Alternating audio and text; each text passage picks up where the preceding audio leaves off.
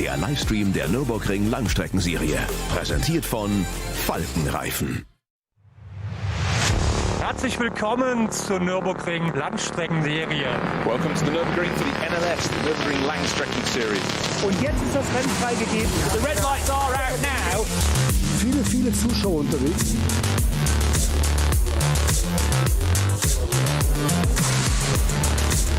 I would think that's very, very close. Jetzt kommt er ran, zieht sich ran.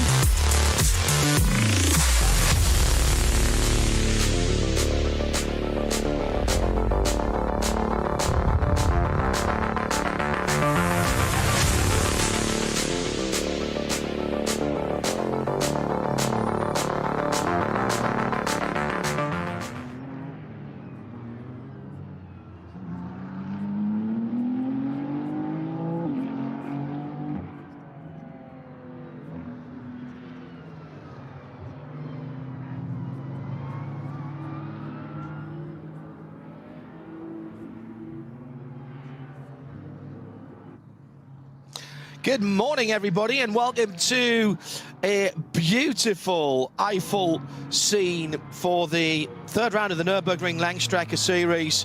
It is the 56th running of this particular race. If you're not sure about how all of the Nürburgring Langstrecken Series works, the VLN and various clubs actually organise these races throughout the year. So we've got some very famous names in terms of the races. This is the third of the championship. We're building towards the 24 hours of the Nürburgring, which is not, of course, part of the championship, and we'll be giving you full coverage of the qualifying race weekend as well as the race itself. Can't wait for that in a very busy June. It is in fact the weekend straight after Le Mans. I said it's been beautiful conditions. It has. Qualifying took place this morning. We'll give you a rundown on that in a moment. In the Global Broadcast Centre today, John Hindorf on duty, and Johnny and Bruce with the Spa coverage later on today of the FIA WEC 6-hour race. And it's a busy weekend because we've got IMSA from the WeatherTech Raceway Laguna Seca later on tonight. There's no crossover there, and then again tomorrow. So plenty to keep you interested if you are an endurance racing fan, and why wouldn't you be, particularly on this circuit. This is the circuit, the ultimate circuit for around the world. Does a perfect lap exist on the Nürburgring Nordschleife? Not sure. It is such a challenge that yesterday, under an assumed name, Max Verstappen was here with one of his own team's Ferrari 296s, or at least branded as his own team's. It was an ML Fry run car. Herman, he had a not due cause on the side, which I thought was quite funny. The rumour is that he is going to try and qualify for his air permit, for which he needs 14 laps in a lower powered car. Just about do that in a 4-hour race if you do most of the race yourself, but normally it's spread across 2 races. This morning, as I mentioned, we had the qualifying session, which was run in beautiful conditions. It was not without some incident and accident. We're using the shorter version of the Grand Prix circuit, as always, on the NLS, so not all the way down to the bottom of the hill. It's the short cutout. So in the sunshine this morning, the preparations well underway. We had the K. Kramer 912 with a bit of an engine fire. Then the Tracy Krohn 935 Cup car with a problem. He beached that earlier on in the lap. Tracy driving with Nick Johnson as ever. It's very interesting. Got the McLarens here again this weekend, including that number 69, the Door Motorsport car. Black Falcon number 150 out in the countryside doing good work. And a problem for the Falcon number 3, lost a wing out on the Nürburgring Nordschleife. Got it back and they did go on to qualify.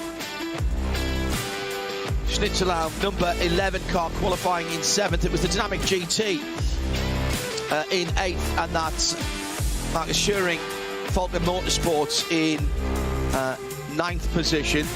The Krohn car needing a little bit of remedial work, by the way, after that. 5th place for the Scherer Sport PHX Porsche, the number 6th place for that, sorry. 5th for the Pro-Am Paul Sitter, the number 45. And further up the grid, Valkenhorst in the Vantage in 4th, number 34. The Scherer Sport 15th, the Mercedes-AMG team, and then the 911 Mantine EMA. It was Ayhan Guven, the Turkish driver, who, along with the Austrian Thomas Preining, is in that car. So they will lead the cars off, as usual, 3 starting groups. Now, good news for you.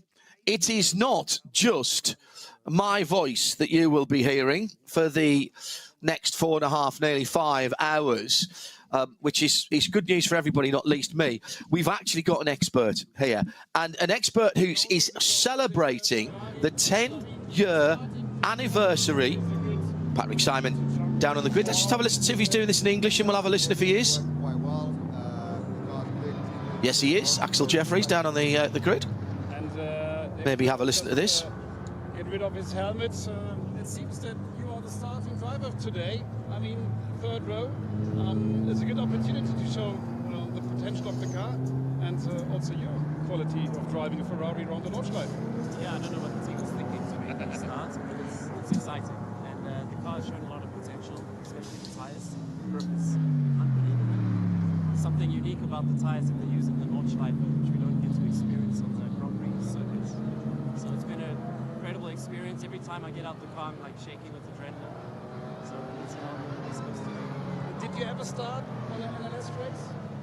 Very first NLS race I did in 2018. That's a long time ago. It's time to refresh that feeling. I mean, it's a long formation. That's something you're not used in any other racing tracks. But then, as soon as the light drops to green, any nervous now, or is it business as usual? Oh, it's nerves all the time. It's healthy. It like activates the mind. And honestly, the long warm-up lap, I don't want to get sick on the warm-up lap. So if we can sort that out, then it'll be fine. And we'll just see how it goes in the high speed with all the GT3 cars together. It will be a unique experience, but I have to do it if I want to prepare properly for the 44. So I hope you survive the formation lap and then have a great time and a lot of entertainment for our fans on the track. Thank you very much. Thanks to everyone who's watching. That is the Pro-Am Paul sitting car, the Realised Condor Racing number 45. Axel Jeffries, who Patrick Simon was talking to there, first of all sets the time. However, it will be his teammate, as you saw there, Thomas Nürburgring, who will be starting the race. Jimmy Broadbent on pole position, or at least his car is the number 150 in class pole position as well. I was about to tell you that my co-commentator, analyst and expert here is celebrating his 10th anniversary of winning here at the Nürburgring in the 24-hour race. Good morning and welcome to our NLS broadcast into the Global Broadcast Centre. The one, the only, the ultimate professional for performance driver is Andy Prio. Hello, mate. How you doing? Good morning to you guys. How you doing, John? Lovely to be here with you guys. And can I say thank you so much for everything you've done for motorsport over the last, how long? 20 years plus of Radio Le Mans, and giving us all the information we need. I'll take 20 years. It makes me sound younger. Thank you very much indeed. Pole position for Ayhan Guven in the Grello number 911 Manthey Porsche. Manthey, the family team, originally, now of course owned by Porsche, but still based at Moispath, just on the other side of the Dottinger Hurt, down where you come on for the tourist laps, for those of you who have been good enough to do that. The challenges of the Nürburgring Nordschleife are unlike any other racetrack in the world, Andy. John, they are. I mean, this place just pulls you in faster and faster. There's very little room for error. You've got to negotiate all the different classes, the weather conditions, the change in surfaces, the cambers, the bumps. The cars require a very different setup. The driving approach is so different to sprint races or normal sprint tracks. It's a very special place, John, and I miss it. How do you prepare for a track that is so long and has so many imponderables? Because certainly in the 24-hour race, the track can change lap to lap. It's 9+ minutes around, so you get to any corner, pick one, Brunchen, you're not back there till nearly 10 minutes later, and it could have all changed by there. How do you prepare mentally for that? Well, I think you've just got to be ultra concentrated. You have to do your visualization. Now modern race drivers do their sim work, but that doesn't give you the apps, as you say, that, you know, having all these multi things going on during the lap. You know, you're arriving maybe and there's oil on the track. It's being fully aware. And when I drove for Chip at Daytona, he said, you know, unless a meteorite hits you, everything's your fault. So you've just got to drive with that in mind, that, you know, it's your problem and you've got to deal with it. So you've got to be aware. I've seen all of your circuit racing career. I remember you subbing in British Touring Car Championship at Alton Park, where you just went and planted the car on pole position in your first ever proper circuit race at that level. Is there a little bit of a throwback in terms of the Nürburgring Nordschleife to the days where you weren't sure what the tracks were going to be like? I've got pictures, black and white pictures, of people like Sir Jack Brabham at Zandvoort drifting cars around because they were feeling for the grip every lap. I liken it more to almost being a rally driver, because you can never be sure what is round the next corner and where the grip level is going to be. I think that, you know, the Nordschleife, as do a lot of racetracks in the UK and America, to be honest, they teach you to drive at 99.5%. 100.5% you're going to go off. 99% you're too slow. You learn to drive in that very small window of, you know, absolute ultra concentration and intuition without taking unnecessary risks, although you are taking huge risks every time you sit yourself in the race car around here. We had 134 cars on the entry, 133 set laps. The Dr. Stein Turton Motorsport BMW, the 116 car, didn't set a lap. It remains to be seen whether that car is actually on the grid, and I won't know that until everybody's started and gone through the start-finish area. They did show us being through the pits a couple of times in the qualifying, actually. So maybe they just had a wee problem. Patrick Simon doing a great job down on the grid. Christian Cronjes will be starting the Aston Martin. Aston back with a vengeance here. And the best of them sitting well up to the sharp end. Front of the cars are the front of the grid's SP9s, of course. And they are effectively GT3 cars. A little bit of a change in specification. For example, actually, the Manthey 992 GT3R, which is the spec of car that runs, say, in the World Endurance Championship and in IMSA as LM GT3 and GTD. Here at the Nürburgring, it's always had the louvres over the front wings. It's not been the case for any of the other series. The new Evolution, which I was crawling all over at Spa a couple of weekends ago when it made its quote-unquote competition debut, actually running out of competition and out of homologation in the Creventic series, that has now got the louvres back in the top of the wing. So when they start going to customers towards the end of the year for 2026, that is one of the evolutions on that 992.2, if you will, or Evo 2 of the 911 GT3.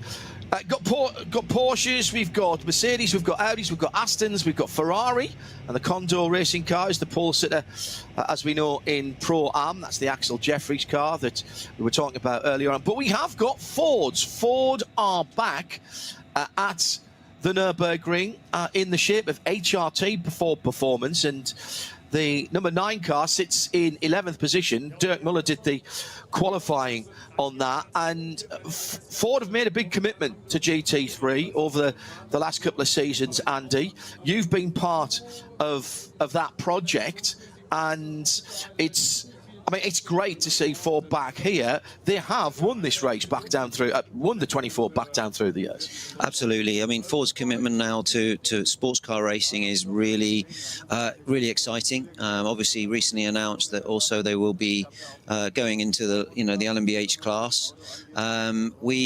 We've got a great feeder of vehicles, right from the Mustang Challenge right up to GT4, GT3. The GT3 car is a phenomenal bit of kit. It's new to the Nordschleife, and as I said, all of these tracks require very special, bespoke settings, and they've got to learn the car in a very short period of time right now to get it ready for the 24. They've got two very experienced drivers. Frank Stippler's joined, a Nordschleife legend. We've got Dirk Muller in the car here with his huge experience. Olsen also racing at Spa this weekend, where they qualified third and fourth in WEC, so making big steps. The first year was learning, and now we're ambitious, and I think the car can do extremely well.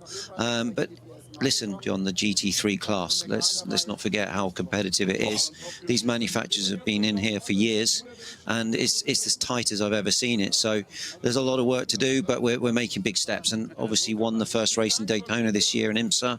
So starting to show real signs of speed and performance. The Ford ladder pyramid, if you will, starts now with the Mustang Challenge car in SCCA racing. Maybe for people who haven't raced before, coming up through track days, it's the same specification of car that you can then take to the Mustang Challenge Series in IMSA. Then you've got the GT4, then you've got the GT3. Mustang Challenge, by the way, is part of our IMSA coverage this weekend. We are replete with Fords this weekend, both at Spa here and at WeatherTech. Jim Farley racing again this weekend. Now, Jim Farley is the man who sits behind the big desk. Yes, he is the top man at Ford Motor Company in Dearborn, at Detroit, and he is a racer, not just at heart, he is an actual racer, and he's out in the Mustang Challenge at Laguna this weekend at the WeatherTech Raceway. Beyond GT3 now, we're talking about potential of a prototype program. So we are talking literally taking potentially somebody in the next few years with the blue oval on their overalls and on their car, coming out of track days, working through, progressing their license, and potentially ending up at Le Mans in either an LMGT3 car or even a prototype. That's incredible for one manufacturer. Absolutely. The ultimate goal is there for these drivers now coming in at the junior level. The graduation, the steps, the staircase of talent, whatever you want to call it. Also being able to work with a manufacturer very early on in your career. It's so hard to get these manufacturer drives, and to have your name flagged up and promoted by a major manufacturer like Ford at the beginning of your career is a no-brainer. Yeah, and such great history. People forget. People talk about the guys in in Formula One with the Ford Cosworth engine, of course, going back to the DFE and the DFX. Jim Hertling just getting spoken to on the grid in this beautiful weather, so weather's not going to be an issue. We'll set off on the world's longest formation lap in terms of time and distance in a few moments' time, around about 11 minutes' time. Andy Preo with me, John Hindorf, in the Global Broadcast Centre at RSL_studio, if you want to get in touch with us. Good morning to those of you who are joining us just after 11:30 in the Eifel region of Germany, with the summertime looking like summertime, not even just spring at the moment, not like Patrick Simon to have his head turned by a couple of pretty girls going by. Patrick, a very, very accomplished driver, still drives, does a lot of classic racing as well, and has a gorgeous Ford, the Ford connection runs deep, a gorgeous Ford Granada estate car. And it's got real history because it used to be a course and rescue car at, I think it was Zandvoort, and he bought it and he's restored it. It's bright, bright Opel fruit orange. And I've seen it because I've worked with him on a number of things, and he does drive it. He drives it on the street. It's brilliant. It was mid-restoration when I saw it. He drives a lot of old touring cars as well at things like the Spa Classic. Now, this is another English interview because that is the unmistakable voice of Aston Martin driver David Pittard. He's driving with Nicky Team.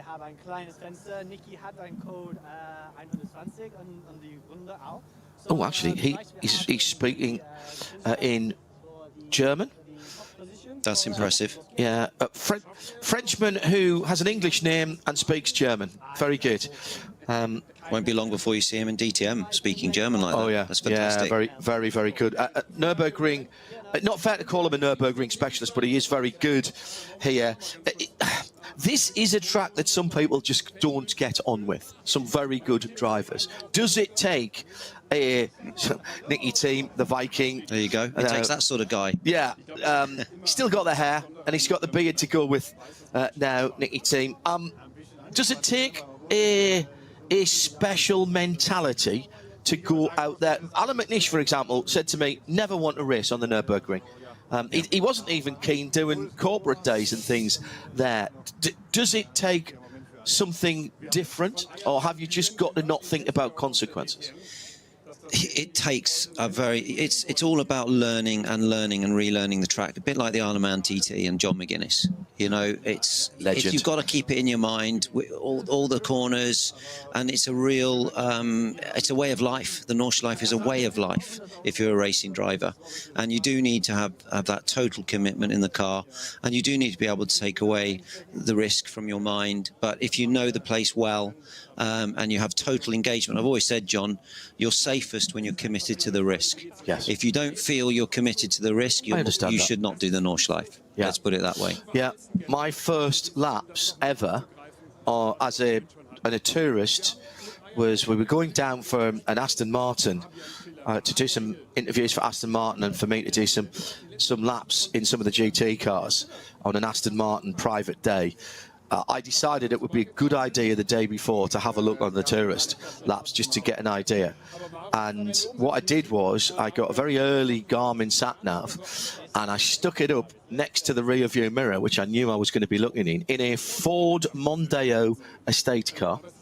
And stuck it up next to the rear view mirror, zoomed it right in so I could just see the next corner ahead. So every time I looked in the mirror, it was like having a rally co-driver telling me where it went. I kind of knew it. Yeah. Being on the, I was going to say Sims. There weren't Sims in those days. Gran Turismo is the platform game that really made this place a global sensation. And oh my goodness, you just can't believe it. I always say to people going there for the first time, whether they're doing tourist laps or they're doing something more involved on a track day there, don't think of it as a racetrack. Think of it as your favourite country road with nothing coming the other way. Because I think if you think of it as a racetrack and you are overcommitted, as you were talking before, you could come a cropper quite easily. Absolutely, and it really hurts if you turn in a bit early somewhere and you run out of road on the exit, and you combination corners, you turn in combination 1 and you have the problem on the exit of combination 3. You just carry your problems, and they're fast problems. But you know, you do. I always used to do visualization, and honestly, to visualize a complete lap of the Nordschleife, you always miss a bit. Oh, well, there's bits that look similar exactly. as well. Up to the carousel, I could talk you through it now to the inch. Yeah. After that bit when you come out, it was the same. When you come out of the Brunchen, big carousel, Hoacht, down through Hoacht, Brunchen, this area here. Yeah. That's the hardest. Back down to the Kleiner carousel. Yeah, there's too many bits that look the same there, and unfortunately, if you commit to one that you think is a 4th or 5th gear corner, and it's actually the 3rd gear corner that looks a bit like it, then you're not getting it back at that point. That was my area where I always struggled. It's strange. I could do the rest of the lap, and what you could do is break it down into say 5 or 6 separate circuits. Yeah, but I would only be fully down happy. The Kleiner carousel. Absolutely, I'd only be fully happy going into my race. Could I visualize the whole lap, and then I would be fine. But that last sector is really tricky. Yeah, and then of course there's a little sting in the tail as well as you come down the Dodiger Hurt down to the Tiergarten and Hohenrhein. People think, we're on the way home now, but in a race car, the braking for that last chicane is so far up the hill. You are still on the throttle in a GT3 car, so far up the hill, beyond the left-hand kink. And when you see the onboards, if you go online and look at the onboards, you are aiming it at the end. You're aiming the car at the end of the left-hand arm core, because the pace you take there will push you across to the right. Incredible finish to the lap. And we have seen races in this series, in this championship, won and lost on the last lap, overall, and certainly in classes at that Hohenrhein-Tiergarten area, because it is insanely quick down through the Dottinger Hood. Some of the smaller classes, actually, that don't have as much aero, Andy, are pretty quick down there. And the GT3 cars don't have it all their own way. No, I mean, I've driven in, you know, GT4 races, and the cars moving around because they're so quick, you know, through there. And obviously the GT3 has more aero, as you say, but you can easily get a false limit in the car if you brake a bit early, John. Braking early is not a good thing there. You've got to go into the compression, get through that, which is an act of faith, and then brake with total commitment. And you're looking at that barrier directly in front of you, and it's bumpy, it's there's just one line, and there's no room for error, so you're really hard. You can't relax towards the end of the lap. You get a little relax on the Dottinger Hood, unless you're not slipstreaming 4 other cars, which can happen. So yeah, it's one of those laps that keeps you on the tip of your toes, you know. This weekend, and thanks to Brendan and the rest of the Ford Performance team for doing the sums here, there are 56 Ford Mustang race cars across all disciplines in major global championships. So that's GT4, GT3 in sports cars, NASCAR, Australian supercars, which I've got to catch up on. I don't know where I'm getting the time from to watch all of the sport this weekend. Formula Drift, Pikes Peak International Hill Climb, Mustang Cup and Mustang Challenge. In global sports car racing, including the WeatherTech Sports Car Championship, Pilot Challenge, Mustang Cup, and FIA WEC in here, over 30 Mustangs in various categories. That tells you the sort of commitment. We expect that from brands, and let's be honest, like Porsche have been down through the years the absolute template for customer racing with the 911, and it's a 911 992 that will lead us off, appropriately enough, in Carrera White, in race white, that leads off the first group. And it looks very much to me as though Nicky Team didn't get away. Yes, he did now. He's just chilling out. No, Nicky, he'll be able to take it up. They've been the template for customer racing, and we're one of the first, if not the first, major automotive manufacturer to actually make money out of racing rather than put money into it. And since then, everybody's tried it.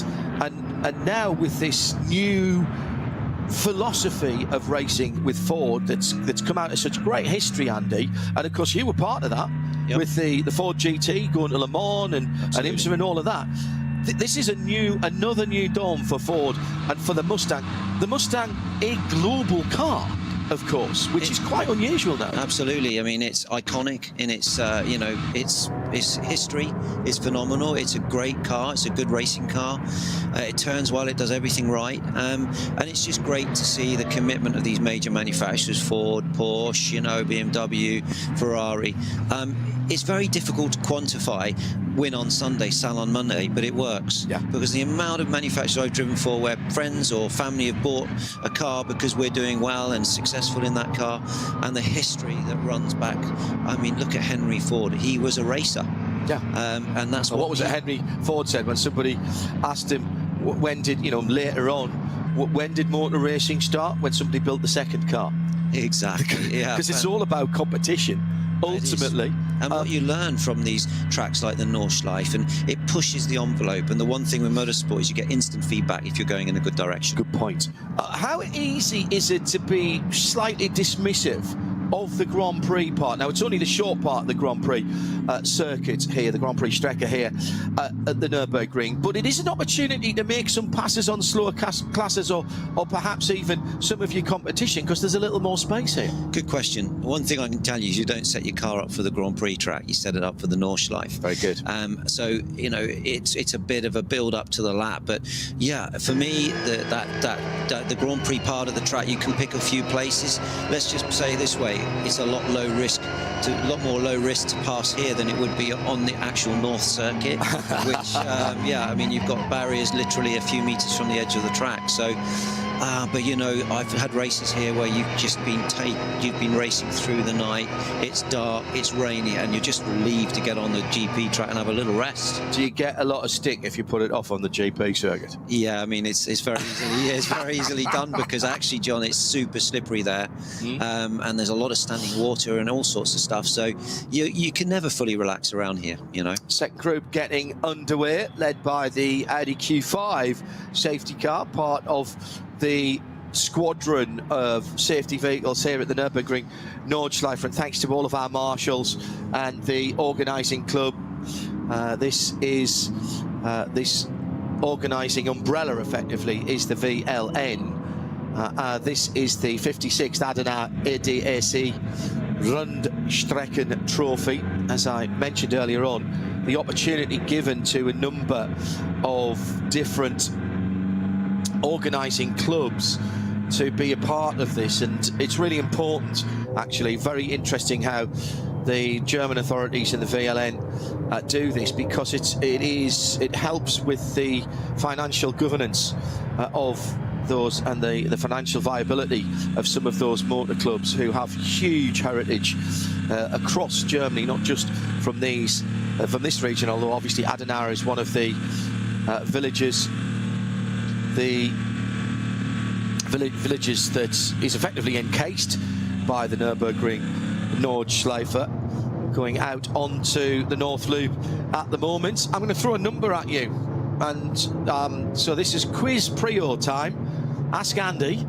6 minutes 52.072 seconds. What does that mean to you? That was the lap of the Ford Mustang GTD road car around here recently. I mean, that is fast. Dirk Muller at the wheel. I think it's put us up there as second fastest supercar, fourth fastest supercar. But two, I mean, one of those is the Mercedes-AMG 1, well, which is not exactly the same category of car. Yeah, absolutely, and it's put us ahead of the Porsche, and a phenomenal lap. That car, I have driven the car.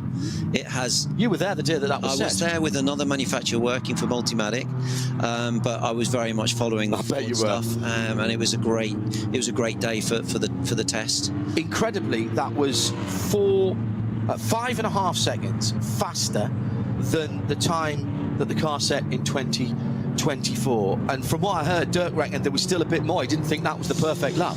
Yeah, I think they did the lap, and you know, that was it, kind of thing. They may have gone again. The conditions were perfect, but they really fine-tuned the car. Worked very closely with Multimatic on all the damping, the DSSV damping, working on aero, working on all the details. As I say, you go to the Nordschleife and you build the lap up over 100+ corners. So you need everything absolutely spot on, and that car really delivered. And it is a great car to drive. It's got so much performance, in excess of 800 horsepower. You know, it's got the latest adaptive damping. It's got, you know, adaptive aerodynamics. It's a GT3 race car for the road. Yeah. It is phenomenal. There's so much grunt. And the one difference between the GT3 is that it has GT3 has BOP. This thing is full turbo, full open, 800 horsepower, and so much fun to drive, John. Supercharged engine, which is brilliant, because you get instant. There's no turbo lag on that. It is running from the pulley. Some people say it's old-fashioned. I've driven supercharged cars before. First of all, I love the visceral sound of them, but the torque in particular and the power, it's like stretching an elastic band. It's not so much a power and torque curve as a rocket shooting off. It's incredible, the response. It's an absolute dragster. You know, it's all bottom end, and yeah, I mean, but the thing is, you know, John, for a big car, the aero and the cornering speed, I mean, to do a 6:52 lap round there, that is fully fast, you know. Impressive, and well done to Ford for the commitment there. The more regular high-performance version of a Mustang is the Dark Horse. Yep.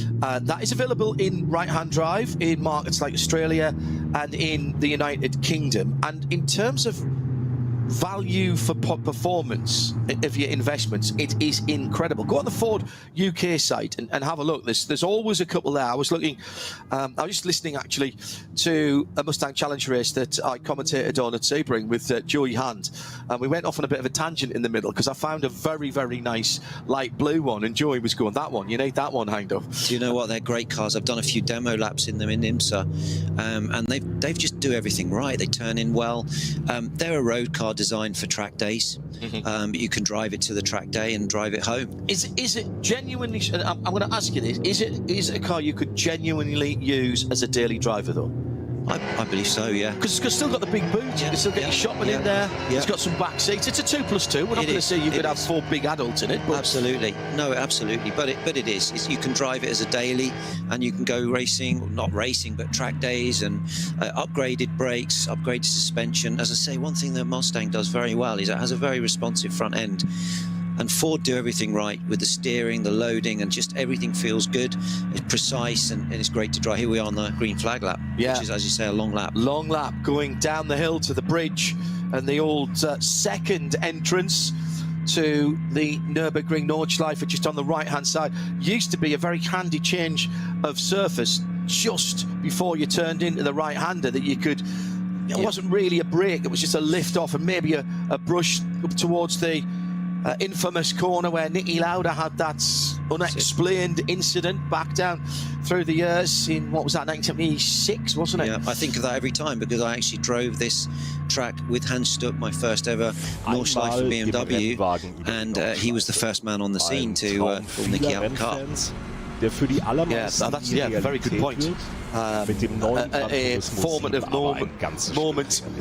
I mentioned Gran Turismo 7 or Gran Turismo earlier on about how it really brought the Nürburgring Nordschleife to an audience. I remember talking to people in the States as Gran Turismo 7 is out now, which is even more realistic. I talked to some people in the States about going to go and work at the Nürburgring Nordschleife as late. I think we first did the Nürburgring, in fact I know exactly when we did the Nürburgring 24 hours for the first time, because it was on the weekend of my first wedding anniversary in 2007 in June.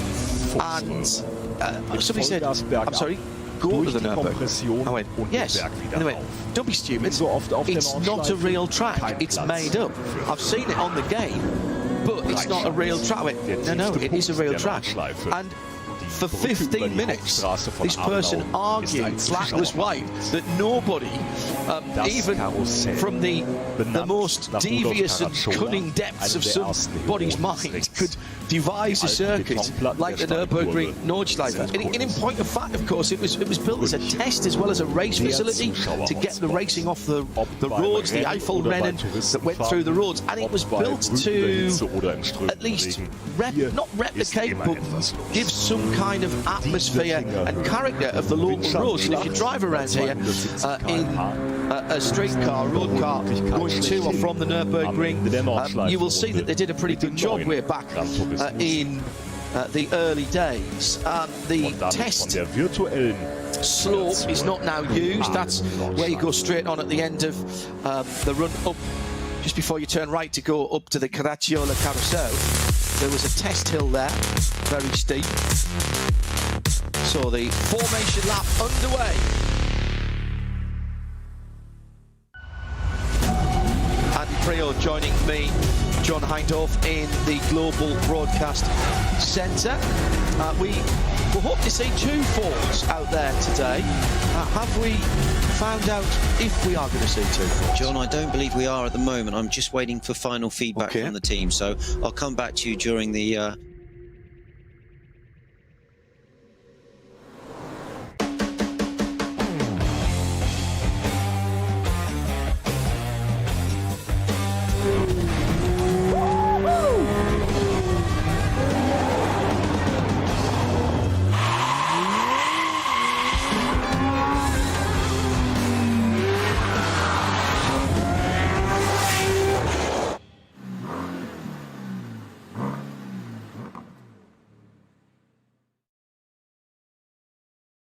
Sie sagen, es ist nur ein Auto, aber wir sagen, es ist Herzblut, Schweiß und Perfektion. Denn wenn du schraubst, dann zählt jeder Millimeter.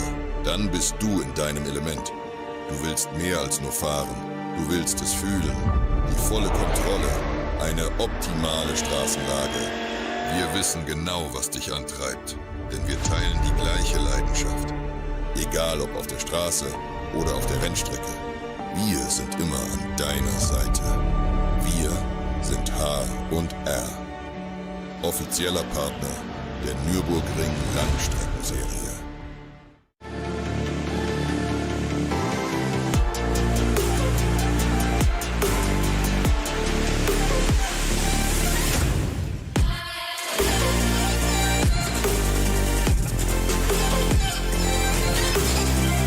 Faltenreifen.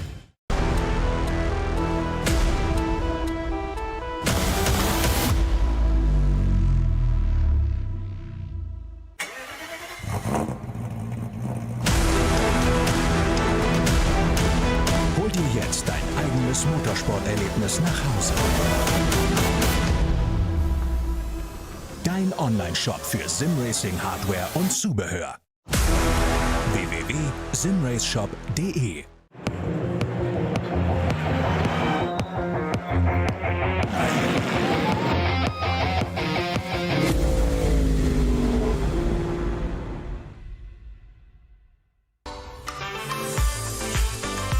Liebe Fans, Lovely fans. besucht uns auf unseren Social-Media-Kanälen. Follow us. Auf Facebook, Instagram, YouTube und TikTok. Willkommen bei der NLS.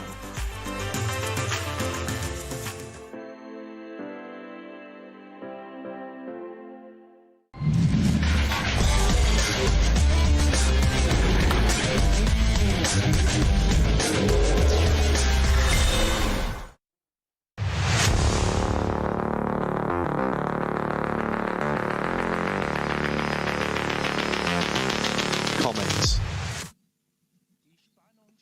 Coming up to noon, high noon, and it's time to go to work for the drivers and the teams in the third round of the Nürburgring 24-hour series, or the Nürburgring Langstrecken Series, excuse me, for 2025. Andy Prior, for performance driver, mentor, all-round good guy, who I've known for a very, very long time, and me, John Hindorf, in the booth. We were talking earlier about Max Verstappen being here yesterday doing what he thought was a little bit of sneaky testing.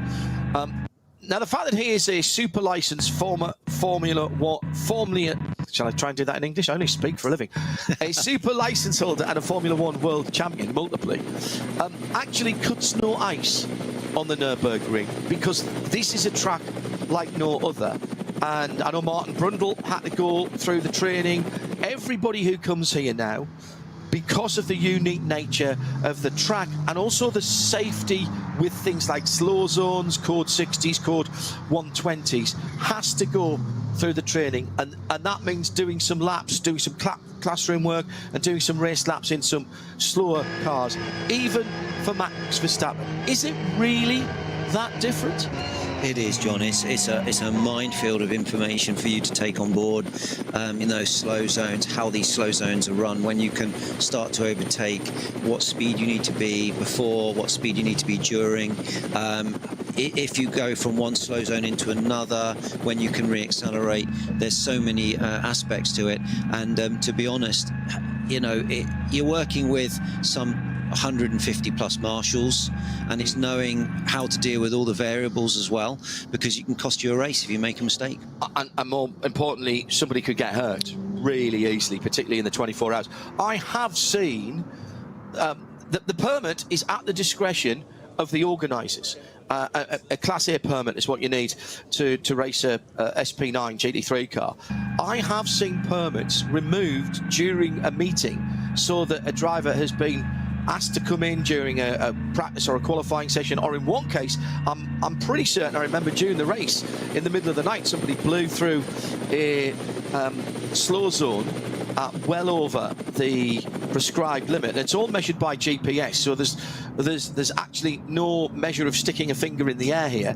The team were told to bring that driver into the pits, and the drivers permission to drive, his permit was removed immediately, so that if he wanted to come back, he would have to re-qualify.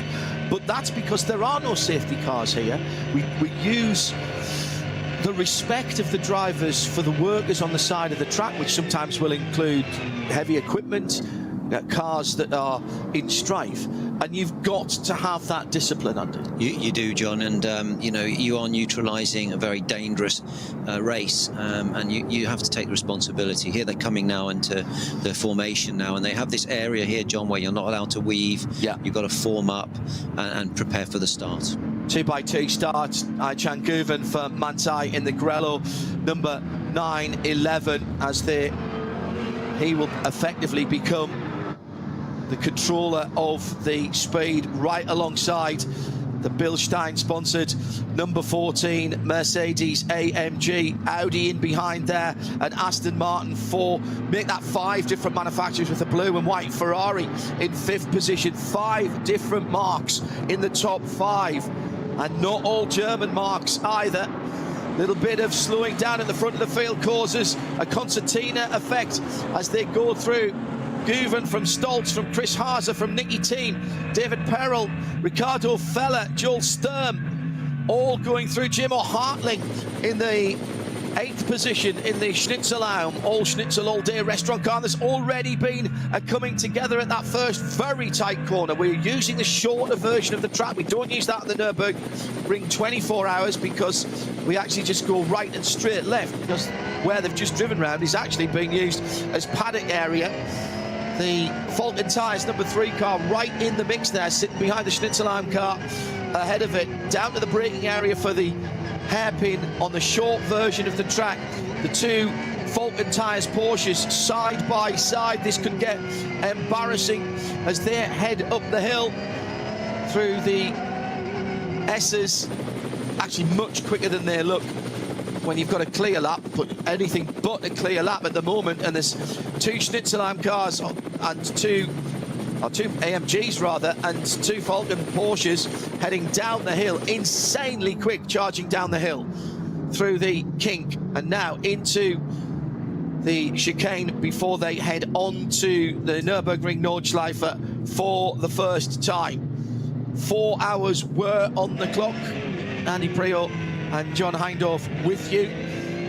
Falcon Tyres trying to make up, Falcon Tyres Porsche trying to make up positions from the 9th and 10th in which they qualified onto the hats and back for the first time. That's all about getting the rhythm right. That's one of the places where if you get out of kilter with the circuit, it's like getting out of kilter doing a ski slalom. It's just going to get worse. Here's the second group then coming to the line. Porsche GT Cup cars leading out. Got the GT4s in there as well. Front of the field, there'll be 3 starting groups, and here they come. Oh, and already Lamborghini crabbing into pit lane. That's the Red Bull livery car that has come into the pit lane. And Red Bull team apt, the number 27 car, has headed into the pit lane, and that has had contact. We saw 2 cars, Andy, coming together right at the very first right-handed hook, the Haug hook, and that is awful news at the start for Christian Engelhardt, Mirko Bortolotti and Luca Engstler in that car as well. That is the worst possible start. Yeah, it's such a funnel there. There's multi-lines on the way in on braking, and it literally nips you and pinches you up into maybe 2 cars at most at the apex. So yeah, very difficult to judge that, and very easy to lose a race at the very beginning of the race. And yeah, for sure, everyone's ultra committed on the GP track. As you'll see here, they're all going to be hustling for positions because they know they're going to sit behind them for quite some time. Here we have some damage to the front left, I believe. Or is that rear? Right rear, and yeah, that'll be a suspension control arm or an A-arm at the back of that apt Lamborghini. And there is absolutely no real hurry going on there. The leaders, by the way, already 3/4 of the way round the first lap on the Nürburgring Nordschleife. This will probably be the only clear lap they get. Such is the pace of the GT3 cars nowadays. incredible that they are on the Nürburgring Nordschleife for probably only about 6.5 minutes. And considering that the race lap records with as it was in its day, a Porsche Le Mans prototype car was only just a little over 6 minutes, and we're talking about road-derived cars. And look, I know you wouldn't buy one exactly off the showroom floor, but the advances in particularly tyre technology have really pushed these cars on. We've got a safety vehicle coming out onto the Dottinger from the tourist forum, from the tourist lap area on driver's right, as the leaders are heading towards that area now, just coming through the faster parts of the end of that bit that Andy Prior didn't like, the Brunchen down to the Stefan Beloff S and down to the Kleiner Carousel, and then that tricky corner heading onto the Dottinger Hohe, the Gallows Hill, Gallenkopf, and look for a moment like we might have a passing opportunity from one of the Falcon cars. Third group is underway. This group will get caught on their first racing lap by the front of the field on their second racing lap. That's how quick the GT3 cars. None of these cars are slow, by the way, that are in this third group. You're talking about BMW Cup cars, you're talking about GT4 Caymans in there, but they will be caught by the GT3 cars. They will, and they'll just be settling into their race rhythm on slightly cold, low tyre pressures. Good point. With their, with their eyes fully open, and then they're going to have to deal with the faster class coming through. And sometimes these classes, it's more difficult to do your race when you've got faster cars passing all the time. Going forward and just focusing forward is always much more.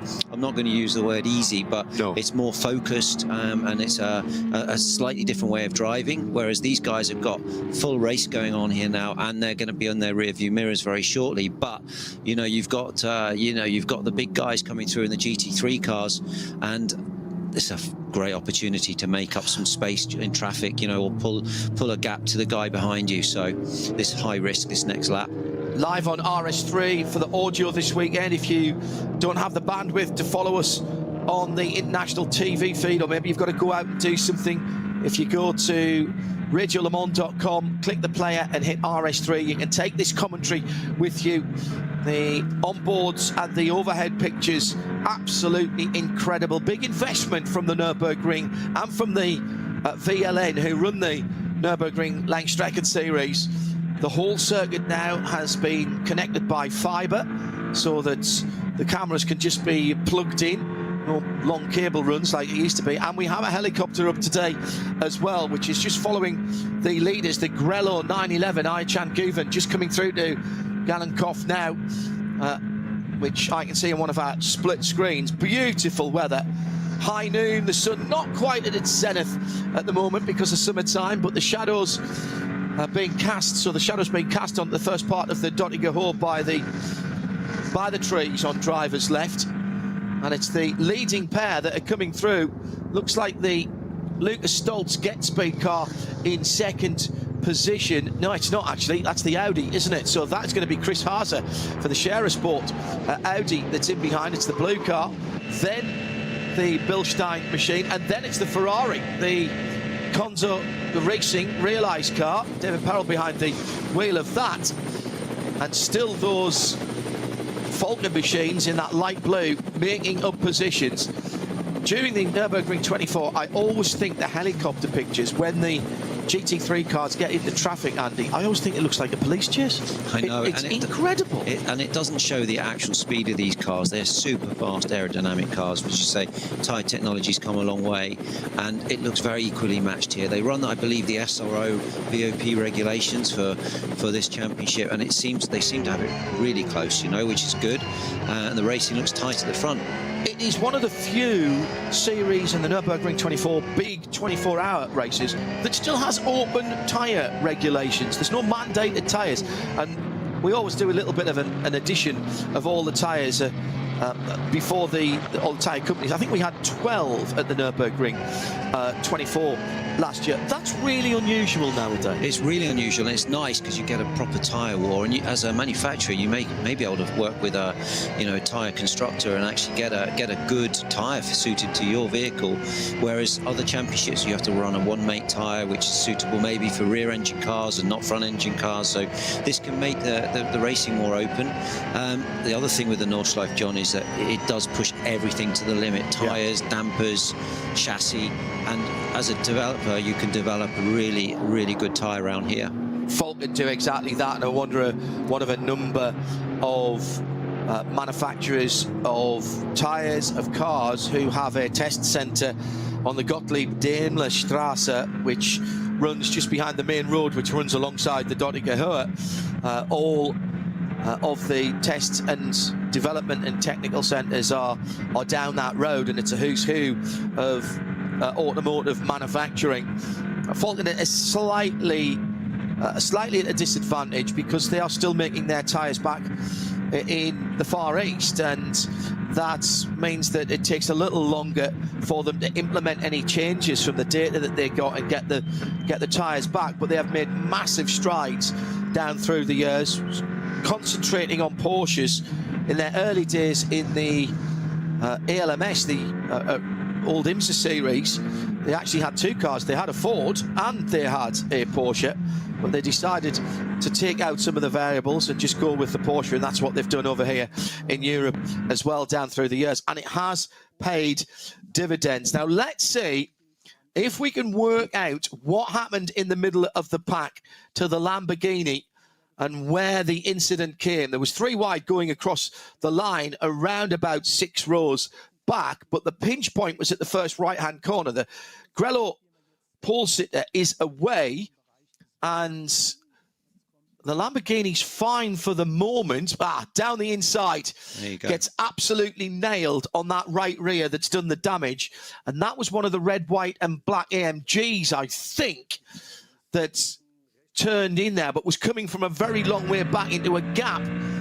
It was a gap, but it was a gap that was going to close, Andy. Was that a little bit of a low percentage lunge? I would say that was clumsy. Let's say you don't get the chance to maybe drive offline during the practice, the free practice. He's just driven offline inside. There's obviously marbles there, a little bit lower grip, and he's just braked too late, and there's probably nothing he can do about it. He was on the full ABS.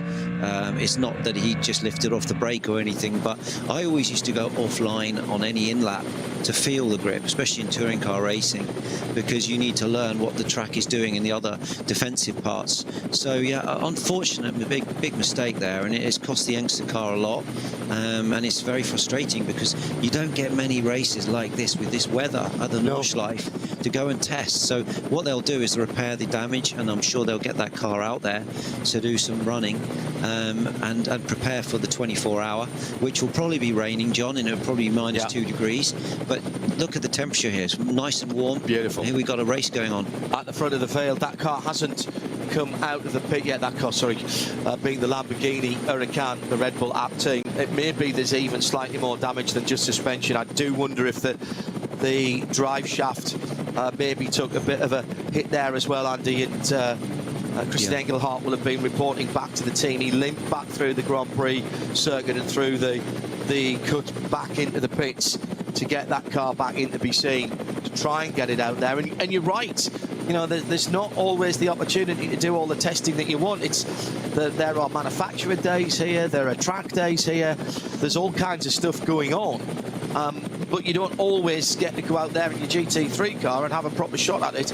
So these early season NLS races run by the VLN are so important to your preparation for the ADAC Nürburgring 24 hours. Should just mention, by the way, when I'm talking about open tyres, that's in the top class. There are a couple of classes that do have manufacturers in the subclasses further down. Over 30 classes here this weekend. I'll try and keep you up to date with the class leaders as we go through, but obviously we're concentrating at the sharp end of the field, although we're keeping an eye on the M4 GT4 of Jimmy Broadbent and his team. Tom Coronel's in the Porsche number 927. Harley Hunt, who you've heard us talk to on Midweek Motorsport, is with Heiko Eichenberg in the Sorg Sport 959 Cup car. Tracy Cronin and Nick Johnson in the 935 Cup car. Pick McMahon with Janina Schall and Kari Schreiner in the GT tyres, GITI tyres, number 146. Also, I noticed Luke Hartog's name on the next to the Dynamic GT Porsche Cup car, the number 54, Luke Hartog, Porsche Carrera Cup North America champion, who has been doing more and more over here in Europe. Was at the Creventic 12 Hours of Spa a couple of weekends ago. Why, he's a tall lad. Could never have been a single-seater driver. He would have had to fold himself into 3. Our cameraman for that is a lad called Seb, who's about 6'3", and he was even looking up to him with the camera on his shoulder. Really good prospect. Your son would have raced against Luke, wouldn't he? Yes, I believe so. And yeah, I mean, now these racing drivers come in all sizes. Luckily, in these modern GT3 cars have adjustable pedal boxes. Some have adjustable steering columns, so you can really fit all drivers, short, small. You know, in my day, John, when I was coming through, you had to be short, small, and light. But nowadays, the drivers are getting taller and taller. Here we've got a great race going on, a great battle down at the front of the field now. It's a real nice opportunity to gauge yourself against your competition. He's getting a good slipstream down Dertinger Her. Chris Harzer in the blue Audi. Defensive into the fast left. This would take a lot of confidence to go around the outside here. I don't think he will be able to pull that off. It's Chris Harzer, he can do anything. When you've got a name called Harzer, which is rabbit in German, he's likely to jump into any particular hole that he can get. There's a little bit of side drafting going on there as they came through. There you go. And he just couldn't do it. Aycan Guven on the better line.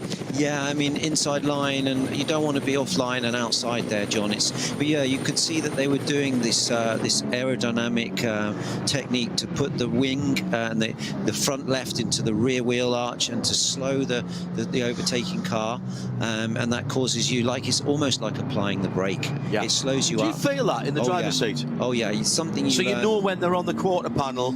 It's an old NASCAR trick, isn't it? It is. It actually doesn't make the second car any quicker, but it slows down the car in front massively. Absolutely. It's like applying the brake, John. It's crazy, and you're doing this all the time, places like here, Le Mans, and Daytona, and it's sneaky, you know. It's the way to do it. We see a lot of overtakes, and a lot of people will watch Formula One. So we see a lot of overtakes in Formula One that is assisted by what I call the pass flap, DRS. Yeah. No, none of that here. That is just the aerodynamic effect, the hole in the air, effectively, that yellow and grello Porsche of Aycan Guven was making. That leaves a hole behind it, and that's what Chris Harzer was sitting in, and therefore his car is doing less work with air on the front of it because there isn't as much air on the front. That's right. Either way I look at it, you've got like 2 engines pushing 1 car, you know. So you're going to get some speed. But if you can imagine a boat, John, with a big bow wave, and you're using that bow wave to slow the other car by throwing the aero into the rear wheel arch, and it then slows the car up. It's a bit like applying 2 clicks of handbrake. It's that much.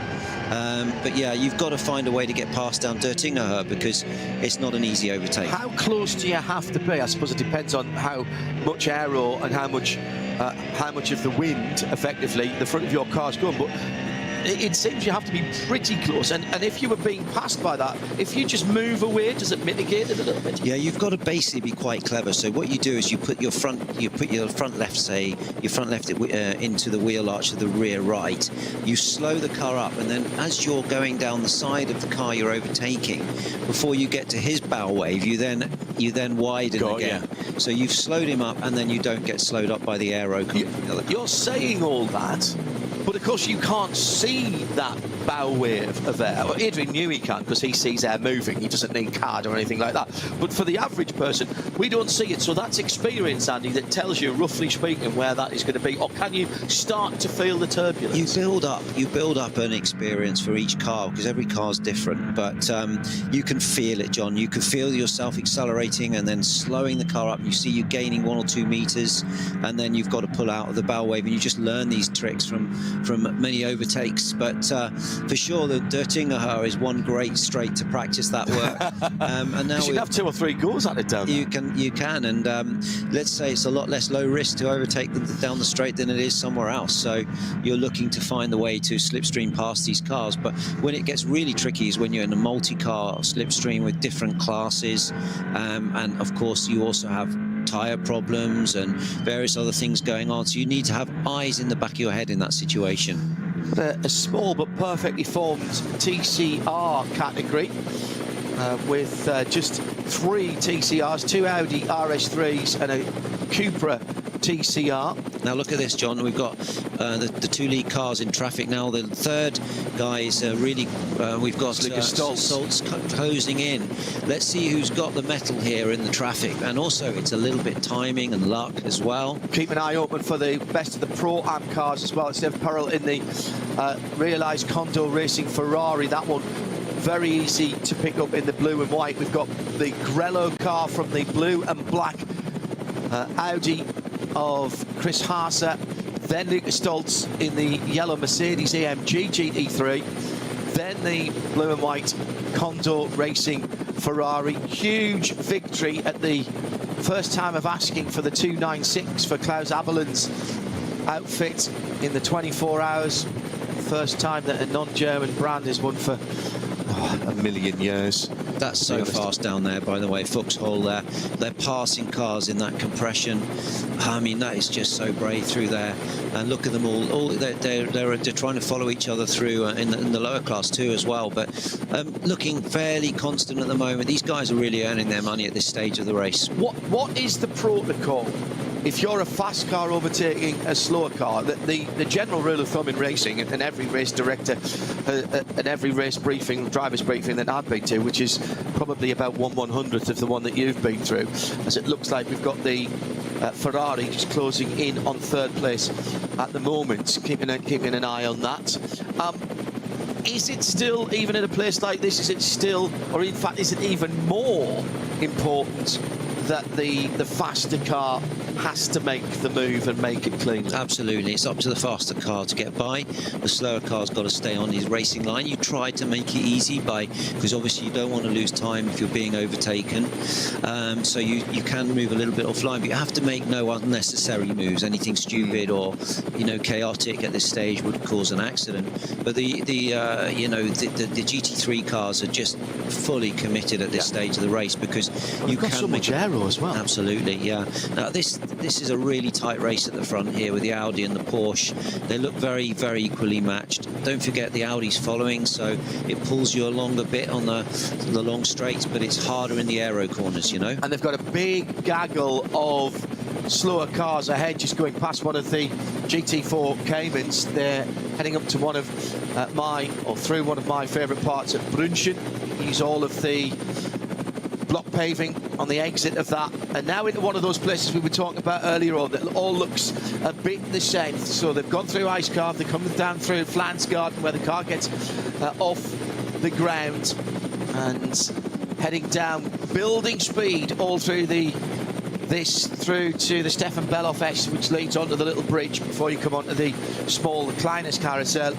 Well, this is insanely quick down through here, and picking your braking point at the bottom of the hill, really, really important. Fair play to all the slower class cars who are fighting for their own battles as well as the leaders go through. And if anything, Ayhan Guven might have just gained a couple or 3 cars lengths now down into the really tricky Schwalbenschwanz left-hander before the Kleines carousel. You drop right down into the concrete there, and now set the car up for this really intricate.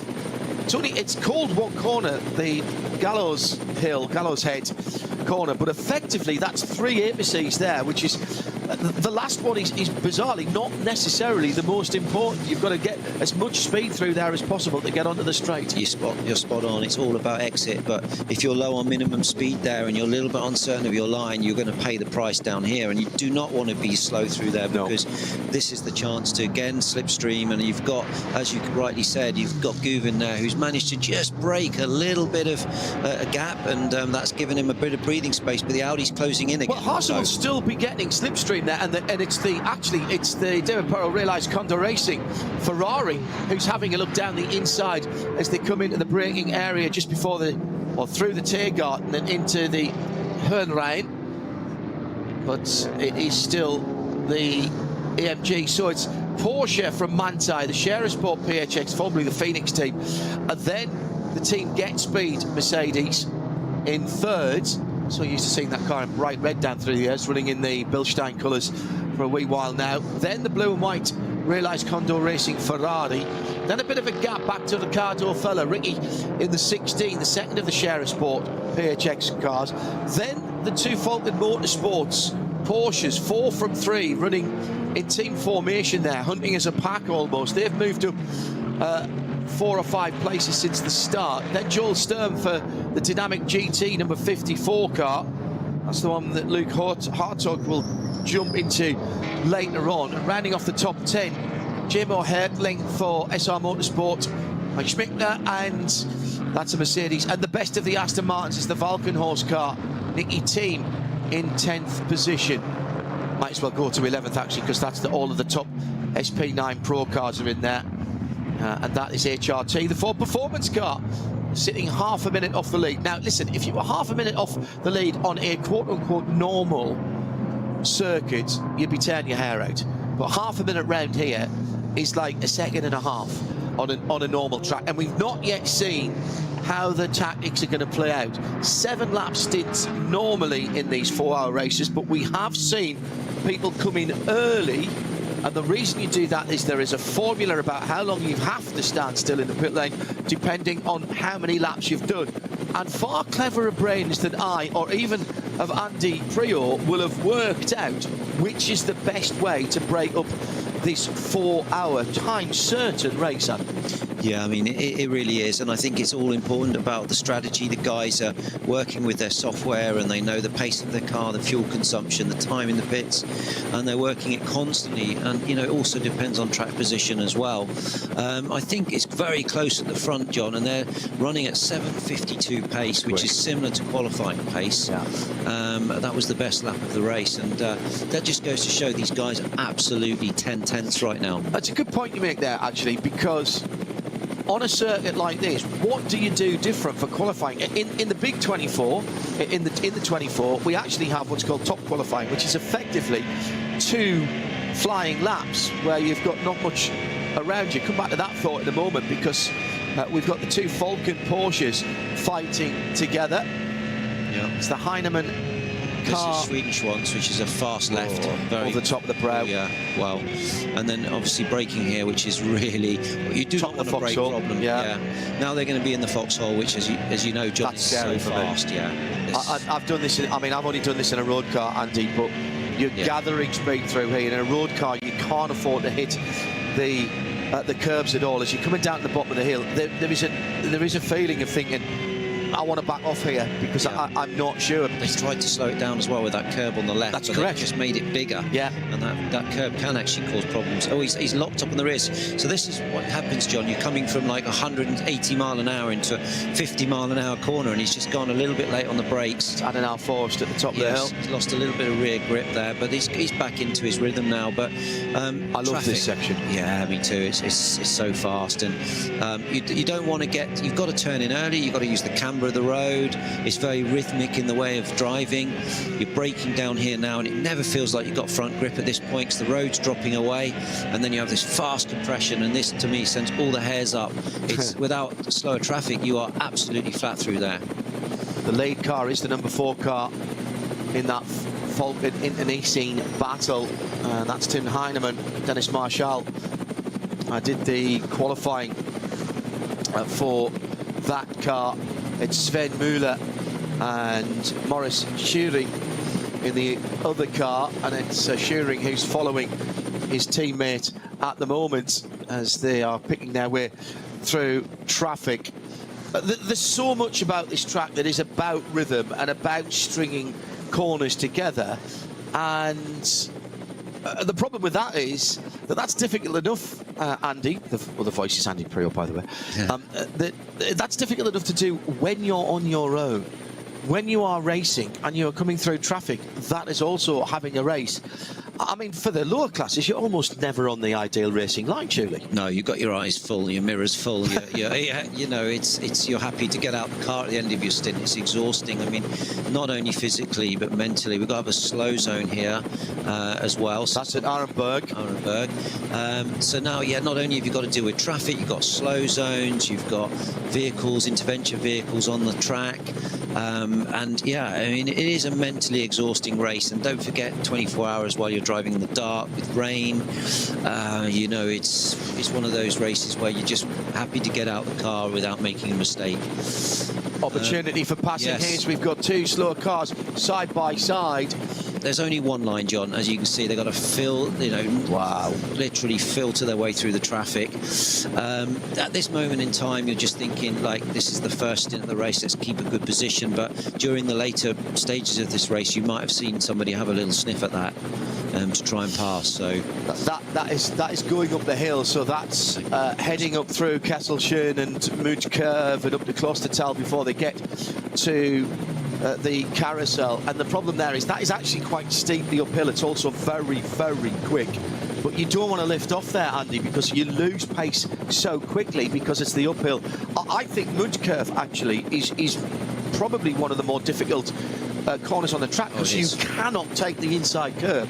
And it looks easy on paper, but you don't race it on paper. No, you don't. And it's, as you say, John, as you know well, it is uphill. So you feel like you've got to really commit to the entry, but then you always feel like, oh, that was a little bit slow. The next lap you try a little bit faster and you scare yourself. So it's one of those, one of those corners where, yeah, we've got yellows. Oh, yeah, they've got the Lamborghini out. Lamborghini is back out, having lost 3 laps to the lead. Now, they won't get that back, but as Andy Prior rightly said, that Luca Engsler started the number 27 apt Red Bull team car, nailed in the right rear corner, actually right on the right rear wheel, on the first corner. Absolutely not of their making. I think it was one of the AMGs that did that, and they are out gaining data, basically experience. Every lap, every meter around here that you can get, it's never time wasted. You've got to get the drivers up to pace and in their rhythm. The team has to know the car. These cars are changing. Maybe the team changed this year with the Lamborghini, and there's so many variables that you need to learn before the 24-hour. And the pressure only goes up, John, at the 24-hour. It's massive, you know, with all the major manufacturers there. It's a big race to win. You have to do your homework on this place. You just can't arrive and be competitive. Maurice Shearing still staring at the back of Tim Heinem and his teammate in the battle for 6th and 7th. I suspect if they weren't teammates, that would have got a little more fractious, as there's now a yellow flag on the Grand Prix circuit as well at Valvoline, which is the cut through. And the two battling Falcon cars having a go at, I think that's Ricardo Feller ahead of them in another one of the Porsches. And if it is, that is a battle. Yes, it is. That is a battle for 5th, 6th and 7th, 4th, 5th and 6th in their class. One of my old teammates, Tom Chick, there on having a chat on the live feed from DTM. Yeah, I mean, these 3 Porsches are a really locked-in battle here, and there's Tom Heintrich. He's a good mate of mine, Thomas. So yeah, what we want to do is we want to see this Porsches. They're very equally matched, and they're on different tyres, the Falcon and the Michelin, I guess. Yeah. So that's good to see that the tyres are very, very close and competitive. But it looks to me like this is a matter of time before Feller gets past here, because I would say... he's got damage. Feller's got damage on the left rear of that car. I see something flapping. Now, is that just a bit of the vinyl that is coming off? You get very high speeds here, so anything that is not on perfectly does tend to peel off. Or he's clipped something in traffic. Or he's clipped something in traffic, absolutely. And it doesn't take much as they go past the slow BMW 3 Series in one of the lower classes on the Grand Prix circuit. It doesn't take much to ruin the aero in some of the quicker places here. Yeah, just on the rear wheel arch, I mean, just behind the rear wheel arch on the left-hand side. Well spotted. So there you go. That BMW, by the way, is the 653, the all-white car, and he has got big damage on the left front of that car. Okay, is this an aftermath of a clip from the Porsche? Maybe must have been a clip on something. You look, actually, that looks more like big damage. He's gone into something quite hard there. Yeah, that is a car that looks like it has come straight off the street. The BMW Racing Cup, the 240s, 235s originally, 240s, and then the M2 Racing Cup, the new car, just been announced actually. And what a great way to get into motor racing. And BMW built those cars for a specific class here at the Nürburgring. What a great servant the old M235s and 240s were. Software upgrade that took them from the 235 to the 240 in terms of the power upgrade. And the 653 is one of the squadron of Adrenaline Motorsport. That's the Team Manhattan Wales car, running in the 240i Racing Cup. Things are hotting up at the front there, John, between Guven and Haas. How much is Guven right now worrying about the car behind, or just driving, as the Americans would say, focusing forward? It's very hard to ignore someone who's putting you under that much pressure. Pass on the grass with his right tyres. They've got their mirrors up. You know, his camera, rear-facing camera, is absolutely full with the Audi just ducking and diving, and they're on the grass, off the grass. I mean, I was talking to Jörg Wunner, one of my old teammates, and he said, I don't want to do this race anymore. These kids are passing on the grass at full racing speed, and you've just seen it. You know, this is just crazy. These young guys at the front right now, they're fully driving for their contracts, and it's really important that you stay ahead if you can, and track positions, everything in this game, you know. On what are drivers judged? It's not just a single fastest lap, is it? It's in endurance racing, we talk about things like stint average and the delta between the difference between all of your laps and how small you can get that. Absolutely, it's all done on averages now, John, and you know, it's a tricky one because you never know what you're going to get. If you've got a used tyre, are you in good traffic, bad traffic? But you can see over the whole race that you look at these drivers who are performing well, they're always near the top end of the averages, so they're all driving for that right now. Lucas Stoltz has pulled away just a tiny bit from the number 45 Ferrari, the blue and white Realised Condor racing car, in that battle for third and fourth. He's keeping the leaders in sight. Will complete 5 laps this time around. My goodness, that's gone over really very quickly. Reset your mind, recalibrate your mind, recalibrate your racing brain, because we're only talking about 6 or 7 lap stints as Chris Haas now all over the back of the Grello Manthey car on that rise up. Now goes round the inside. What a manoeuvre that was, heading up to mud curve. That is pretty impressive as he was going through. That's big commitment, just what you were talking about there, Andy Priaulx, and immediately puts 10 or 15 cars lengths in before he gets to the bottom of the hill at the Steilstrecke. It looks like he's lost some pace, actually, Guven in the Manthey. It just looks like he's struggling. You know, maybe was that a mistake of Kesselchen? Maybe it's easy to do that because that, at the bottom of the hill, you come out of Bergwerk, and then you've got those left-handers that get progressively tighter. The last one is much tighter than it looks, and there's no runoff there. And that's the one you absolutely have to nail. Well, they should all be flat, really, up through there, from, you know, out of there. And so, as you say, maybe out Bergwerk he had not a good exit, but I just feel like Guven at this moment has lost a bit of stint performance. You don't know what's going on. Has he got tyre pressure issue? The rear tyre's up. You know, it looks to me like the car's a little bit more nervous. And at this moment, I can see also Stoltz closing in. So, you know, he's just lost a little bit of rhythm on this stint. And Guven just using a bit more of the road as well as they come down to Brunchen. Always a huge crowd down there. using that block paving on the left-hand side, the exit up towards Ice Curve. Great part. I mean, there's so many great parts of the track, but now you point the car at the sky, and now you've got to get this right. Coming down towards... Here we go, München again. Oh. Yeah, we got cut from that, which is a shame. But you're right, John. You've done this track many times, I know, because I can tell by your knowledge. But this is a really nice section. If you've got a nice flow through here, the car's it compresses, and then it goes light as you're braking. Do you brake before? Do you brake after? They're just tapping, and then throw the car into this fast right. What always impresses me about good drivers around here is that flow. And it's not necessarily banging up and down the gears. It's about moderating the throttle and not necessarily using the brakes, particularly when you get to the 24 hours. Absolutely, John. It's momentum, you know, braking less and less and rolling the speed in, using the camber, building the momentum.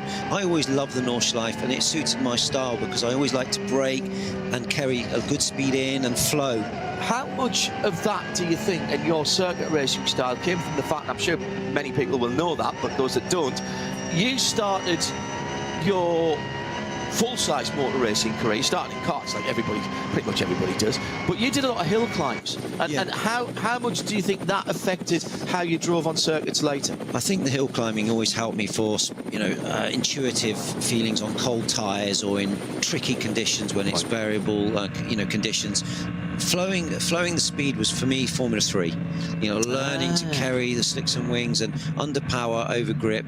That really teaches you the flowing style of driving. And in my day, Formula 3 was the only formula. It was the upper six of motor racing. If you won in Formula 3, you were going to have a professional career.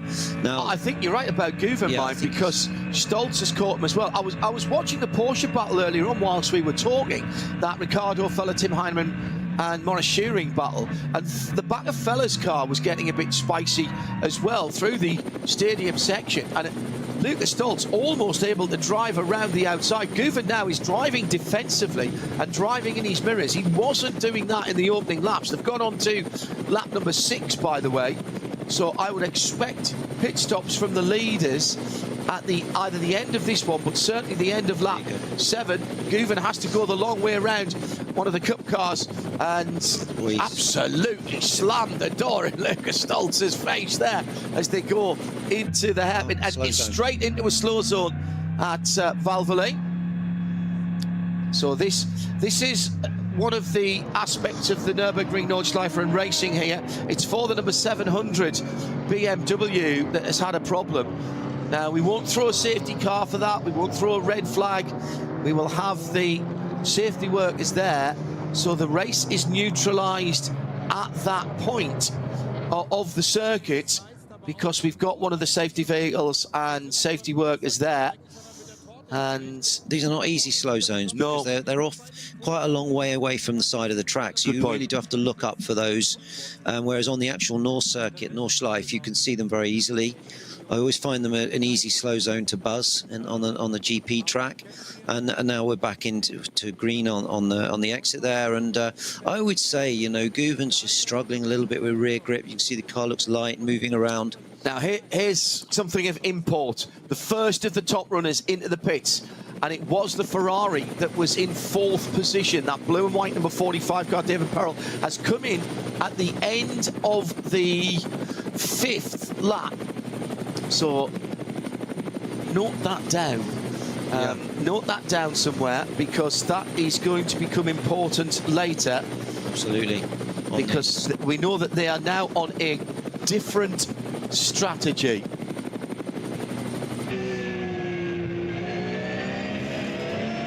So back with the Falcon car, still locked in battle. Yeah. This is a cracking battle. You know, now, where's Stoltz gone? Is he up the? Yes, he is. He's up the road, so he's pulled away, possibly in the traffic. Yep. As they are coming through the bottom of the hill that we were talking about earlier on through Kesselchen.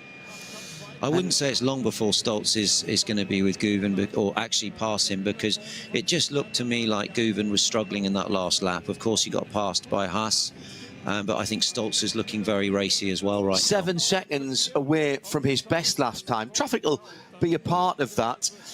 Lucas Stoltz has, in fact, got the fastest lap of the SP9 Pro race on a 52.5, 52.6 by the way, for the Ferrari. The Pro Am balance of performance is effectively for the car, it's the same. It's the driver talent that makes that car a Pro Am car. Run to FIA GT3 spec in the Pro category, and in the GT4s with a slippery surface or debris on the track flag out there just on the exit of Adenauer Forest on the left-hand side. Maybe a bit of car debris there. But you're right, I'm picking up the flags on the North Loop, on the Nordschleife, much easier than the Grand Prix circuit, where they're 50, 100 metres away. And they tend to be that the marshals posts with the blue flags waving as they dive down the hill, which I love that run down through Callan-Hard down to Versailles. Blue flags waving. The idea is that the marshals posts and the flag posts are in the driver's line of sight. Absolutely. On this is crucial here, but on the GP track they're a long way away, and so easy if you're racing someone to make a mistake there. And here we go. This is a really exciting battle. Right back in striking distance for the two Falcon cars now as they go down to the bridge at Brightside. Yep, absolutely, and you can see that we've got quite a race here, and Heinemann has just got forward thinking. He's just looking ahead, and all he wants to do is pass. So we've got a lot of traffic here. So still very early running with 3¼ hours to go. It is the third round of the Nürburgring Langstrecken Series. Andy Preo joining me, John Hindorf in the Global Broadcast Centre on a beautiful day, perfect conditions.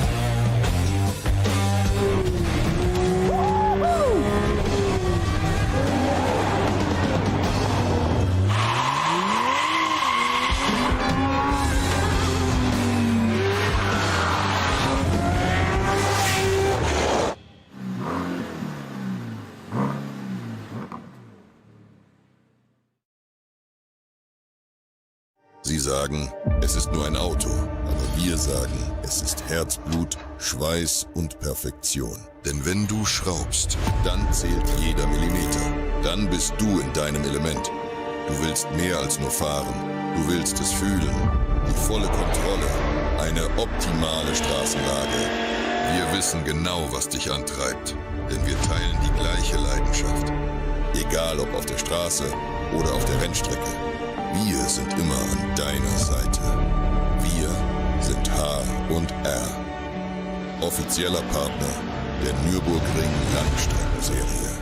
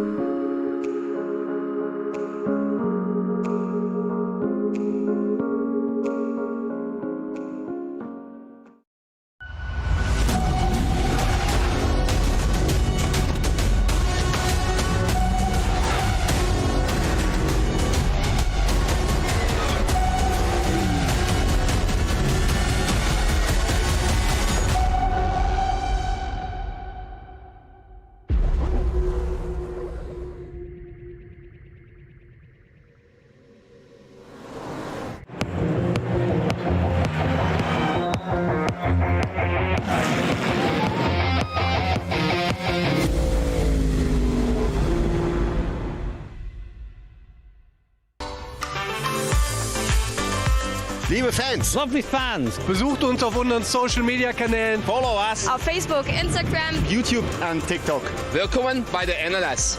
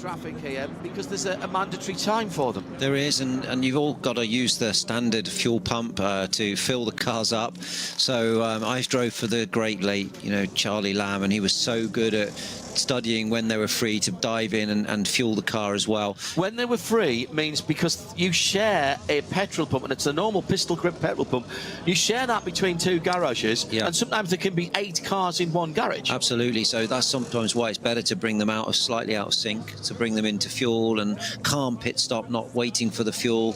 And yeah, you have a bit more time to even talk to your teammate a little bit now as well. You know, how's the car? Just give me some feedback. What was, you know, I remember when I drove with Dirk Adolf, we used to have a little chat first thing in the morning while they're fueling the car. But I think, you know, it's just unique, this racetrack, John. It's everything's so different, and you've got to learn all the tricky ways of how they organise these events. So the first stint then, no one so far has got to or anywhere near an hour. Chris Haas's just got out the car after 6 frantic laps where he got ahead and led. Young Harmer tyres, by the way, on the Share Sport PHX car against that Porsche, the Manthey Porsche running on Michelin's. And he looks like he hasn't been in the car yet.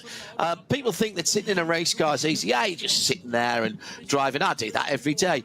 It's a physical activity around here. It's mentally tiring as well. It's a hot day today, and I know that there's some cooling air in the cars nowadays, but Chris Haase literally looks like he's about to get in, not that he's just got out. Yeah, I mean, it is mentally exhausting around here, and you're right that every racing driver now has to be super fit. And these cars are physical, especially on the more conventional tracks where you have no breathing space at all. But the thing with the Nordschleife is it's more flowing, it's high G, but it's not heavy braking and hard acceleration. You really are just keeping the car rolling. And so from the physical side, at that moment, you know, at first stint, and it's cooler as well, it's a little bit less stressful on the body. But the mental concentration required around here is really what's required. And here, look, we see how this close to, yeah, they touched actually. I don't. So that's the fault at number 3 Porsche at the end of the Hatzenbach, heading into a place where you can use the curb, and got into one of the M240i class BMWs. I don't think he touched him actually. No, I think he just decided to go straight. It's quite bumpy through there, John, as you know, and the rear sometimes just bounces, and it looked like it sort of speared him off left actually. So I don't think there was any touch. So now we've got to work backwards from the end of the race and see if we get 7 or... Who can do a 7 on their first run? So Guven is going to do a 7-lap run on his first run. So he's going to be close to the hour. So that looks at this point like a slight fuel advantage or a slight tactical advantage, but it will that will play out as the race goes on, because we've still got, as I said, just over 3 hours to go, and there is a table of how long you must be stationary between coming into the pit and leaving. It's not actually stationary time, it's pit in to pit out. So you've got to know the transit time down the pit lane as well. That's all stuff that you do in the early sessions, isn't it? It is, yeah. You learn your pit in, pit outs, you calibrate all your software, you get everything so you know exactly what these things take. Fuel time, you know, you need to, I mean, there must be some advantage in just also carrying a little bit less fuel, but mostly I would say it's about fuel time. Here we go. This is not for coming up the Fluitplatz GT4 traffic there. And that GT4 car was holding its own very well. And I suspect the, in fact, actually that was a Cup car. It was a Cup 2 car, sorry. Yeah. They're almost as fast in a straight line, if not a little bit faster, to be honest. So. Well, the times that we saw when we first got the new Cup car in, and in fact, Carrera Cup North America was the first to get it. The times weren't that far away from a GT3 car, quicker than a GT4 car. Absolutely, yeah, and they maybe have a little bit more top speed, and yeah, I mean, you know, not easy to pass any car around here, let alone one that's pretty close to your speed, and very easy to spend a little bit too long behind a car like that and lose a lot of stint time, and that can really hurt you during the stops. So you've got to dispose of them quickly. So Chan Guven has stayed out for a lap longer than the cars he was battling with. That promotes the number 15 Audi with Luca Ludwig driving that car from the start to second. Fabi Schiller is up to third in the Team Get Speed number 14 AMG. Ricardo Feller fourth in the first of that 3 Porsche battle, the Scherer Sport Phoenix car, then the 2 Falcon Motorsports Porsche. So 16, 3 and 4, half a minute between, in fact not even that, 25 seconds between those 5, and it's Dennis Marshall in 6th place. Yeah, half a minute, let's call it 26 seconds. The BMW, by the way, that got clogged on the left front has also broken an intercooler, a radiator.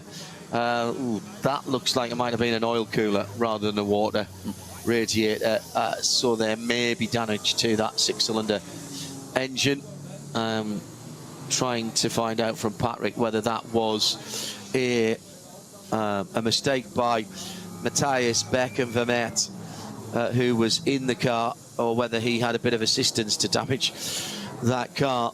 We did have, was that the 700 car? That, I think, no, that was the Sagermeister car. That did hit the barriers on the Grand Prix circuit earlier on, and we had the VW Scirocco R number 475, the Legerman Rost and Rost car in the Gravelbeg at Arenberg. That was why the slow zone was there earlier on.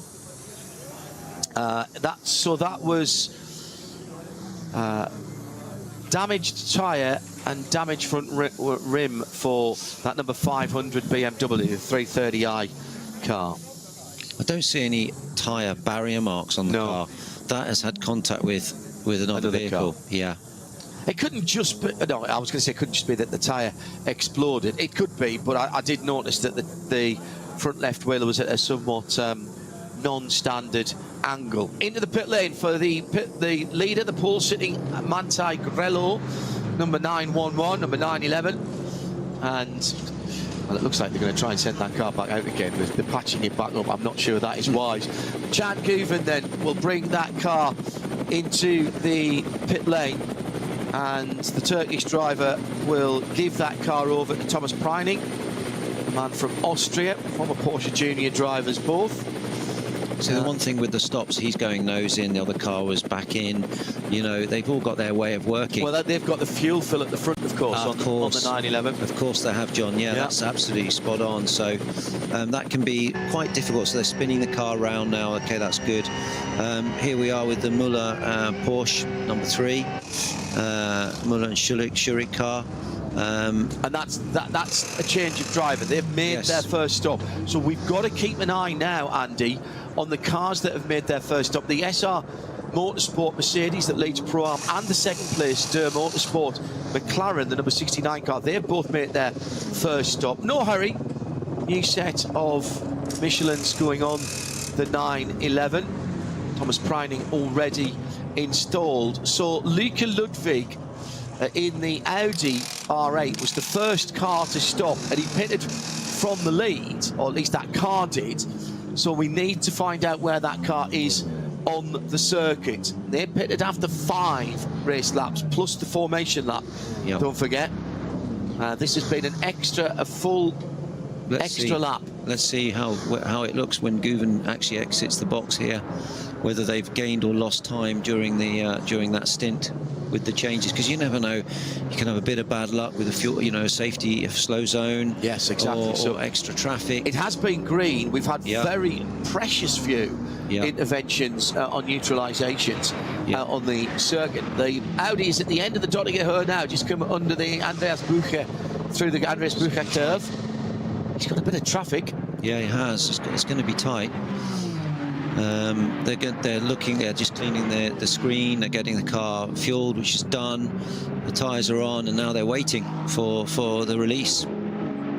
Actually, that's the Ferrari that's coming through, is it not? The 34. He's boxed, is he? Well, no. Sorry, he hasn't. You're right. So that's thrown me a bit of that's a the 45. It's a 45. That's a David Perel car. Yeah, it's the 45. So that's the Pro-Am. I'm particularly interested in the Guven situation to see where he comes up, because that was very close with the Audi to obviously Audi took track position. Let's see how that comes out. We've got Guven exiting the box now. I guess they've had a driver change, so that will show very shortly. Yeah, that is going to be Thomas Preining. Preining now in the car. What I'll do is I'll keep an eye. And you've got the Falkenberg, the Falken car just behind of Muller. So they're not pitted. It looks to me like they have pitted. They're pitted early. Yes, my apologies. So they pitted after 6 laps as well. They did. You're right. So let's see where on track we have. So look at that. So the Manthey Grello car comes back out onto the track and into a slow zone, right ahead of the 2 cars that pitted earlier. That's the 2 Falcon Porsches who were in, if you remember, 4th, 5th and 6th was that battle. However, the Manthey car has come out beyond the first hour. Yes. So in terms of time, that's worked out for them. The question will be, of course, now, can those Falcon cars get the extra laps to make so they don't need a splash at the end of the race? Absolutely, that's the key. You're working backwards, aren't you? You to are. The 4 hours. I mean, what is interesting is the Falcon cars have closed on Guven during that stint. Obviously, with 1 lap earlier on the he would have had to stop longer. Yeah, he would have had to stop longer by mandate because of the extra laps that he did.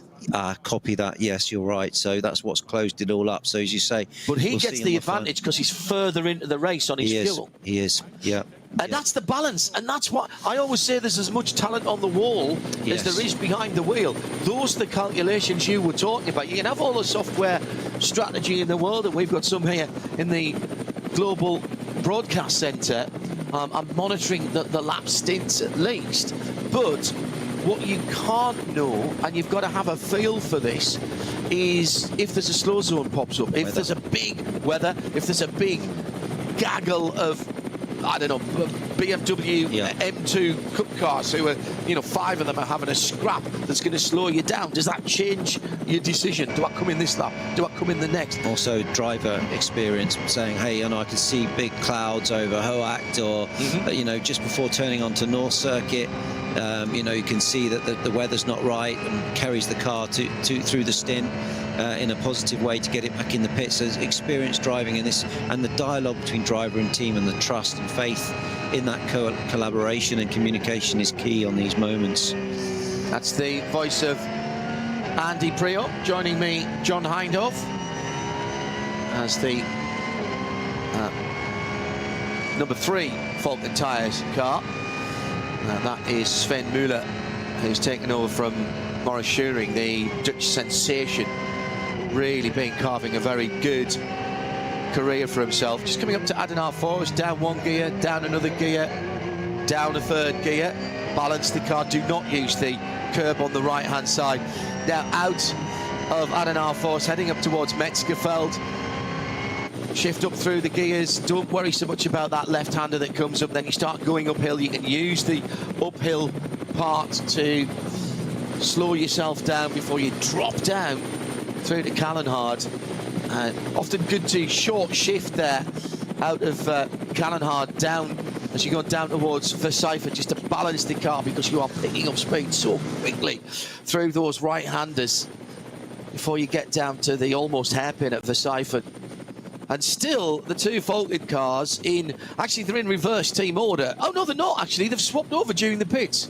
They're now 3 from 4. They went into the pits 4 from 3. Sorry, I should have told you about that.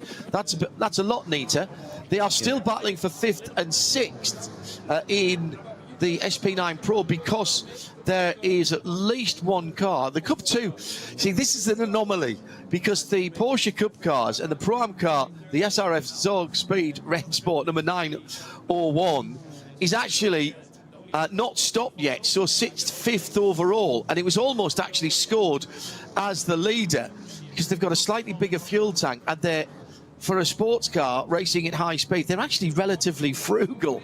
We see this sometimes in the Dubai 24 hours as well, that around about an hour or maybe 2 hours, second pit stops into the race, you'll see those cars cycling to the top of the overall timing because they've spent far less time in the pits. That's one of the Zorg Team Rennsport cars, that 901, and that is Fabio Gross, the man from Bruchtal, Germany. So he's sitting at the moment leading the class and 5th in the overall. Second is the K. Kramer Racing 909. Third is Tom Coronel in that Cup 2 Pro-Am category for Max Kruse Racing. And those are your top 3 in that Porsche Cup class. Incredible really to think that those Carrera Cup cars, built for what, anything between 25 to 50 minutes of sprint racing with a single driver, have turned into a quite extraordinarily good endurance racing car. There's even a 12-hour race in Spa. Had the first one last year. Preventing ran that, and we'll have another one in September this year. Over 30 cars last year, and I think considerably more this year. There are a few mods that you can make. You add the tick the box with Porsche Motorsport, and they enable the ABS for you. And there's also a lighting pack and a jack pack.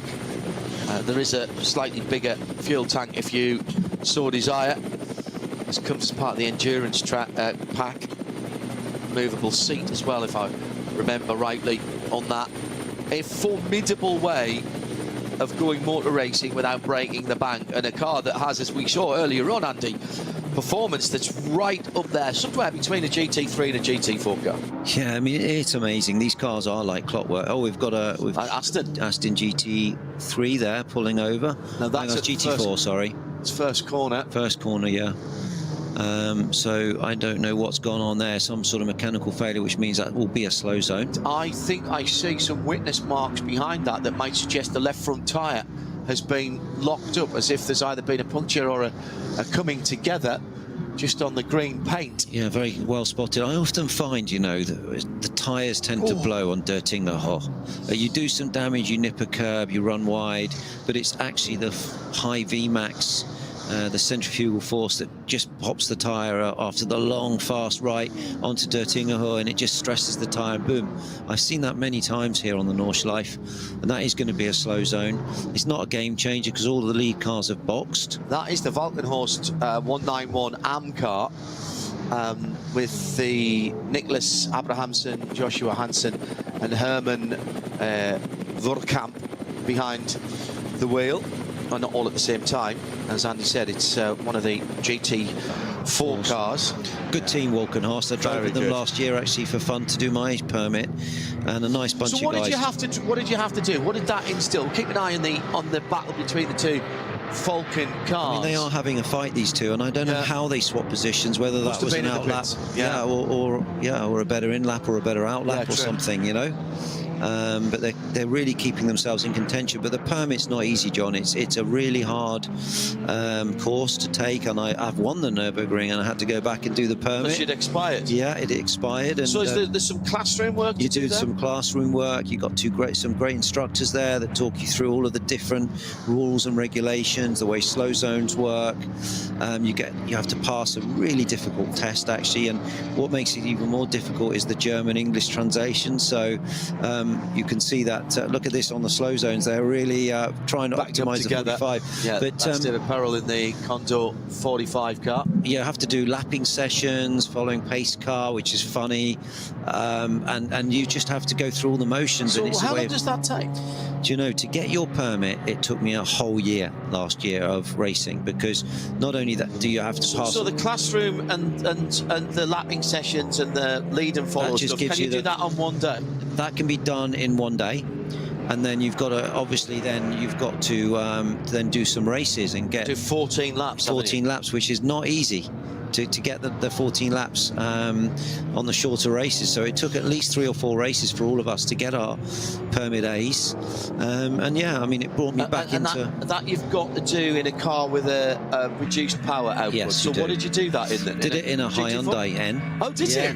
And it was really fun. A little front-wheel drive. I was driving with Sebastian, my son, and Ben Barker, and we all had a really nice But that wasn't any fun at all. Oh, it was great fun just to be there with not a huge amount of pressure, but of course you want to get your permit because you could easily make a mistake and fail and have to come back again for another race. So typically then, if there's 3 of you in a car in a 4-hour race, so you get just over an hour each, because that, I presume that car will do just over, that's 1 stint each. Yeah. So how many laps will you get? So what did you get, 7? Yeah, it was 7 or 8 laps. We were very unfortunate actually, where we were talking before about NLS and how amazing the organisation is of VLN, but there was a couple of organisers running other races last year, and they didn't have enough marshals, so one race got cancelled, and then one race was, you know, it was a very nasty incident in the pits with the air bottle, so we then had that one delayed, and so it took me 3 or 4 races to actually, but I was very lucky because I prioritised Ben Barker and Seb,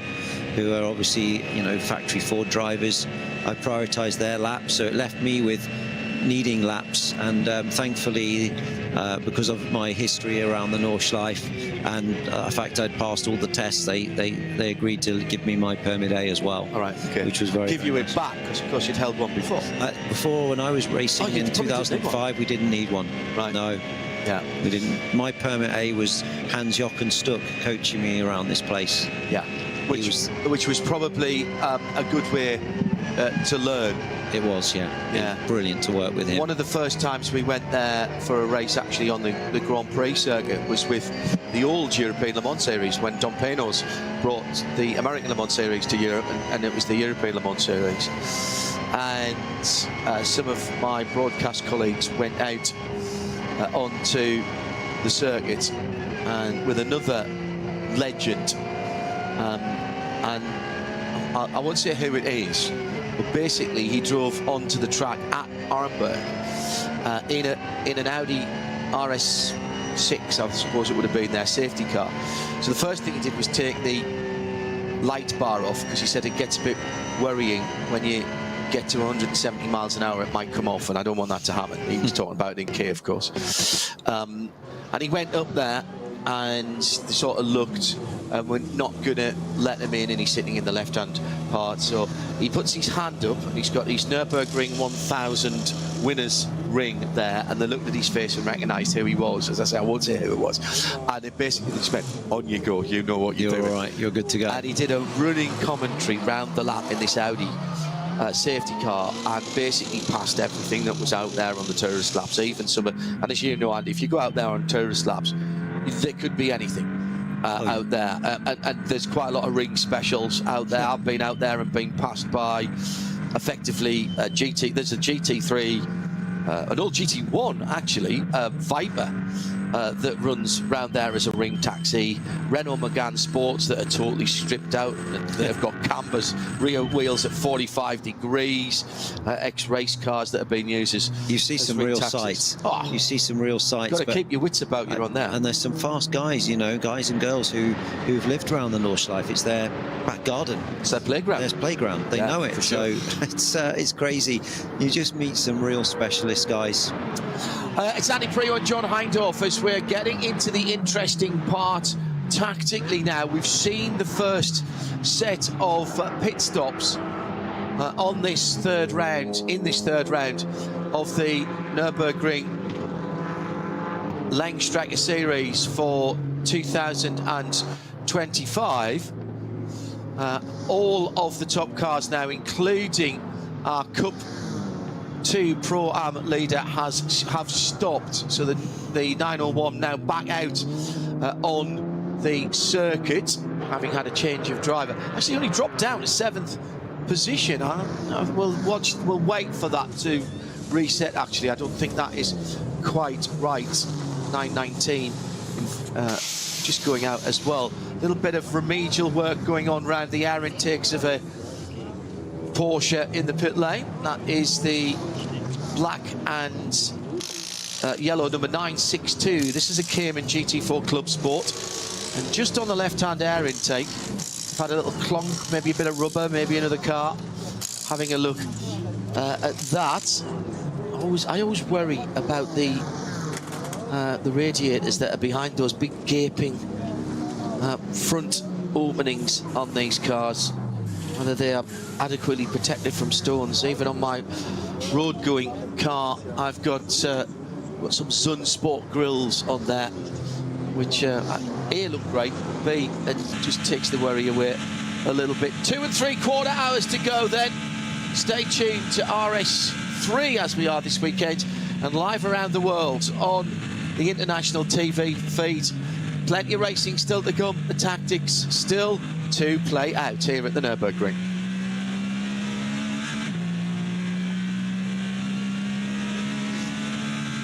Coming across the line, another Porsche Cayman GT4 RS Club Sport.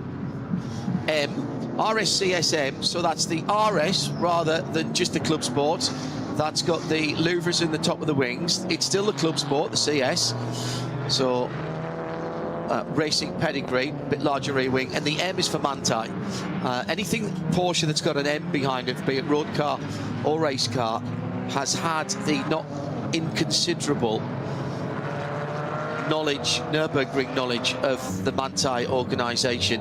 Olaf Manthey formed the company way back when. Olaf Manthey actually was the first ever Porsche Carrera Cup champion back in 1990, which I'm guessing would have been, was that a 964 in those days? I should have had Peter Mackay here, he would have told me. Olaf built up such a reputation, Andy, for racing all over the place, but particularly here. He just got the handle on it, and you set up a car for the Nürburgring Nordschleife. It's a lot smoother than it used to be, but it's still not a standard racetrack. But Olaf just seemed to be at one with the circuit, and people would look at his cars and go, why are you setting it up like that? But then they realised he was setting it up like that because he knew how to drive it and how to get his drivers to drive it. That's absolutely what he doesn't know about the Nürburgring isn't worth knowing. No. You know, and yeah, Manthey has built a phenomenal business model. They're very, very experienced Porsche dealers in the Nürburgring area there, and yeah, I mean, they've got an amazing history and an amazing knowledge of how to run these cars. And look at their track record; they're always at the front, near the front, winning races or fighting for big wins at the Nordschleife, and you know, very experienced company. According to the timing and scoring at the moment, our leader is the SP9 Pro-Am number 45 car. That's the Realized Condor Racing with Rinaldi. That was one of the earlier stoppers, came in at the end of 5 laps, just at the start of its 6th lap from memory. It's built a 7-second lead. Yeah. It must have happened on the outlap or something. So stopping early has definitely helped them in this way. You get a shorter pit lane time by stopping early. So that Ferrari 296, it's the blue and white car. Then it's the Share Sport Audi, which is also a blue coloured car in second. They are 5 seconds ahead of Fabi Schiller in the number 14 Mercedes-AMG GT3. It's the Get Speed car. Then the pole sitter, some 20 seconds back. Now it's still showing Chan Guven behind the wheel, but I'm pretty sure I saw Chan get out of that car and Thomas Preining getting in.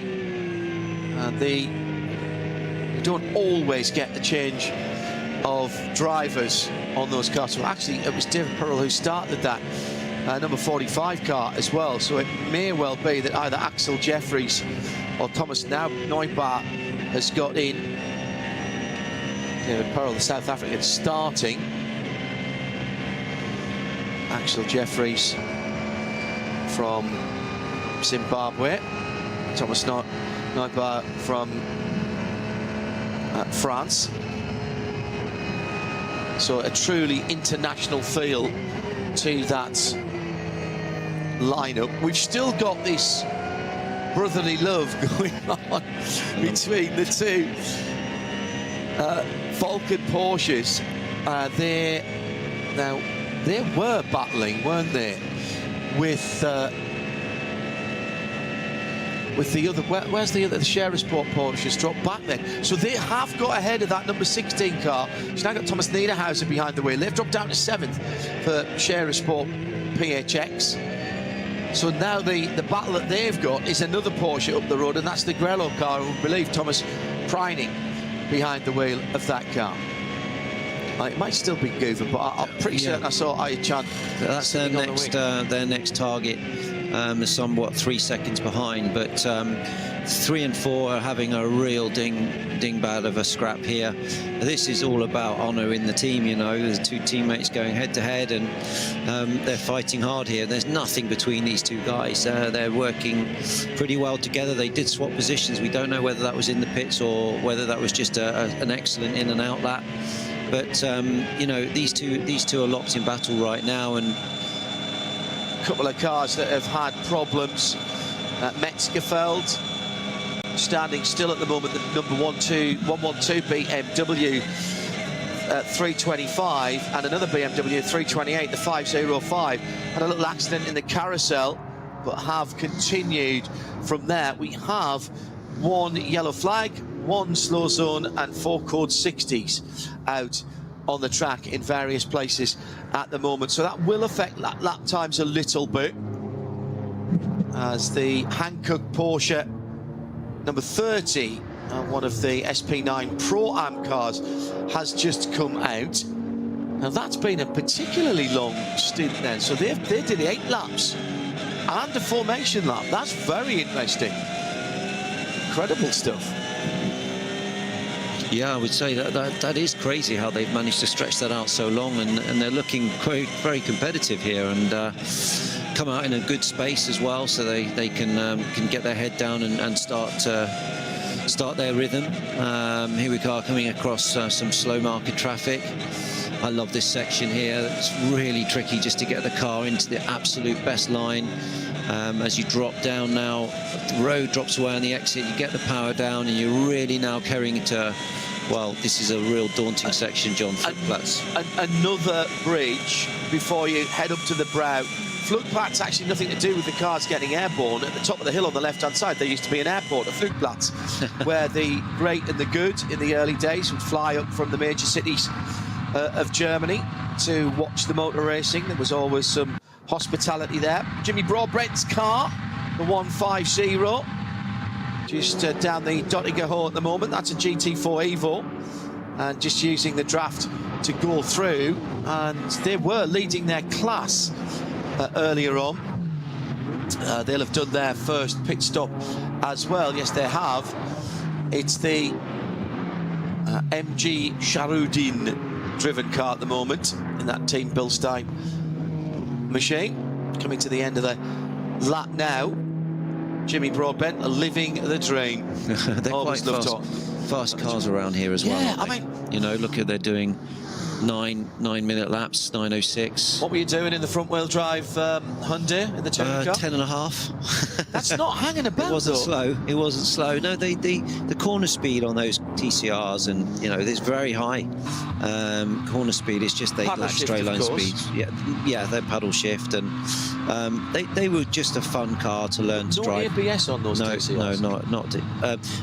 To be honest, the Hyundai N that I drove had ABS. Oh, did it? Yeah, it did. But great little car to learn to drive around here, and to learn, well, to get back in the rhythm, and to teach both Ben and Sebastian the tricks of the trade around the Nordschleife, which was something that I had a lot of fun doing. Both those guys are driving with Ford, and you know, Ben Barker's at WEC Spa this weekend, and they've qualified really well. And yeah, Sebastian in the IMSA. So, but it was nice to spend time with them on the road trip, and going to the Green Hell and showing them what a curryverse tastes like. Oh yes, absolutely. We're coming right into the asparagus season as well, which is absolutely lauded in Germany. White asparagus, Sprügel, very nice, and with a bit of sauce on there, a bit of Bernays or Hollandaise sauce. Yeah, very nice. They love it over there. They do. Very nice area as well in Hockenheim, where I used to spend a lot of time, and there was always asparagus in the hotel. So this time of the year, it's just coming to the sort of middle to the end of May is the end of the season. We're very fortunate enough at home that we've got a fabulous asparagus farm just up the road. You can go and buy it from the farm gates, pick that very morning. Up at just in between us and Peterborough. Cross the line then for the number 4 Porsche. I just paused there for a moment because he didn't have his teammate in front of him, and he should have. 3 seconds now, the gap between those two. He's pulled away. Yeah. So that's very interesting. That could have been a slow zone, it could have been traffic, or he's just got his head down and managed to, but most likely that will be interference from something. Second pit stop for the Condor Ferrari, and David Perel, the David Perel started car, and let me see what they have done. I wonder if this is because it's going to be, right, there's going to be an extended slow zone, because I can see on the Grand Prix circuit there is track services vehicle with some replacement Armco. So that is going to be an extended slow zone. It's another 5-lap run. I think it might have been David Perel, so that's 10 laps that David's done since the start of the race. But obviously there is, if you play the slow zones and the code 60s, you can get a bit of an advantage, because everybody is having to slow down. Your pit stop's going to be the same time, whatever. The pit stop time doesn't change. Exactly. So you can play that to your advantage. Yeah. So opportunistic, I would say. Absolutely. So let's say around about an 8-minute lap. That's 40-minute stints they're doing in that Rinaldi Realized Condor Racing cars, that give or take. So they are in now. There's still 2.5 hours to go. I want to see if they can extend those stints. Have they done 2 short stints with David at the wheel to try and improve their position? Because 2 5-lap stints means pit lane time is shorter than doing a 6 and a 7 or 2, even 2 7s, which we will see people do. So let's see if they get the advantage and they can go to 7 laps on the next run. That'll all have been discussed, and the drivers will know what delta they've got to run to. There are, I think, 11 sectors around here that we get on the timing screen. Are you looking at your splits all the way through, Andy, when you're driving through here, particularly when you're driving to a fuel number? Absolutely. You've got your fuel numbers, you've got your lap predict, and you just know when you're in that sort of place where you've got to perform at a certain level. But yeah, for sure, also you often find during the 2 or 3 or 4 of you as teammates, one of you's maybe better on fuel, one of you's slightly faster but using more fuel, and the team will know who's the best on fuel and maybe will help at this next stop to put a different driver in the Ferrari, and maybe slightly better on fuel. Not saying that Paral isn't, but this is something they may be considering, because of course now they need to work out how they finish this race in the most efficient way. There's a car in the box here, the other Ferrari. Oh yeah. With some rear end of the car off, maybe working on gearbox, looking at gearbox. That Ferrari 296, the number 45 we're talking about, sister car, the car that has been leading. The design on that Ferrari is a thing of beauty. That's lovely, isn't it? They've done such a good job. The whole rear clip comes off in one fell swoop. Underneath there's a subframe that holds the bodywork on. Around that, the things that you need to get to, the back window pops out as well. So when I say things you need to get to, so things like the alternator, all of that sort of stuff, that's all on the back of the engine, so you can get into it. It's really been well thought out, and they've kind of used the thinking that you'd normally see on a Le Mans prototype, actually, on designing that car. Yeah, I mean, yeah, absolutely. And the Ferraris, as you say, is an excellent car, sports car. Oh, hello. Yeah. Finally, we've got now this is a cup car, the RPM car. Now I'm not sure whether Tracy or Nick Johnson started that. That is the Krohn car, the 935, heading up towards the bottom of the carousel, and behind him is the, well, I thought that was one of the, I thought that was the Guven. Yeah, sorry, yes, it was the Guven car, wasn't it? It was, yeah, I believe 911. So it's a shame we didn't get to see the Cup car in that section, because they'd probably be quite a bit faster up out of Birkwork and in that particular run up the hill. But here we've got, we're on board here with the Porsche 911 GT3 of Hart, Ludwig and Rosenberg. That is fourth in the Cup 2. It is. Third. That's a Black Falcon car. Black Falcon, another team who know which way is up around here. Coming to the end of the hats and back on that car with one of the older BMWs ahead. Do you go left? Do you go right?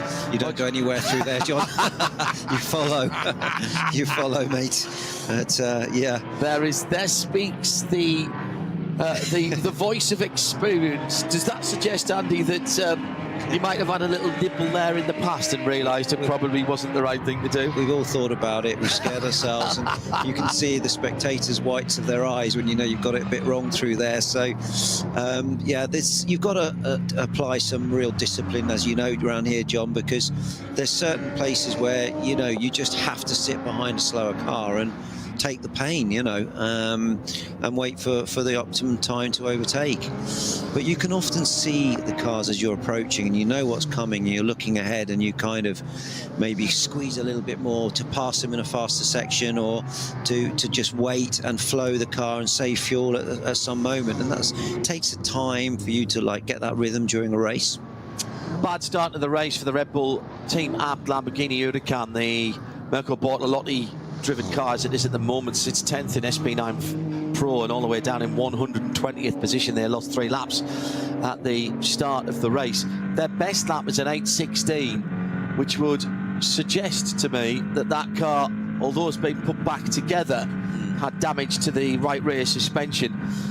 It would suggest that it possibly isn't quite tracking straight, that car at the moment, but they're still out there getting important laps in for their driving squad.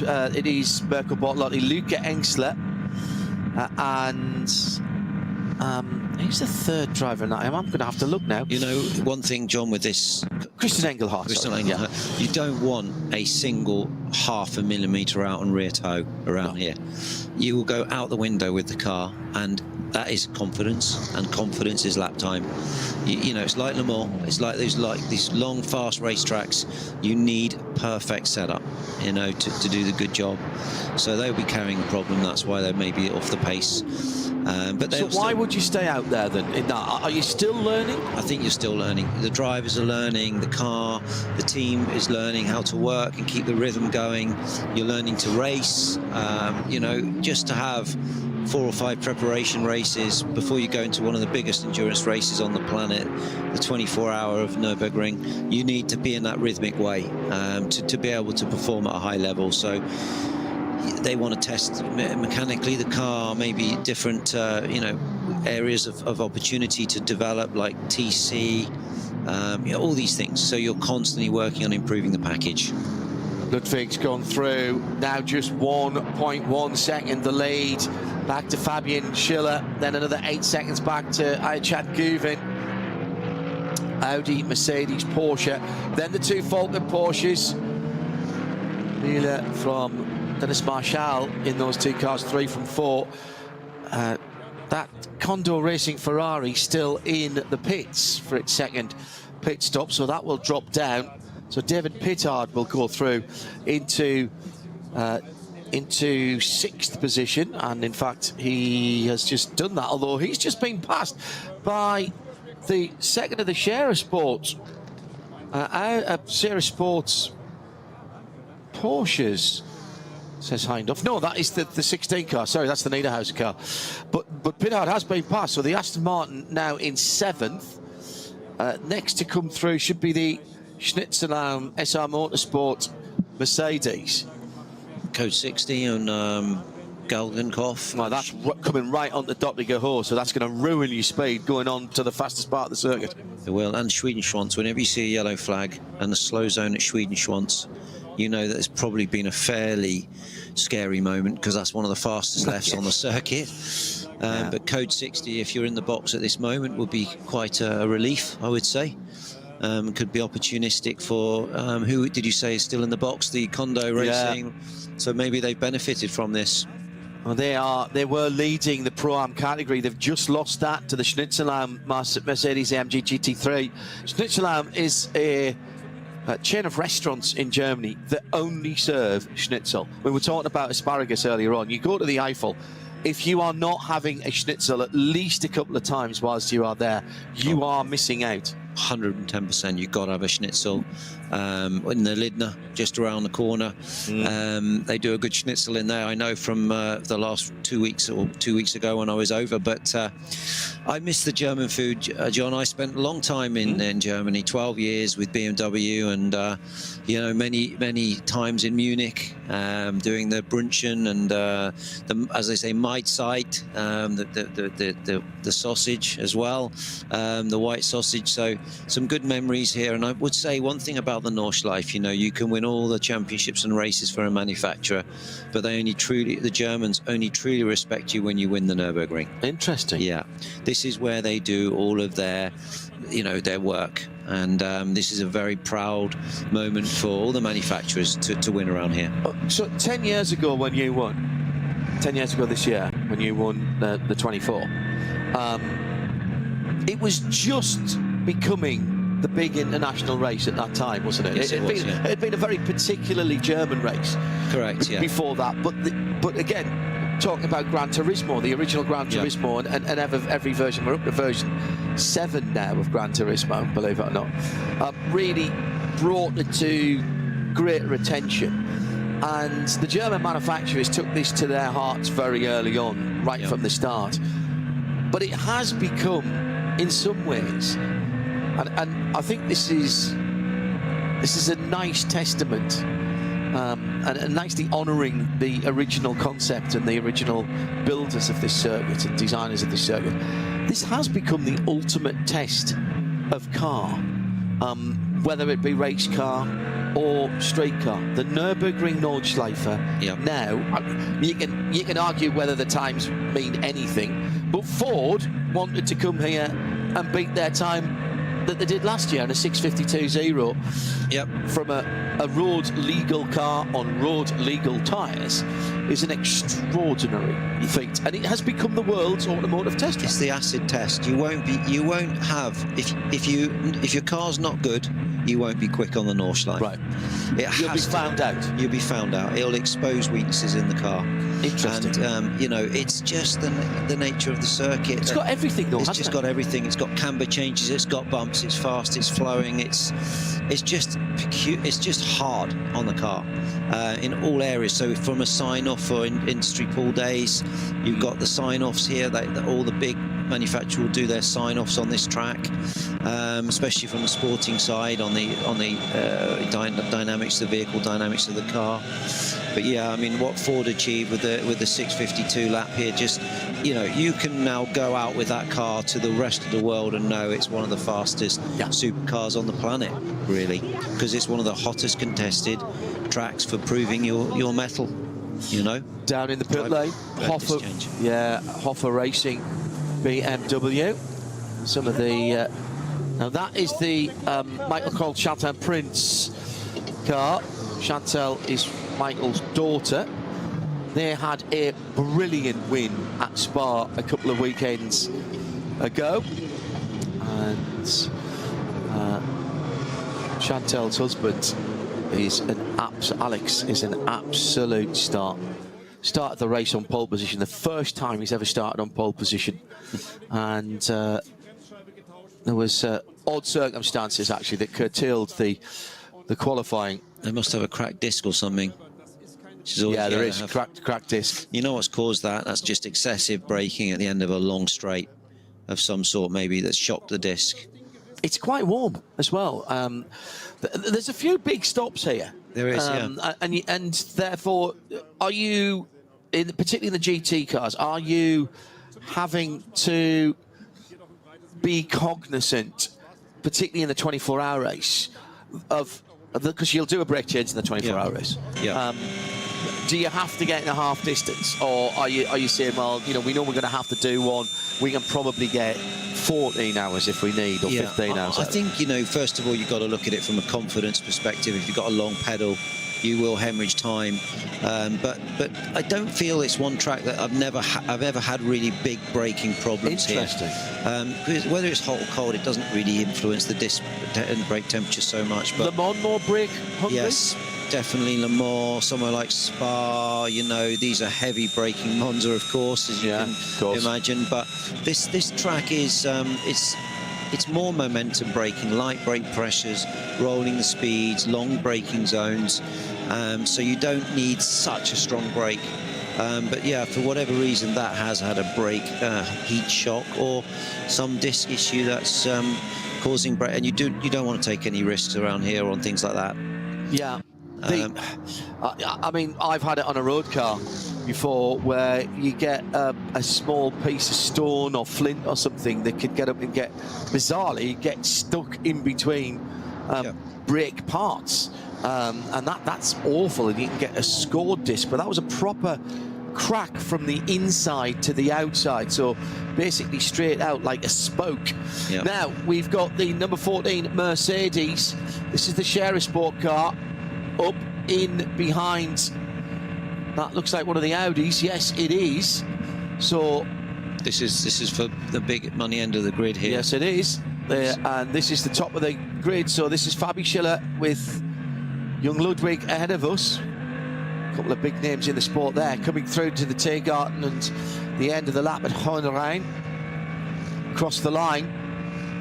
I mean, the Audi's moving about at the back, mid-engine V10, normally aspirated against the front-engined AMG. Down the inside into the Houthoek. Oh, he's gone down, he's got alongside. They both are going to go way wide, and both are actually off the circuit. The inside line to the next left-hander will belong to the Audi, but the AMG powers through with a bit better grip from the rear tyres. Now, that will be looked at, but I think given that both of them went, this is not Formula One, so given that both of them went off the track there. I don't think 14 was in the wrong there. I think, you know, yeah, he you know, the Ludwig just, he tried to maintain and hold his position and ran out of track. So I think 14 was still that barrier repair going on. A fair pass. Yeah, that has taken a long time. They can't take any risks on things like that from a safety perspective with barriers not being right. So they will make sure that's absolutely done correct. You might say, hang on, that's coming out of a hairpin. Why bother? Well, why bother is the reason it's damaged is somebody got there in the first place. Exactly. So if it's happened once, it can happen again. Absolutely right. Quite clearly. This is slowing the lap times. It is. By round about 12 20 seconds, probably a little bit more, 25 seconds. Got a lot more yellows as well during the lap act. On a yellow, you have a 120k speed, and obviously on a slow zone, or what they call the 60k, then you have a really, then you have to be very, very careful. But it's 120 on the yellow, so so it has caused some loss of lap time. Is that a question that you have to get the right answer to? On you? Correct. Yeah. I still remember it, which is amazing for a racing driver. That was last year. I'm very impressed with that. I can't remember what I did yesterday, so still remember this. But it's quite crazy when you're a racer. You do remember the important stuff, and you're focusing on. Here we are on board again with the number 3 Porsche, which has pulled a gap to the 4. So I think Muller will be quite relaxed now that he's actually managed to gap his teammate and he can focus forward. 4th position for that Falcon Motorsports car. Yeah. 11 seconds away from the lead. If you remember, the top 5 was split by about 30 seconds coming into the first pit stop.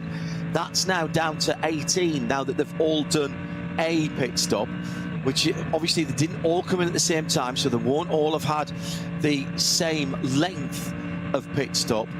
And this is the ebb and flow of racing on the Nordschleife. As I think any one of those 5 cars can win this race. Yeah, I'd agree. But I will say that the Mercedes of Schiller does look the faster car, and you can see the best lap, 7:52.588. Heading into the Foxhole now, assiduously staying away from the red and white curbs, being chased now by the former leader, Scherer Sport Audi, and as they come down to Adenauer, or back up rather to Adenauer Forster, Audi closes in. This is the blue number 15, looks one way then the other as they're going past traffic up towards Metzgerfeld now, double left.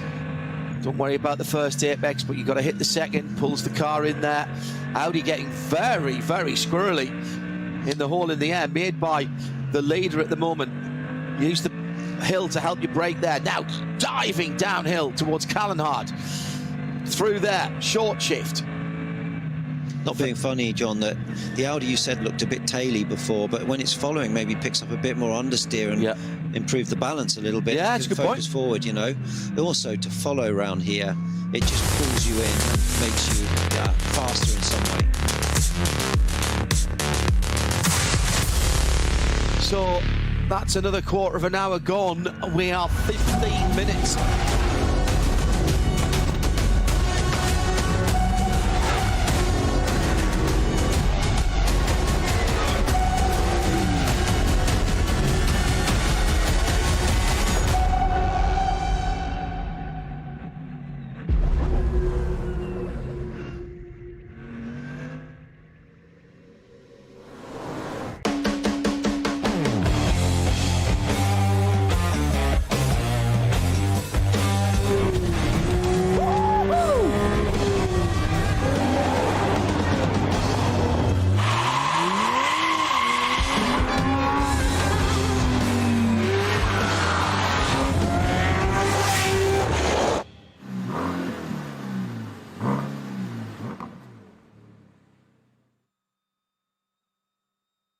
Sie sagen, es ist nur ein Auto, aber wir sagen, es ist Herzblut, Schweiß und Perfektion. Denn wenn du schraubst, dann zählt jeder Millimeter. Dann bist du in deinem Element.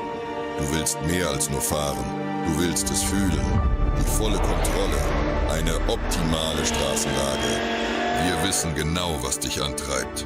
Denn wir teilen die gleiche Leidenschaft. Egal ob auf der Straße oder auf der Rennstrecke. Wir sind immer an deiner Seite. Wir sind H&R. Offizieller Partner der Nürburgring Langstrecken-Serie.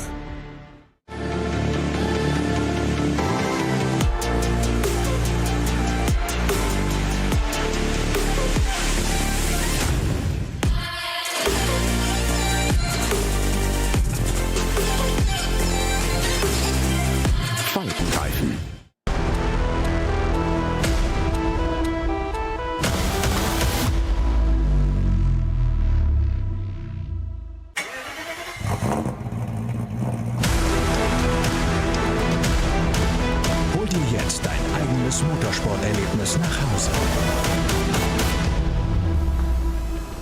dein Online-Shop für Simracing-Hardware und Zubehör. www.simraceshop.de.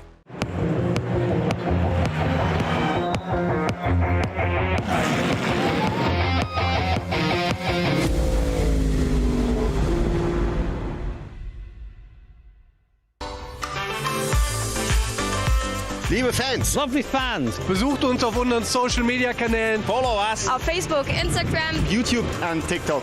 Willkommen bei der NLS.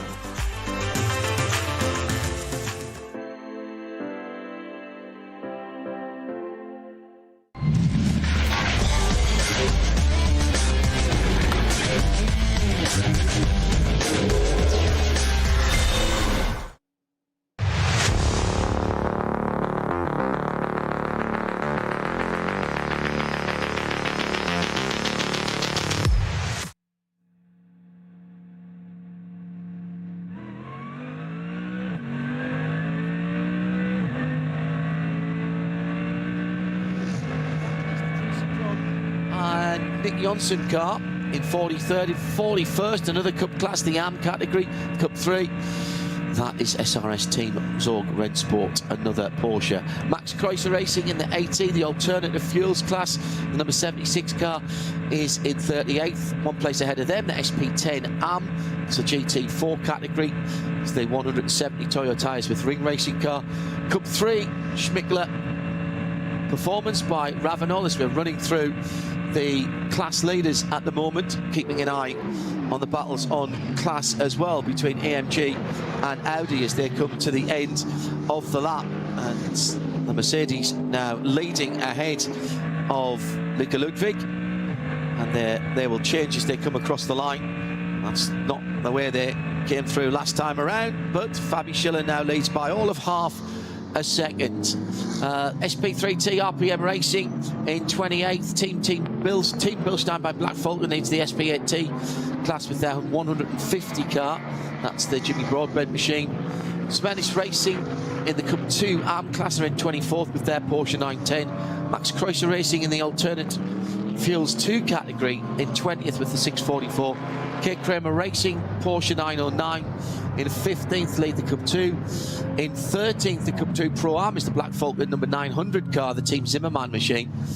Equipe Vitesse is the SP9, the GT3 AM class, the number 50 car in 12th. The Pro Am leader is SR Motorsport by Schnitzelheim in their AMG number 11, the black and yellow number 11 car in 9th, and leading overall, as we know, it's the Share Sport cars. The lead battle hits that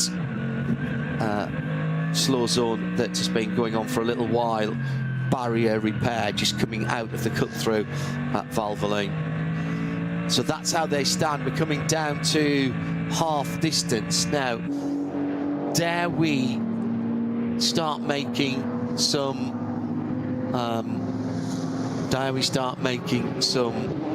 predictions, I wonder, about who will come in next? I managed to close my screen as the lead has swapped. I know that's the battle further back, isn't it? That's third place, actually. That's Guven now back in the hunt with putting Ludwig under some pressure. Ludwig's lost a bit of pace on this final last lap.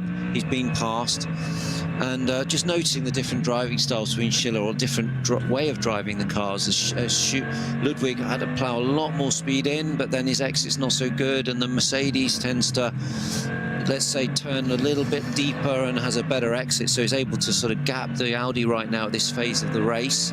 And Guven's come back into play in the Manthey Porsche 911, and so this is really the race for the lead, for the win today, I would say, between these three cars. And they have stopped on slightly different strategies, only by a lap here and there, but that could make a difference when we get to the end of the race.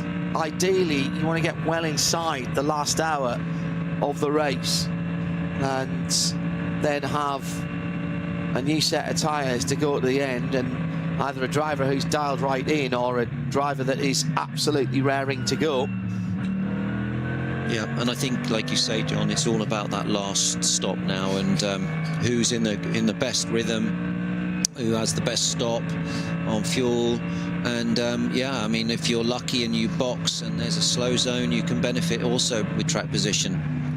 Typically in the 24-hour race, would you do a double stint and do a couple, or the better part of a couple of hours? Yes, you can, for sure, if you're in a good rhythm, and also if the weather's... Oh, they just touched there, the Audi just touched the slower car there, which was very lucky.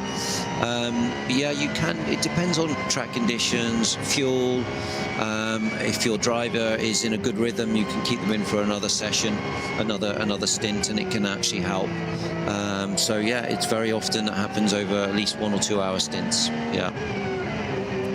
The two Falcon Motorsports cars, and they are running on Falcon tyres, those cars. That's not just a livery. They are developing the Falcon tyres. A myriad of tyre companies from all around the world. There's been there is a big difference now between the 3 and 4 Falcon Motorsport cars. Some 20, well, just under 20 seconds. Now here's a question: could that be down to? Could one of the things that could be down to a bit of fuel saving by the second car? You've got to do an awful lot to save a full lap here, but if they were on the cusp between say a 6 and a 7 or a 7 and an 8, but you can't start doing that mid-stint, can you? You've got to do that right from the start. I think he's been a bit unlucky, to be honest. Like that, and maybe he's dropped back 3 or 4 seconds and picked up a slow zone. Yeah. You just don't know. But 20 seconds is a lot to lose in less than an hour. So something's influenced that, whether it's a slow zone or you say it might be a stop.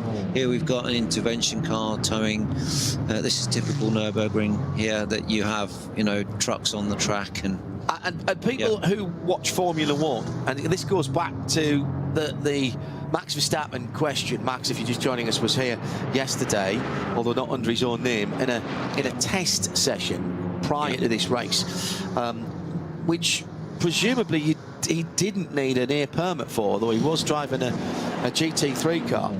However, to race here, he will need to get his A permit, and there aren't, as far as I'm aware, any exceptions for this. But, people who only watch Formula One will be going, oh my God, there's a truck on the track, oh my God. But the guys expect this. We sometimes have road cones put out on the circuit if they're working replacing barriers. Absolutely. If you've got a waved yellow, you're down to 120. So, and a stationary yellow, you can go at full racing speed. Of course, you don't overtake. Yeah. I believe I saw waved yellows there. So they were and a white flag as well for slow-moving vehicle. But, John, you do have to respect, the safety side of the Nürburgring, they are very strict. And this is why they are very strict. And thankfully, there's a good conduct between all the drivers. Yeah. That Chevy pickup truck has been here for donkey's years.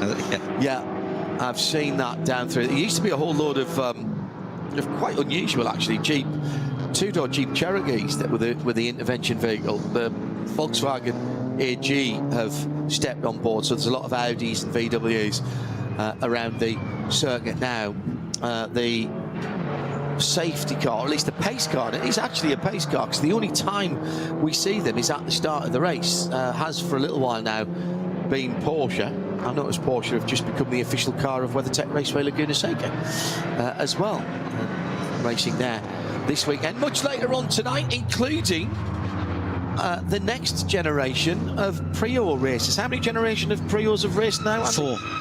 So Sebby's the fourth. He's the fourth, and my grandfather started in Guernsey on the beaches, and my father, and now obviously me, and now Sebastian. So he's the 4th generation racer, and I think each generation gets a little bit faster. So hopefully they have a good weekend. He's driving with Rockefeller in the Ford Mustang with Multimatic. I'll tell you what, if he's driving with Rocky, despite how well thought of he is, and despite what he's achieved, I still think he's an underrated driver. I think he's been an underrated driver throughout his career. I think he's very quiet. He just gets on with life. I mean, he's a class act, Totally. And, like you say, Johnny. He's not making a big fuss, but he's got experience, and you don't win the DTM without being so good. And I'm very happy that he's Sebastian's teammate. He'd be a fantastic mentor. Seb just and not just for the driving either. Everything, just to watch and learn. And I've got got to say, however, that every young person coming up who I've got to deal with, where I know their parents, and I've known you and your wife Jo for a very, very long time. In fact, probably all of Seb's life. Yeah, for sure. To be honest, I always say, you know, you've got a very good child, and obviously I've had to deal with Seb in a professional manner, and he's always terribly courteous when we stick a microphone under his nose, which is great. But as the two leaders just break off for a moment, they're coming into the pit lane. But you and Joe have played a part in that, so well done. He's a very balanced young man living in a rarefied atmosphere of motor racing and being brought up in it. He shows no ill effects from that, and that's down to how he's been brought up. Thank you, John. He's a lovely lad. He's very humble, hardworking, and Jo won't let him get away with anything. You know, she's a tough woman. She's a racer, and as she said to me, you know, you always talk a good race. But she's really behind Seb, and yeah, we've got the two leaders coming in nose to tail. Now look at the clock, Andy. 2 minutes and pretty much the 2 hours and 2 minutes still to go when they came in. They haven't been able to make it to half distance to take their next pit stop, whereas the Ayachan Guven Manthey car has gone through and will easily get into the third hour of the race. Now, in fairness, of course, by the time the pit stop goes through, they will be into the third hour. But this is still to play out. I'm not counting out that Manthey number 911 in the Grello colour. I think I just saw the Hoffa Racing H2 leading car, the red, white and black car, being rolled back out after its brake change as well. That clearly needed a little bit more than they were prepared to do safely on the pit apron. Now that was a driver change for the Scherer Sport car, number 15.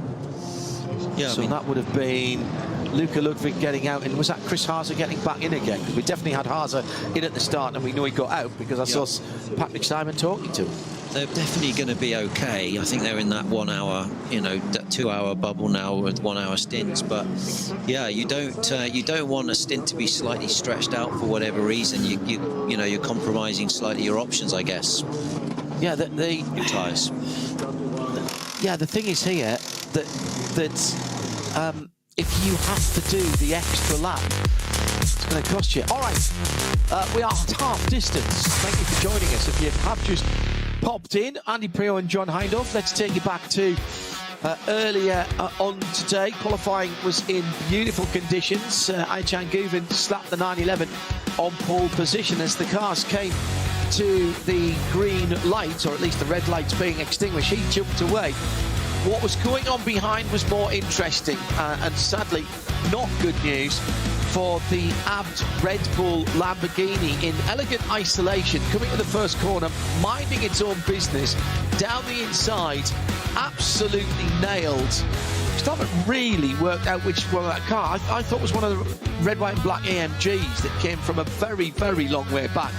Suspension damage to the right rear of that car, lost 3 laps. Has rejoined, but hasn't been yet up to pace. The two Falcon Porsches, 4 from 3 as it was in the early stages, started moving forward. They'd qualified just at the bottom end of the top 10. They finished the first of the stints in 4th and 5th position. Bizarrely, coming to the end of the stint, Chan Guven seemed to lose a bit of pace. Lost the lead and then lost second place, but did get an extra lap. The BMW M2 Cup car with contact with the barriers on the Grand Prix circuit, that took that car into the pit lane. Chan fought bravely, couldn't hold back the AMG, which went into the lead. That was the number 14 car. But again, I will just remind you that they're on different pit stop strategies. The Bilstein Getsby car going very well indeed. Not great news for the second of the Ferraris. Their first car did lead the race, David Powell staying in and going long. Lost the lead again to the AMG down at the Hooked for the number 15 Scherer Sport car. Chris Haase started that machine. And as it stands at the moment, it is owing us a pit stop. The SP9, number 911 Porsche, via Chan Gooning and Thomas Preining. The Engen, Schiller and Stoltz, a Mercedes in second by just 6 seconds. Now, I'm not sure about that actually, because we haven't had interim times and they've just made their second stop. So I'll just give you the positions rather than the gaps. The Haase and Ludwig, number 15 Audi, next up, and Chris Haase's just got back in this car. Maurice Scheuring and Tim Heinemann behind the wheels of the 3 and 4 Falcon Porsches in 4th and 5th, just ahead of the Scherer Sport Porsche, which was ahead of those cars in the early running.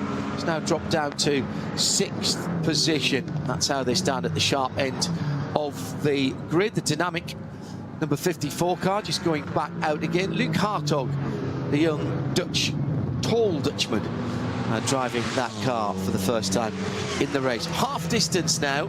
These 4-hour races, I mean, really, they fly over. You're talking about 27 or 28 laps around here at the sharp end of the field, just depending when time elapses. Andy Priault alongside me, John Heindorf. We've actually seen some pretty close racing here. It's not always the case. It's sometimes a little more tactical.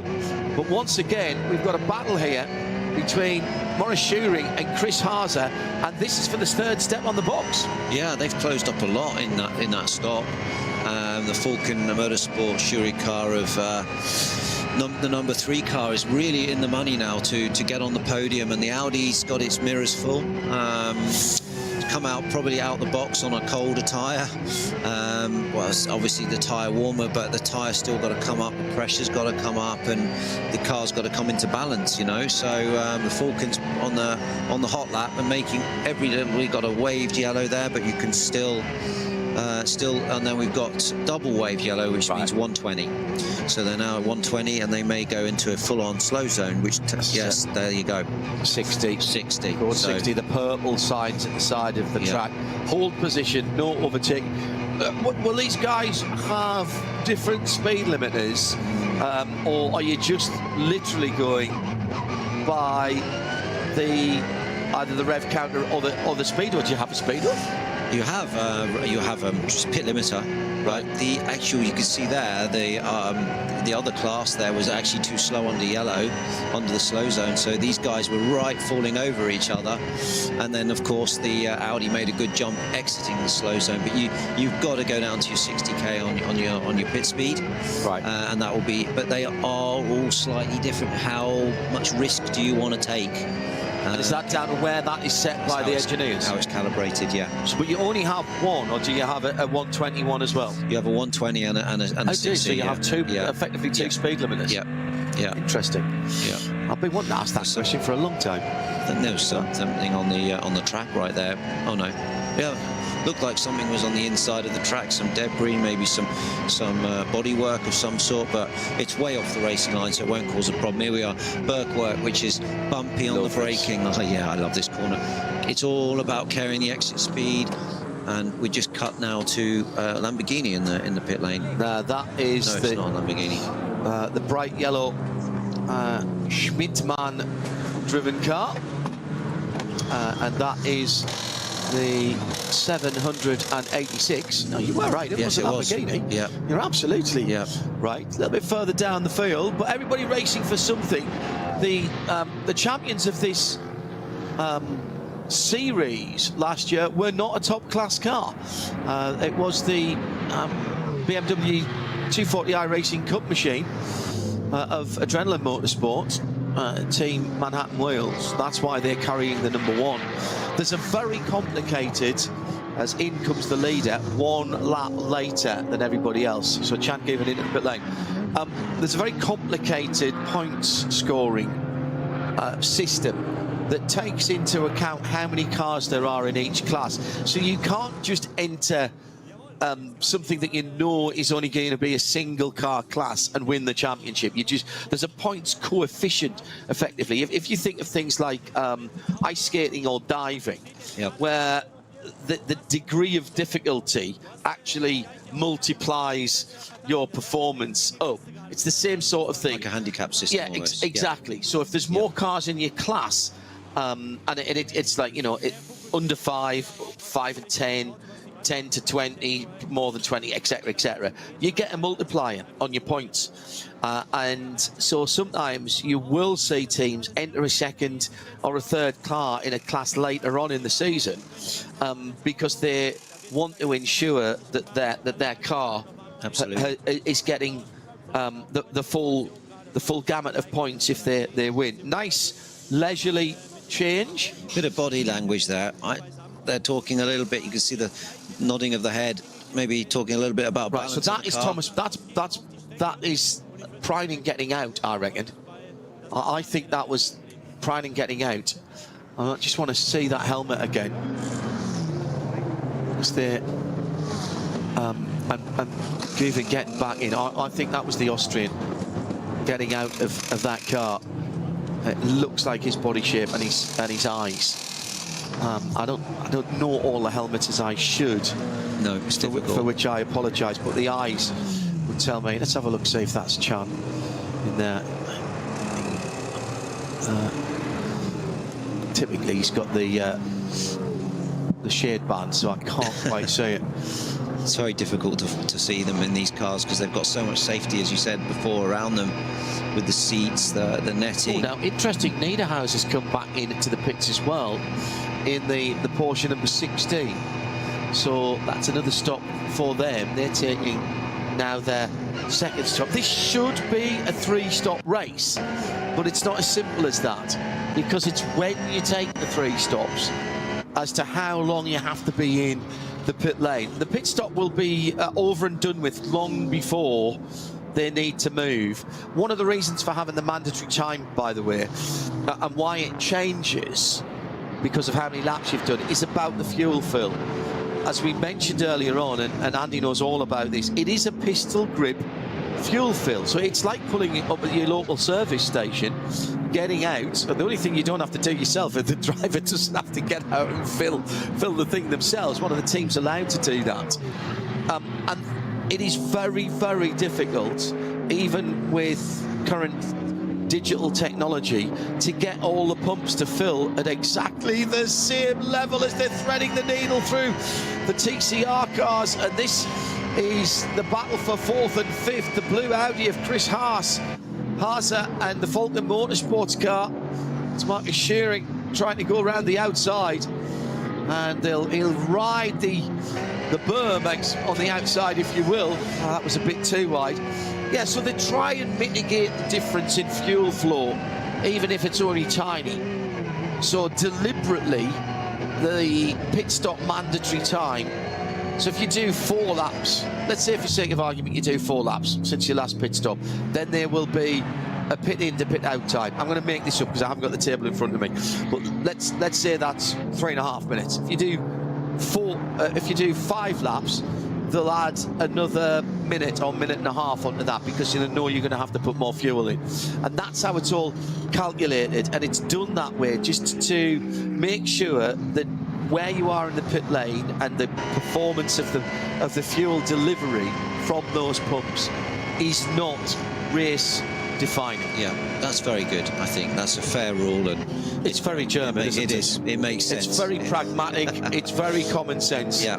It is. And the other part of it that I love in the 24-hour. I remember the first time I went to the 24-hour race in 2007.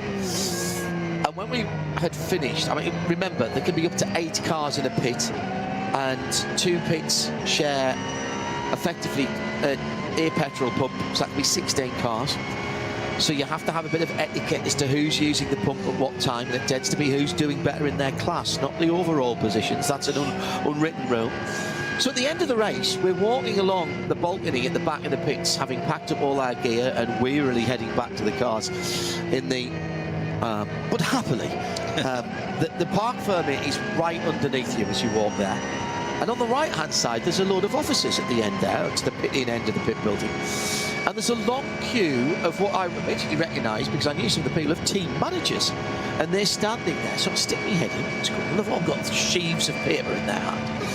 And there's about half a dozen or 8 of the organisers sitting behind the desk with and I worked in a bank when I left school at 16, with the what I would call now old-fashioned accounting machines with the buttons, and you pull the thing, an adding machine. And I'm thinking, what is all this about? And what is it about is when you fill your tank with that pistol grip, there's obviously a readout to say how many litres you get, and there is an official with a clipboard who stands there, and he looks at it and he goes, you know, Andy Prio's car, right? It's the Ford, it's the number 6 HRT Performance, and he took 75.4 litres. He writes it on, he writes the time on, the team manager or a representative has to sign it, you get the yellow copy, they take the pink, or whichever way around it is. And at the end of the race, they are all put together and they end up in this office, and the team manager brings their copies.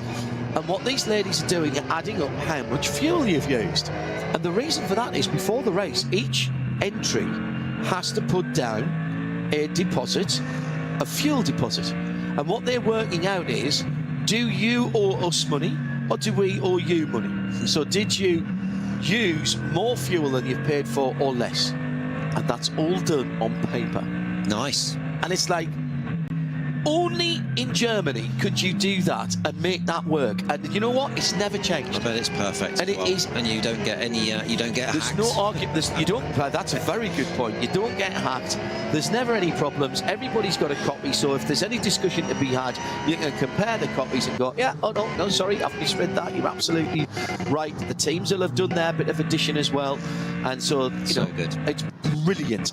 It's just, if you've never been to the Nürburgring for an event, the 4 and 6 hour races are brilliant, and we will have a 6 hour race again, of course, this weekend. We've got a double weekend for the qualifying races coming up. We'll have both of those. The Saturday race for the qualifying weekend for the Nürburgring 24 hours, not part of this championship, but will run into certainly the gloaming, probably the dark. And that is going to be brilliant. We'll have coverage for that for you here and on the Radio Show Limited network. But if you can get to the Nürburgring 24 hours, it is a race I think you've got to go and see once in your life if you call yourself an endurance racing fan. You've got to go out into the forest, get lost and have schnapps. And bump into people who are burning things and barbecuing things and with axes. And they're all lovely. They're lovely, and it's a particular audience, but they are real thoroughbred races. You know, they love it. You get to see that at Bathurst. You get to see that at Le Mans. Very good point. You get to see it at Road Atlanta, sorry, and for sure here. And these races, these historic races, have such a special atmosphere, particularly the Nürburgring. I loved it. I was blown away when I first drove it for BMW. It's like nothing else, is it? And particularly the start of the race. Le Mans is all about the end of the race as a 24-hour race. And I think probably Daytona as well, and Spa. Yeah. At the Nürburgring, and again, this would only happen in Germany, the start of the race is incredible. I remember the first year we were there in 2007. And the cars roll out on their formation lap. So the first 50 cars roll out of the grid. There was 217 cars started that year. We don't quite get that many nowadays. And some of the smaller classes have been, I think rightly for safety reasons, done out of the sort of sub-1600 CC classes. And as they get out of the Hatzenbach, I'm thinking, oh, we're never going to get this race started, because the crowd had all come over, all the spectators onto the track, and there's hundreds of thousands had come to the edge of the track, to the white line, but no further. Yeah. And the drivers are going round with their hands out and they're high-fiving people if they can. And I'm thinking, oh, this race is never going to get started.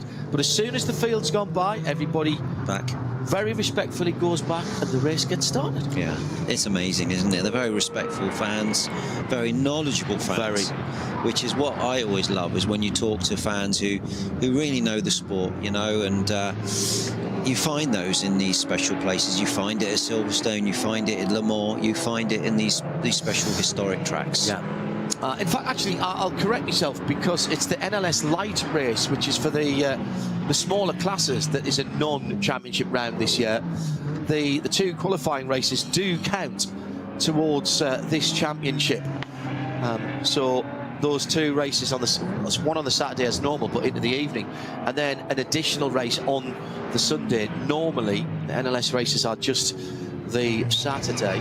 And touching something wooden, which we have in the Global Broadcast Centre, we've had good weather so far this year. Into another chord 60 for the leading battle, or should I say the battle for third, fourth and fifth, excuse me, with track vehicles on the left-hand side. That looks like they're heading just down into the run down into Brünchen, I think. Now we are waiting for the leaders to come down the Dottinger Höhe. And I can see two cars weaving around here, locked together. No, that must have been through Galgenkopf. This is for the lead. Yeah, for the lead and for there's been a change of position. This is the Audi, no? Fighting with the Mante. That is for third, fourth and fifth, coming down Dottinger Höhe now. You're right, yes. And here comes the blue Audi up the inside.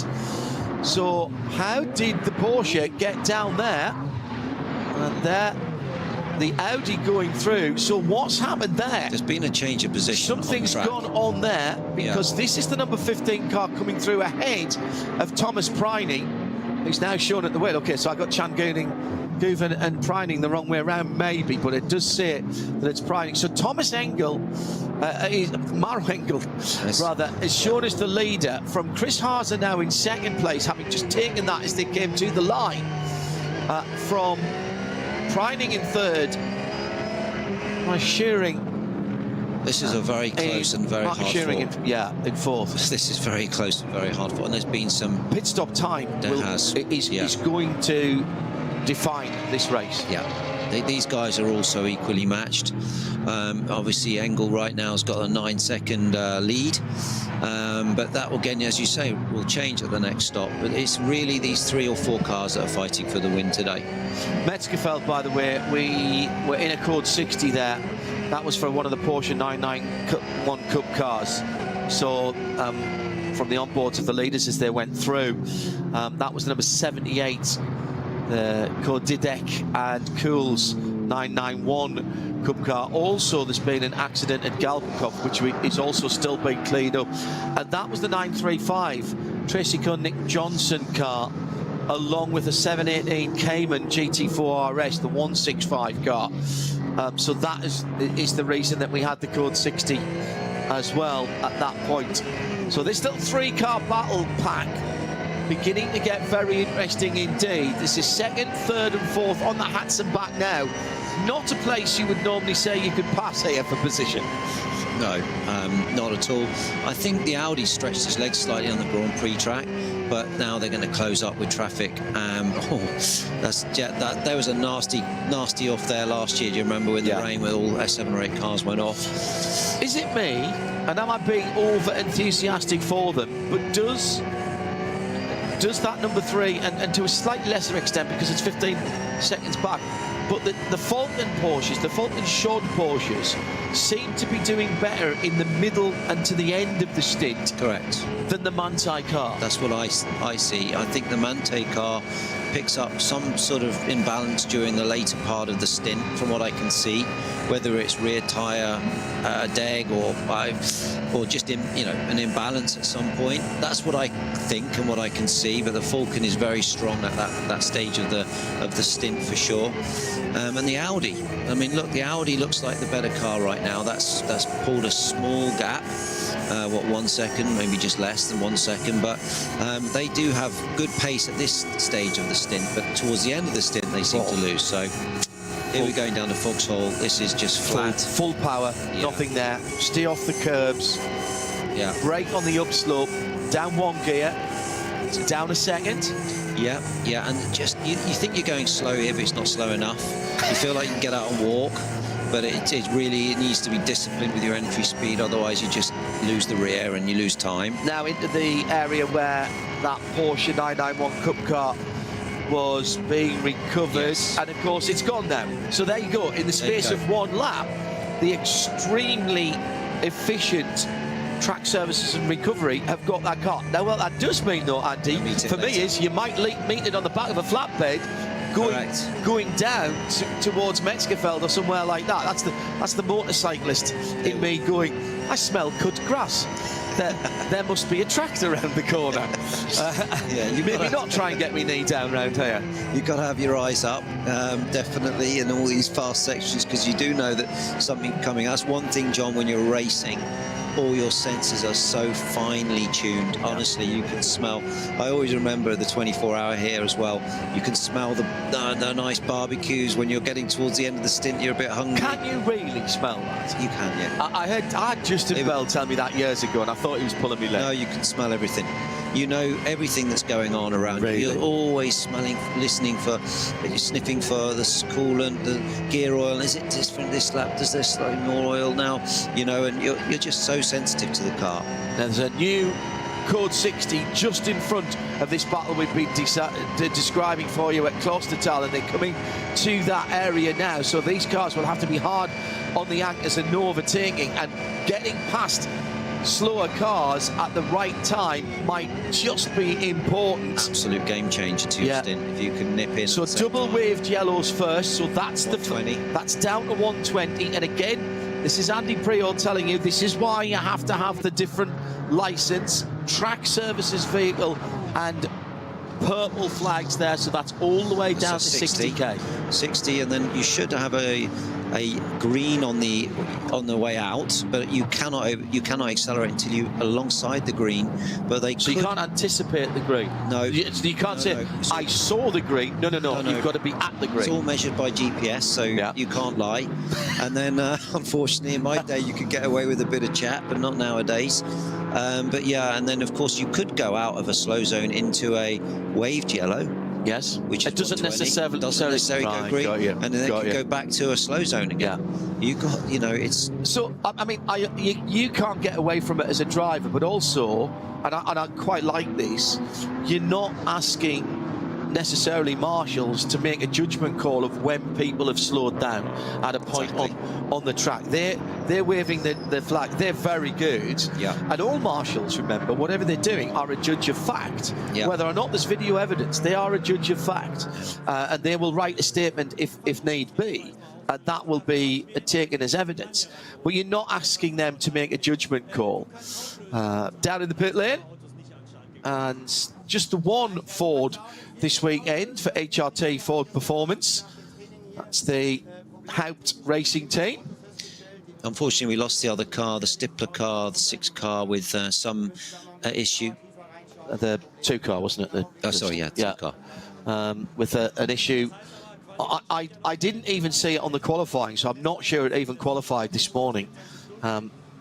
Before you rocked up for your sausage sandwich, I was watching the German feed this morning, and the early morning light at the Eifel, absolutely incredible. Sitting in 9th in SP9 Pro, 11th overall at the moment. That's number 6. Dennis Feltzer, Vincent Kolb, Dirk Muller. It's Patrick Assenheimer behind the wheel of that Mustang for Mustang GT3. It's a big deal, Ford coming back to the Nürburgring Nordschleife, and particularly to the 24 hours. And now the question is, you'll have split loyalties that weekend, because Sebastian will be racing in the Salem 6 hours of the Glen on the same weekend. So are you going out to the Glen, or are you staying at home and following it? Following it all from home, unless I'm doing something else for Ford. I need to look at my diary. I'm probably doing some GT4 or something for Multimatic. But yeah, I mean, I'll be following them both closely. I think that I spoke to Dirk this morning, and he's very optimistic about the pace of the car. He thinks that they've got a very strong pace, and the car is really beginning to stretch its legs around here at the Nordschleife. Where does a car have to be good, in particular at the Nürburgring? Because it took a very long time before a Ferrari, despite the fact that Ferraris had been here before down through the years. Not a lot of them, I accept. But, you know, the Klaus Abel and Frickadelli Racing 296 won without any works assistant and with no Ferrari works drivers. I mean, Klaus Abel, a bit like Manthey, he knows this circuit, partner of Sabine Schmitz as well, of course, who we miss every time we come here. I had the good fortune to work with Sabine on a number of occasions. But, I mean, a good car at Le Mans, a good car at even Sebring or Watkins Glen is not necessarily a good base car for the Nürburgring. So what have you got to excel at here, and where does the Mustang have what it takes? Well, you know, you're going to need a car that has good suspension travel, that can deal with the bumps and the undulations, but still have a platform to be able to lean on. And, you know, like every... You set up a car a little more compliant around it? You have to, yeah. You can't run the car to the ground, you know, and stiff, and that would maybe work around a Spa, let's say. It's a very different type of setup required for this place. So, and obviously the Ford's had to, you know, has come in its first year on the Nordschleife here, and has to know where the sweet spot is for the car, with how the bump stops work, how the damping, the spring rates, the aero, everything needs to come together. The other thing that strikes me is you've got to have what I would call a tractable engine. You want the top end, of course you do. You've got some very fast straights here, but there are times when, I mean, we all talk about brake horsepower. Yeah. We actually drive torque. Yeah. We drive pounds-foot of torque. And that makes your life much easier on the road, but particularly in racing. Because if you've got a car that you've got to absolutely rev the whatnots off all the time, it's tiring on the engine, it's tiring on the driver, actually. And it strikes me that that big 5.4 V8, the Coyote engine, which is actually tuned by M-Sport, Malcolm Wilson, isn't it? The guys who know their way around rally cars. They really do. Did great work for Bentley as well in GT3. So I presume the large displacement engine of the Mustang has that capability. It does, John, it does. It's got a lot of torque, and I would always choose the torque, as you say, over the top end, because you're pulling out the corner, you need it on restarts, you need it slow zone restarts. And I think that everybody, a lot of the race teams looked at the Mustang and said that will be a very fast car around the Nordschleife. And, you know, HRT Apt Racing are very good partner with Ford, and they are going to really help develop that car for this track. It is very specific, and it does require something different. And you've got Stippler, you've got Dirk Muller and Dennis Olsen, who are all very experienced Nordschleife you know, guys, so they can also bring experience from the other manufacturers, whether that's Audi and Porsche, and Dirk from, well, Dirk's raced in many manufacturers around here, so they've got some really strong guys there, and yeah, I think we're in a good place. Yeah. And we're still fighting hard here for this P2, This P3. seems to have been going on for the whole race, which is great. One of the things I love about endurance racing, watching it, talking about it, and in the all too few opportunities I've had to race have generally been endurance races. I've done a tiny little bit of sprint racing down through the years when asked. The answer is always yes. When somebody says to me, would you like to race here? And I've said yes before they've even got to what it is to race, which has landed me in some interesting seats, including a SsangYong pickup truck. Yeah, I think I've seen you in the C1 shape. No, that's what I absolutely want to do. The Ford Kart Endurance as well. Nick Tandy's built the car for that and races. That's fun. I've done that race. Have you? Yeah, that was hilarious. Yeah. We did it with Alan Gow, Seb, and Richard Solomons from IHG, and we had such a fun. I mean, came in from Alan's stint, and he had Radio 2 playing, and then I went out, hit the curb so hard, and both speakers fell out. So, but it was a good, fun race, and everyone was so equally matched. But you can spend, looking here, you can spend hours and hours. And like that was what I was going to. That's what I was going to say. It is not the wham bam, elbows out kind of racing that you would need to have in a 25-minute touring car race or whatever, hitting every curb super hard, and never mind whether the car brakes as it goes across the line after 20 minutes. No, these cars have to last 24 hours in some of these races. Right now, in the number 3 Falcon Porsche, Maurice Schuring knows the part numbers on the back of that 911 Manthey car ahead of him, because he's been staring at it for all of this stint. He has, yeah, and you can go through the night like this, John, you know, where seeing the same car in front of you all night to gain a position. And the team are so proud of you when you come in, and honestly, you've gained one position, but you've worked all night for it. And because they are so equally matched. I mean, these are two Porsches. You know, the obviously the tyre differences there, but the BOP on these cars is so close. There's no advantage anymore. It's just working in that small window. So it's all about optimizing your stints. Are we going to see you back behind the wheel at the Nürburgring anytime soon? Well, you know, it's oh, there's a little smile on Andy Friel's face. You never say never. I mean, I did my permit because Ford and Multimatic were super keen for me to do something and to race the Ford Mustang at some point. So, yeah, I'm still keeping my eye in. Platinum rated, I am, yeah. I'm still platinum. I haven't driven, I mean, I've raced at Goodwood, and you know, I've driven many cars for Multimatic over the last 3 or 4 years. So I'm not completely rusty. But you know, the one thing with the Nordschleife is you do need experienced drivers to lead the team. And but you know, John, I had a good career, a good paper round, busy paper round, won 60 odd races, and if it doesn't happen, yeah, it would be a shame. But there's always a chance. You know, a racing driver never retires. Come on, no, never, no. But you know, hunting the drives is not where I'm at. I'm just really proud to be working with Ford and with Multimatic, and kept on with them for many years, developed many projects, so here we are. Yeah. One of the races I would love to do here at the Nürburgring Nordschleife, I am not up to doing, not anymore. I wouldn't even consider it anymore at my age, but I don't think I'd want to do the 24-hour series. There's too much going on at the 24-hour race, rather. There's too much going on at the front of the race.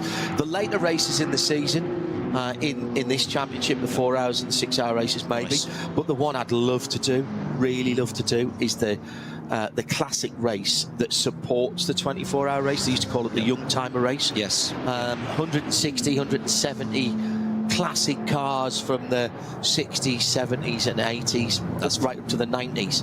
And there's everything. First of all, there's every BMW that's ever raced and some that haven't. There's a version of it. There's little front-wheel drive hatchbacks. I didn't even know before I saw this back in 2007 that there was a car called the Audi 50. Do you know what the Audi 50 is? No. No, the Audi 50 was Audi's version of the original VW Polo. Really? Never came to the UK. Not only was there an Audi 50, but there was an Audi 50 race series, and there's about 4 or 5 of them that come every year to do that race, with the bonnet just slightly chocked up at the back to get a bit more airflow, a bit of downflow, a bit of airflow. And there's all sorts. There's NSUs racing that. There's some great Cologne arched Capris and Mark II, the big wide arch Mark II Escorts, Mark I Escorts, Mexico's. Good fun. It is brilliant. And it's nice because it's respectful racing in the historics, you know, whereas if you were in this race, as you say, rightly so, for the 24-hour, you are just seen as, you know, a bit of metal in the way during these. And you're a moving chicane, aren't you? Yeah, you are, yeah. So, I mean, I think you'd love, I mean, you have raced around the Nordschleife? No. I've done many laps. I've done lots of laps, and I've done it on closed days as well with manufacturers where, you know, I don't think you're ever going flat out round here. You said this earlier on. It is one of the places where you're always keeping something in reserve because of what we talked about earlier on. You never know what's round the corner. I've been out there with Aston Martin Lagonda when there's only 16 cars out there, but even then you can't take any liberties. No, you can't. You've got to keep your eyes up. You've got to be alert, but you are fully committed. As a factory driver, you'll be 100%, but as I said, you'll be 99.5% because you need that 0.5% just in case. But yeah, it's with GT racing and at this level, GT3, the cars are so equal, you have to be absolutely on top of your game to be up there. But you wouldn't enjoy being in the middle of that grid. No. It wouldn't be a lot of fun. Hey, look, the only 24-hour race I've done of any note was a one at Cota for Aston Martin in a GT4 car.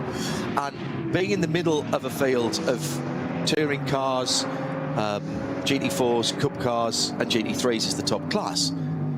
The concentration level there of being neither the fastest or the slowest in the middle of the field, that was incredible. I can't even imagine what it must be like with GT3 cars at the Nürburgring and the closing speeds, and how I know how that compromised your ability to take the racing line even at a relatively racing circuit's easy, but a relatively easy circuit to learn like Quarter. Every racing circuit has its nuances, and certainly getting the last 5, 3, 2, 1% out is why you guys do what you do, and why I sit here and talk about it, because that's not the easy bit to do.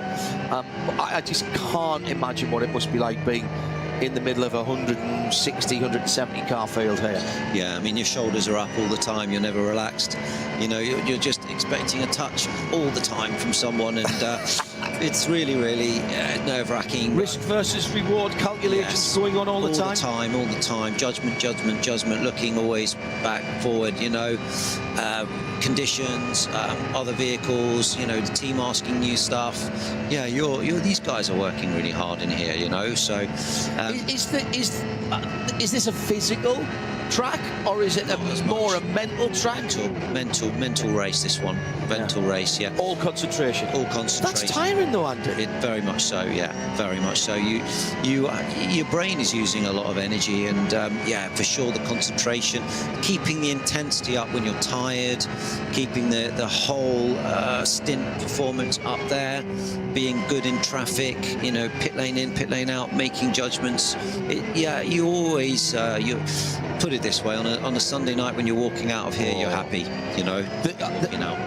The adrenaline in the car and the concentration in the car, for you guys are as sharp at the start of the stint as at the end. Does that immediately hit you as a come down when you get out of the car? Yeah, you feel like you've done a mental marathon, you know what I mean, where I've run a couple of London marathons, and it just takes a week or two to recover. It's the same for these long distance races, a week or two to really recover. This is looking very spicy with the 921 there. That's the Milner Motorsport car coming through on the Lausch Luxembourg car as they are heading down the Dottinger, but there's a chance to have that is so long, there is a chance even for Cup cars to have another go on the green car, trying to have a little sniff there.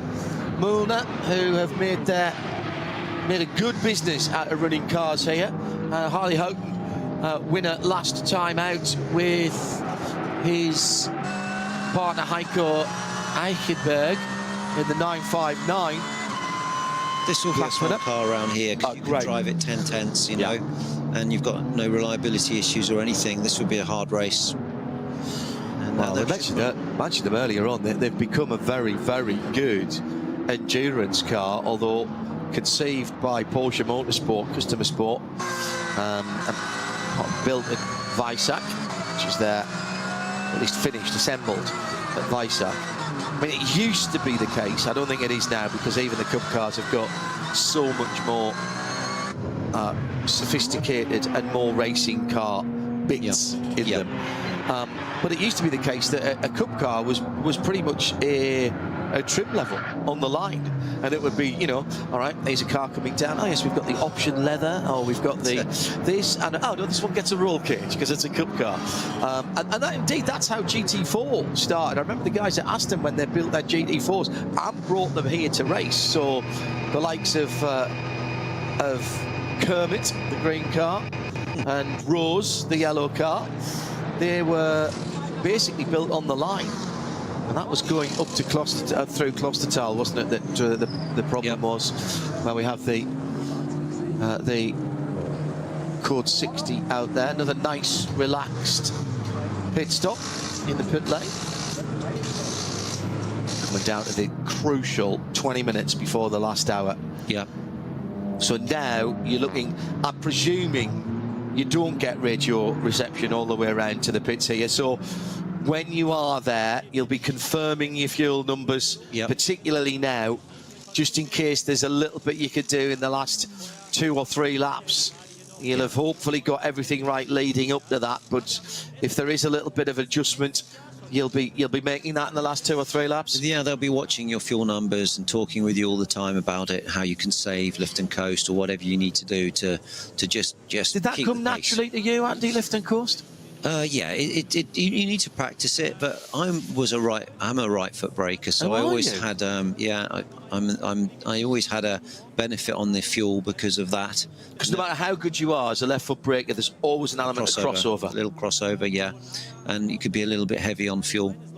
So I never had to work too hard on that, and I never felt I lost anything with the right foot. And I know that Bourdais still does, and Franchitti, and the one time I tried to change was DTM, and I ended up realizing I was 99% with the left foot and switched to the right foot for the last race and put it on the front row. So, you know, it's something that my experience, my neuro pathways were built up in that right leg, but it always helped. But yeah, you know, fueling is sometimes you have to practice. Yeah. So coming into that crucial time leading up to the last hour, Stegman from the Cayman in the pit lane at the moment, talking to our German colleagues. So Engel, Haase, Preining, Schuring, Heinemann, Feller, Nicky Thiem up to 7th now for the Aston Martin, albeit just over 100 seconds away from the leader, but only, crucially, a second and a half away from 6th place. Yep. Everybody wants to win. If they can't win, everybody wants to be on the box. If they can't do that, they want to make sure that they are getting as much data for later on in the series as possible. I think, you know, looking at Engel, Haas and Preining, that there is a really close race there. They're all very close on the best laps, all within half a second of each other. And it's going to come down to that final stop now and track position. And this is why, John, they're going to be racing really hard now. We've got the number 3 lining up here, the Mante Porsche of Schuring. This is race on, John, here, and I would say this is now when it starts to get really hot, and really spicy. So the Falcon Porsche does look strong at the end of the stint. You say they're coming towards the end of that stint now, and look, the Mante Porsche is just looking a little bit weaker in this position at the moment. Golf in front, sorry, BMW in front of that battle. No, it wasn't. Actually, it was a Hyundai. So let's just keep mentioning cars. Down the inside, and the Falcon Porsche takes the Manthey Porsche, runs wide through the half hook, but gets the inside line into the next 2 corners, crucially, as they go through the arena section, and immediately starts to move away. Now, that to me looked like... I don't think Thomas Preining did anything wrong. That just looked like a grip advantage. It did look like he had a lot of extra grip on the braking. People think about having advantage of grip is coming out of corners, but it's the stability under braking, and being able to take a little bit of extra pace to the apex. Brake and turn with, you know, if the tyres dropping off, you can't brake and turn with so much braking force. You have to ease off the brakes, and then you have to brake a bit earlier to get the front end into the corner. And the Falcon car looks like it's got quite a lot of, well, just overall grip at this phase of the stint.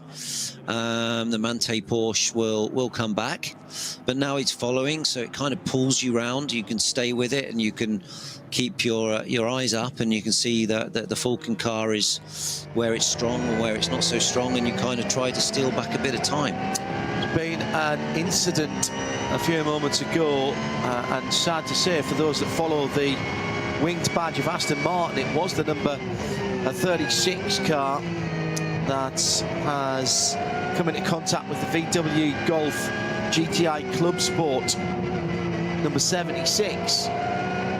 That was at Klostertal, so that is why we had the incident flags out at Klostertal, and that's a quick part of the circuit. They've come together side by side there and speared off into the barriers. Well, that, I'm not surprised that there was a major clean-up going on at that point. 2.8 seconds at the front of the field, coming in towards the last pit stop window in about a lap and a half, 2 laps time. So what we're talking about, though, is, you know, 8 to 12 minutes time, maybe a little bit more. I'm intrigued now, Andy, to see what Manthey do and how far into the last hour they can get, or do they go opposite everybody else? And the minute that they know they can get to the end, they do a shorter pit stop, leading fewer litres of fuel, and therefore, instead of doing 7 or 8 laps, they do 5 or 6, and then take the time advantage getting out the pit stop first. It's highly possible and highly likely that they will try that. I think that's where their strategy in Manthey particularly would be quite clever, I would say, because they know this place pretty good. But yeah, I mean, just looking at ultimate pace, I just feel, I don't know, the Manthey car maybe just had a little bit more of an issue towards the end of the stint, and I'm wondering if the Falcon car now can try to really gap them. And try to make some real time up right now. This is where, if I was driving this car now, I'd be thinking, right, I need to be putting 4 or 5 seconds to him now in this part of the race to make sure I give myself track position for the final stint. It's the voice of Andy Preo alongside me, John Hindhoff, in the Global Broadcast Centre. Just diving down the hill. This is as far away as you get from the pits. It is where Tim Heinemann is now in the Falcon Porsche number 4. And these consecutive right-hand corners that get ever tighter before the left-hand hairpin that's banked to the inside. They're diving down the hill, up through the gears, down towards the Bridge of Breitscheid. Look for the road on the right-hand side that comes in. That's just about where you have to be thinking about braking and turning in, but it's so late now on these GT3 cars, Andy. Yeah, it is. It's downhill as well, but it's fast down there. And there's a very hard wall on the exit, or actually more mid. And then Lauda here is very fast. This is flat, but very bumpy. To brake in the kind of middle of the road, you always creep a bit more to the left, but you can easily get it wrong, but exit is everything here. Bergwerk stay away from the apex curb, and then these left-handers that you can actually come from the middle of the road. It's the last one you've got to get right. Yeah, and you know, they're all flat, but you've got to, let's say, take the line of least resistance to let the car run on the exit and not put too much steering in, and just keep the speed you come out of Bergwerk is determining your speed all through those very fast kinks.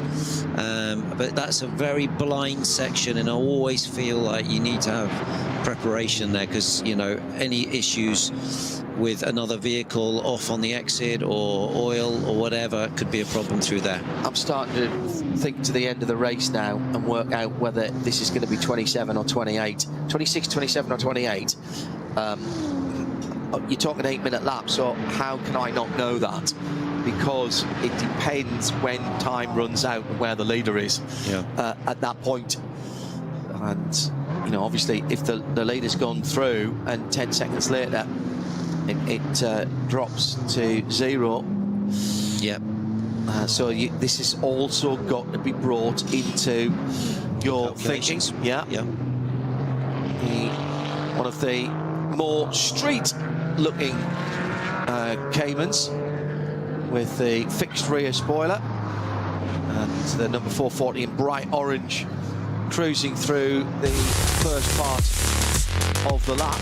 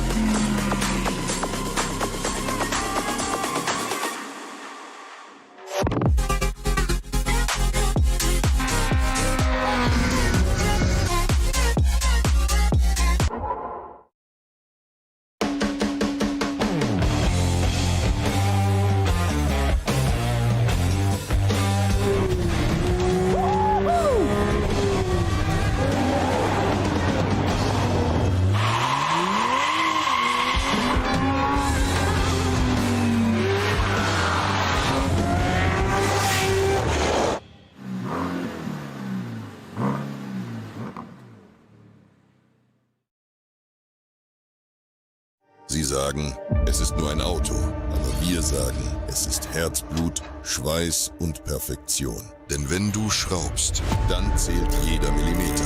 Dann bist du in deinem Element. Du willst mehr als nur fahren. Du willst es fühlen. Die volle Kontrolle. Eine optimale Straßenlage. Wir wissen genau, was dich antreibt. Denn wir teilen die gleiche Leidenschaft. Egal ob auf der Straße oder auf der Rennstrecke. Wir sind immer an deiner Seite. Wir sind H&R. Offizieller Partner der Nürburgring Langstrecken-Serie.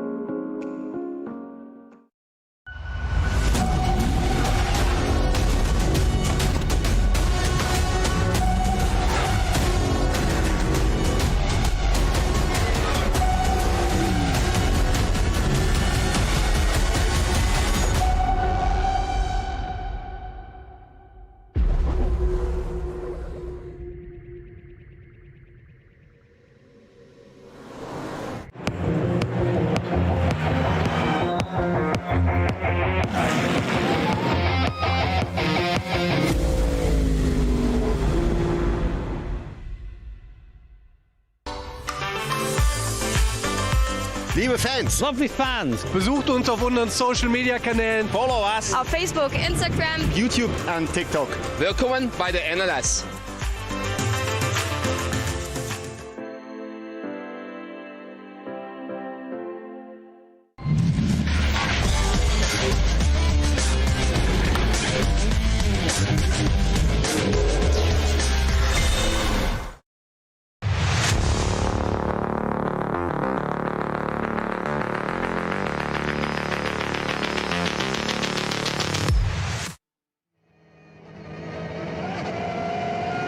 So coming into this crucial window for the final pit stop, Andy Prior and John Heintorf, and we have been waiting for the stagger to unwind as far as the pit stop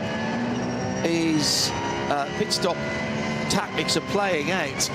However, the battles at the sharp end of the field have been outstanding. Christopher Haase getting really jiggy with it as he was coming through the end of the Hansen back and then heading down towards Flugplatz and hitting all the curbs there, which was really unsettling the back of the Audi. Oh, now, was that a yellow flag there or just being taken in as they went past traffic? I think that might have been a single yellow there, now a double. Single yellow is a warning, expect a double, and then you're going to go into a slow zone. Right, so, and this is just at the Swedish cross, the Schwedenkreuz, top of the hill. Blindingly quick left-hander just over the brow. They've actually smoothed that out a little bit now before you get to Arenberg at the top of the hill, which is where the issue is, and we've got a flatbed doing some recovery there. Yeah, well, that is much smoother than it used to be. It is, yeah. Well, now we've crossed past the green. Look at the jump the Audi got there. Yeah. Something strange happened there because the Audi jumped and then stopped. And stopped because it hasn't passed the.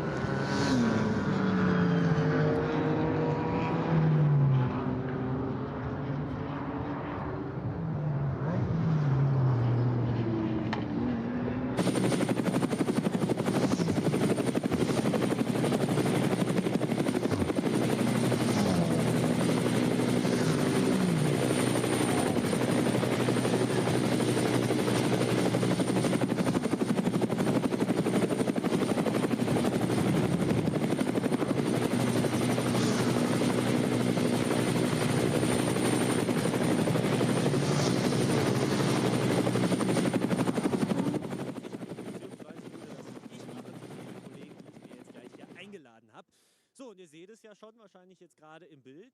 Wir stehen hier bei Rotax Deutschland. Die sind nämlich an diesem Wochenende hier zu Gast.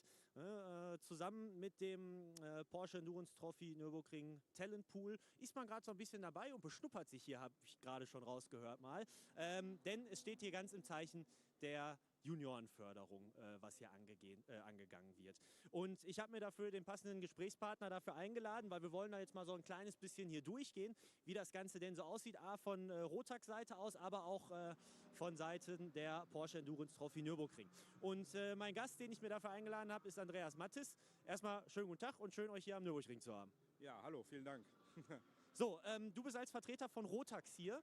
Ich habe gerade ja schon gesagt, ihr seid so ein bisschen hier, um euch gegenseitig so ein bisschen zu beschnuppern, weil ihr macht ja in Sachen Nachwuchsförderung sowohl von Porsche-Seite, aber auch von Rotax-Seite aus relativ viel. Ne? Erzähl mal, was macht ihr da? Ja, also ich sage erstmal Dankeschön an Rotax, dass wir auch das ganze Material bekommen haben, um hier zu sein. Dann natürlich Dank an Porsche, dass sie auch an uns denken, dass wir dann auch mal kommen dürfen, uns auch mal zeigen dürfen. Weil im Prinzip ist es ja schon ähnlich mit dem Porsche Markenpokal und mit Rotax Markenpokal, dass es schon, wie gesagt, die gleiche Basis ungefähr ist. Nur wir in klein mit den Karts und Porsche halt schon in groß. Ne? Und und wir haben jetzt mal den Weg gefunden hierhin und ja, das ist eigentlich so ein bisschen der Pendant halt klein, Kart fahren, groß, Porsche, ja. Und das heißt, wie kann ich mir das denn ganz genau vorstellen dann? Ich nenne es jetzt einfach mal Markenpokal im Kartbereich. Das heißt, alle sind mit den gleichen Chassis, mit den gleichen Motoren unterwegs oder erklär mal. Ist nicht ganz so, also gleiche Motoren, gleiche Reifen, ja. Bei uns sind die Chassis halt freigestellt, das ist der kleine Unterschied halt zum Porsche halt. Bei uns sind halt die Chassis noch freigegeben, da kann man noch Chassis wählen quasi. Was dann sehr ähnlich ist, ist dann das Weltfinale, wo eigentlich alle Fahrer darauf hinarbeiten, was immer am Ende vom Jahr ist quasi die Weltmeisterschaft. Da stellt dann Rotax auch die gleichen Chassis. Also das heißt, bei der Weltmeisterschaft wird dann tatsächlich wie beim Porsche gleiches Chassis, gleicher Motor, gleiche Reifen gefahren und das wird alles vor Ort dann ausgelost. Die Fahrer kommen quasi, dieses Jahr wird es in Bahrain stattfinden, nach Bahrain und dann wird halt ausgelost und dann kriegt man sein Material zugelost und dann wird dann wirklich dann um die Weltmeisterschaft gefahren. Jetzt haben wir ja gestern, ihr habt das Kart ja gerade schon gesehen, das hat so ein paar rechts und links, ein paar interessante Kästen da rechts dran. Das Ding ist elektrisch unterwegs, ne? Also dieses ist jetzt Elektrik, das ist das E20 von Rotax. Damit wurden jetzt die ersten Rennen gefahren. Das Kart ist auch bei der Weltmeisterschaft oder Grand Final auch unterwegs. Die Serie von uns besteht im Moment noch aus den normalen Verbrennermotoren, also Zweitaktmotoren, von Micro, Mini an über Junior, Senior und dann haben wir auch ein DD2-Karten mit 2 Gängen. Das ist unsere normale Basis, aber Rotax arbeitet, wie Porsche auch an E halt und da sind wir auf einem guten Weg, denke ich. Jetzt sind die Jungs aus dem Talentpool ja gestern Abend hier gewesen und durften mal so ein bisschen rumprobieren. Ne? Wie war denn dein Eindruck? Wie hast du das denn wahrgenommen? Hatten die Spaß, auch wenn es elektrisch dann war und da manchmal ja so ein bisschen Kritik ist? Nein, also gestern hat sogar ein Fahrer gesagt, wir lassen das morgen mit dem Auto fahren und fahren Kart. Also war natürlich auch ein bisschen Spaß dabei, aber die Jungs hatten auf jeden Fall mega Bock gehabt und sah auch gut aus. Wir haben auch ein paar Aufnahmen gemacht, also die hatten auf jeden Fall Spaß gehabt, ja. Ja, die Aufnahmen haben wir auf jeden Fall auch heute ja schon im Stream gesehen. Das sah mir auch nach ordentlich Spaß aus und ich habe auch schon mit einem der Jungs geschrieben, nämlich genau gesagt mit Niklas Koch, der hat mir nämlich gesagt, Alter, das Ding geht ja mal sowas von dermaßen vorwärts. Von daher, ich glaube, da kann man durchaus Spaß haben. Andreas, ich würde dich vielleicht einmal kurz entlassen und dann meinen nächsten Gast quasi einmal hier zu mir rufen. Das ist der Kollege Alex Vielenbach, denn der hat eine ganz besondere Rolle hier. Der sitzt einmal in einem Cup 3 Porsche, in dem er hier unterwegs ist. Andererseits bist du aber auch regelmäßig ja in der Rotax Max Challenge unterwegs, ne? Ja, genau. Es war ganz witzig, als ich das gelesen habe, dass genau die 2 Serien, in denen ich halt beiden fahre, dass die jetzt zusammenarbeiten und die RMC halt hier ist, passte halt perfekt. Du fährst relativ viel Kart, das hast du mir jetzt gerade schon mal erzählt, auch viel, um dich vorzubereiten, um zu trainieren. Oder sag mal, was sind so diese Vorteile, die du daraus mitnimmst, wenn du regelmäßig im Kart sitzt? Also bei mir hat das eigentlich angefangen mit dem Rennkartfahren vor 8, 9 Jahren, weil es halt für mich die einzige Möglichkeit war, überhaupt zu trainieren. Ich habe damals die Rennen hier im Auto gesessen, war froh um jede Runde, die ich gekriegt habe, aber außerhalb Training gab es halt nicht, weil das halt im Auto alles eine Nummer teurer ist. Also habe ich mir damals ein Kart gekauft und das war halt so die beste Schule, die man machen kann. Ich habe mir gedacht, jeder kommt aus dem Kartsport, ich nicht, also hole ich das nach. Ja, und was soll ich sagen, es hat sich halt über die Jahre so ein bisschen dazu entwickelt, von anfangs nur ein paar Runden im Jahr bis hin zu jetzt. Love it to stay green right to the end and have full racing, to have a full fight to the end without any factors that could influence the strategy, because that would be really good for us to see who's got it. Fella, that's shearing in the number 3. The Falcon tyres. What a classic livery that is, by the way. We talk about classic liveries, and of course you talk about Martini and Gulf, and certainly in sports cars down through the some of the cigarette liveries on Jaguar, etc., etc. But you've got to say that Falcon livery on the Porsches, on some of the Japanese touring cars down through the years, the GT500s, etc., etc. It is an absolute legendary livery. It is. It's done a lot of racing. And that's what's great about motorsport. It's built up. Oh, they were really fully... Oh, they've been balked up. Oh, no, he's boxing. Oh, right. So a change of position as the Falcon car came in. Overtakes a car in the pit lane before the pit lane speed line. That's fine. It was going slow anyway. The pit lane is still part of the racetrack, and in fact, that's one of the Audi. It's a 777, actually. That car had been going very nicely in the TCR class, and that has come dead stick, I'm afraid, to a halt right in the entrance to the pit lane. That's the TCR leader, the Goroyan RT by Sharkey. They've got a Golf out there as well in the SP3T class. Well, it's in the pit lane, but not. It's gone past the pit lane 40k speed marker. God, 40k must feel like you're standing still. Will do after dirting a hole for sure. Right, so both Falcons and the Engel Mercedes from the lead of box. So here's the additional lap for Manthey. They've got to make this count. They have to, and there's a code 60 at Whitman, which won't help them, to be honest. So yeah, that's going to hurt their. This is the big lap. Maybe it's got to be the big push for Thomas Pryne. It does have to be. It does. Yeah. I shall keep an eye on his sector times and see if we can pick him up round the circuit. He's gone off the Grand Prix circuit. Wasn't a great run through there. Must have hit some traffic at 106.2. You'd expect to be down in the 105s, mid 105s, really, on a very good lap. The broadbed car, as we're calling it, the 150 Black Falcon Bilstein GT4 Evo. A couple of laps off the main leader, but winning at the moment, leading at the moment in SP80 and in a very creditable 22nd position. Jimmy Broadbent freely admits to living the dream. Sim racer turned real world racer. We've seen him at this race track before and in the 24 hours. Had him on Midweek Motorsport. We've seen him down at Barcelona for the 24 hours for the Creventic races. Absolutely loving it, and is very generous with his time. Love talking to him. Absolutely an enthusiast, and keeps pitching his. Oh my goodness, this is a slow moving Audi. Is that the 15? Yes. It is the 15. Yeah. That's the Haase Share a Sport car. Yeah. Oh, out of fuel? Surely not. This is the end of the 7th, or has he had a problem? So was battling with one of the Falcon cars, wasn't he? And they were side by side coming up to a Porsche Cup car, going one way then the other. They split the cars. Here comes the Grello car as well. He's just slowing to go through, and he's just slowing. Haase just slowing, as if someone threw an anchor out the back. And I think that was, where was that? Was that going good curve? I think it was. It was, yeah. That's a very fast section, but he's still got drive. He's getting it back. In that flurry of pit stops, I failed to notice, and I apologise, that car had dropped out of the running. That is an extraordinary turn of events.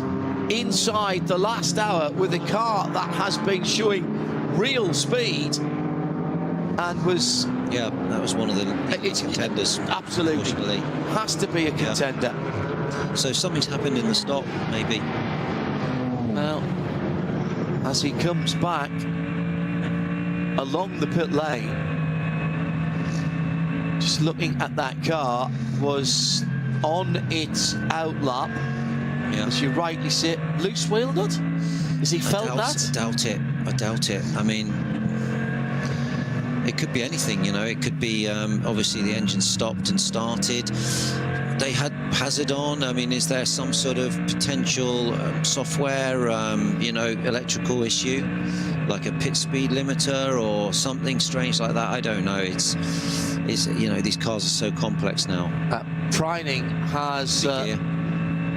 has turned up the wick a little bit on this extra lap that he's getting. This will be the end of his 7th lap. The rest of the cars, excuse me, this will be the end of his 6th lap, which is when everybody else ahead of him stopped. So he stops at the end of this lap and he will have the same length of pit stop as the cars around him, but will have less laps to go to the end of the race, if that makes sense. So then you have the choice of how much fuel you put in it and how good your tyres are going to be. They'll be a full lap better than everyone else's. Yeah, I mean, did you notice that, Andy? Is a tyre advantage, a 1-lap tyre advantage going to show? There will be, but it's not, for me, a high deg track on the tyre. It's, yeah, I think you're just going to make your money on the stop here and the amount of fuel you take and the time you spend in the pits. So,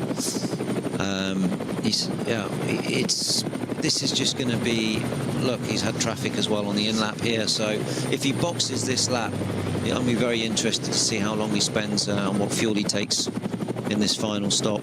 So the cars we're going to have to look out for were the cars that made their final stop 1 lap ago, and we know that the first car of them in was the car that was leading, which is the Mercedes-AMG Team Get Speed car.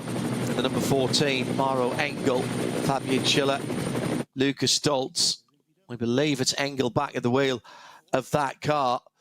Moment or two ago, was there a little wobble or a little off-track incident from the Grello car? Yes, he was. That was lucky. Over-committed, going up through Mood's curve. That's a very fast corner. That's super quick. What's that, 4th, 5th? Yeah, that's 5th gear, and you carry a lot of speed. That you could easily have got that twisted up on the exit and ended up bouncing off the fence there. Just, yeah, that was a big commitment. You have no accident or a huge accident there. And you can see how hard he's pushing on his inlet. He knows this is it. This is where the race is either won or lost, to be honest. So to believe Preining in here, it was a double at the start of the race, we believe, for Aychan Guvin, and this would be a double for Preining to take it to the end if the timing screen and the sensors on the car tends to be on the plug-in for the drivers.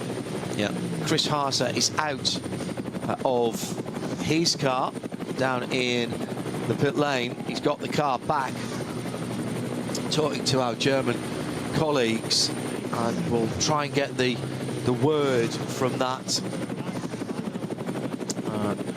Oliver and the rest of the team listening intently to Haase talking to the German pit lane commentators, and the leader is in. Preining is in for the last stop. So this is the defining pit stop, and is it a win? Is it a podium, or have they got their sums completely wrong? I would suggest not the latter. They are in the conversation, undoubtedly in the conversation. A fairly empty pit lane as he peels right-handed, nose first, to get the fuel in the front fill of the Porsche 911, number 911. And so that car comes to a halt. This will feel interminably long. So that is at the end of his 6th lap, I reckon. for Preining. Just check that. And the track is green, so this means that both Engel and Muller in the Falcon Motorsport. My apologies, it's the end of his 8th lap. Everybody did 8 apart from Ricky Feller, who did 7 to his last stop. That 16 car is sitting in 4th position at the moment, but they've all done 3. Oh, actually, no, Ricky Feller hasn't done his last stop yet. Ricky Feller coming to his last stop at the end of this lap. Yeah. Right. Okay, that makes sense. So nice and easy, no need to rush, lads. And I didn't see Preining get out of that car there. I think they're leaving him in. There's a little bit of scuffage on the left rear wheel arch. Yep. On the yellow part of Grello. He's already in 1st gear, ready to go. He's watching the pits timer, which is counting down in the car. So much to look at. Tyre pressure sensor reported a pressure drop, and they believe they had a slow puncture for Chris Haas. How unlucky is that on his outlap after his final stop in the number 15? That is incredible. So the tyre that they put on the car was not... Yeah. That's annoying. So annoying. The car's gone back out with Luca Ludwig behind the wheel, but any chance of a decent victory has evaporated, thanks to Oliver Fragstein. Manthey's made it in front of the Falcon. They've made it. They've made it. They've jumped him in the pits. So thanks to Oliver Fragstein for the translation there. Through comes the car that was leading before the final pit stops, the Mercedes. And the number 14, Bilstein, gets speed car. So the Manthey maths are magnificent. They've done it. Yeah, they've made the, and they've got quite a big gap, actually. I would say at least 2 or 3 seconds. Yeah. So yeah, let's see if the 14 can reel them in. Well, they've got to push now. They have to. Yeah. They have to push because they'll have more pressure and heat in the tyres on the AMG. The tyre warmers allowed? Yes, they are. They are, but you've still got to bring the pressure up, and you've got to bring the tyre, the pressure and everything together.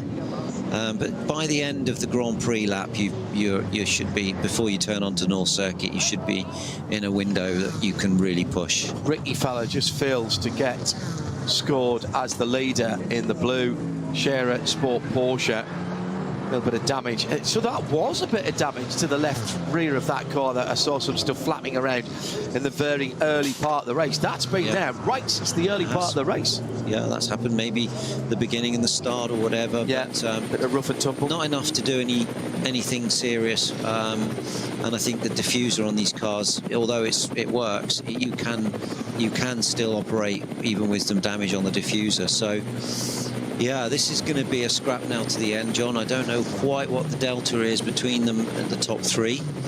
We'll probably see more clearly at the end of this lap. But it looks to me like Manthey have, as you say, really come up with the goods in this final stop.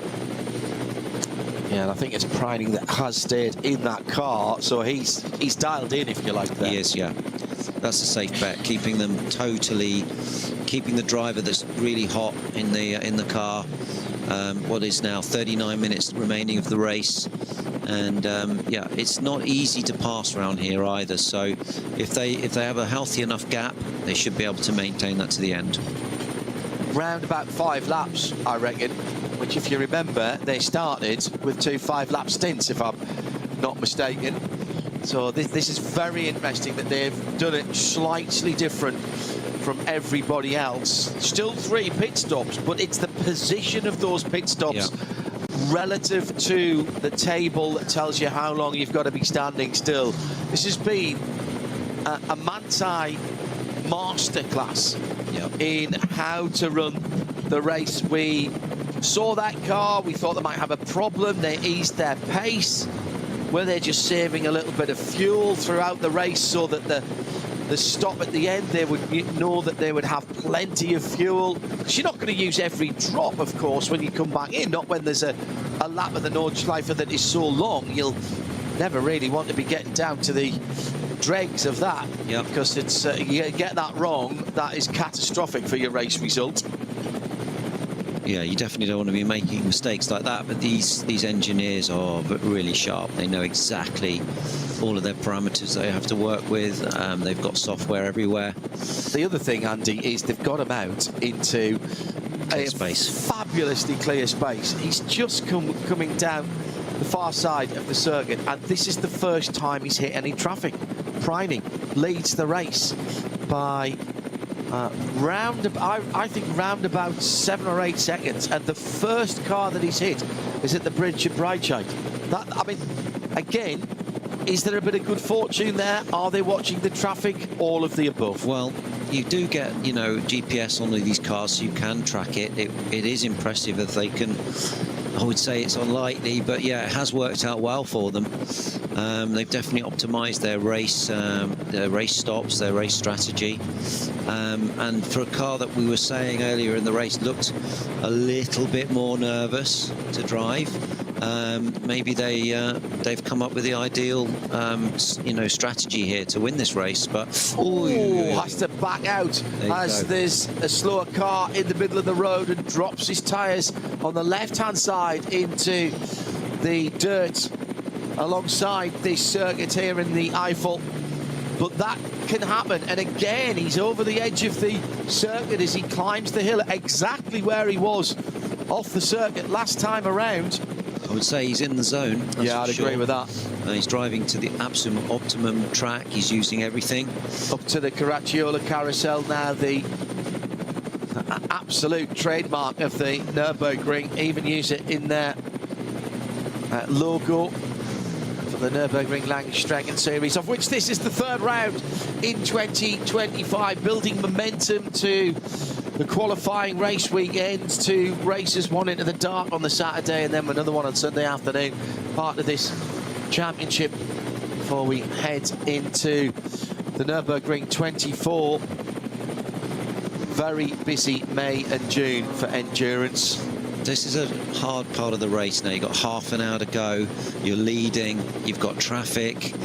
How much risk do you take? Yeah. You know? How much would you want to be told by your team about what's going on with Niederhauser in second? You need to know. You need to know, you know, what the delta is. I always find this is the time when you're going to make a mistake. It's better to almost be the guy hunting than the hunted.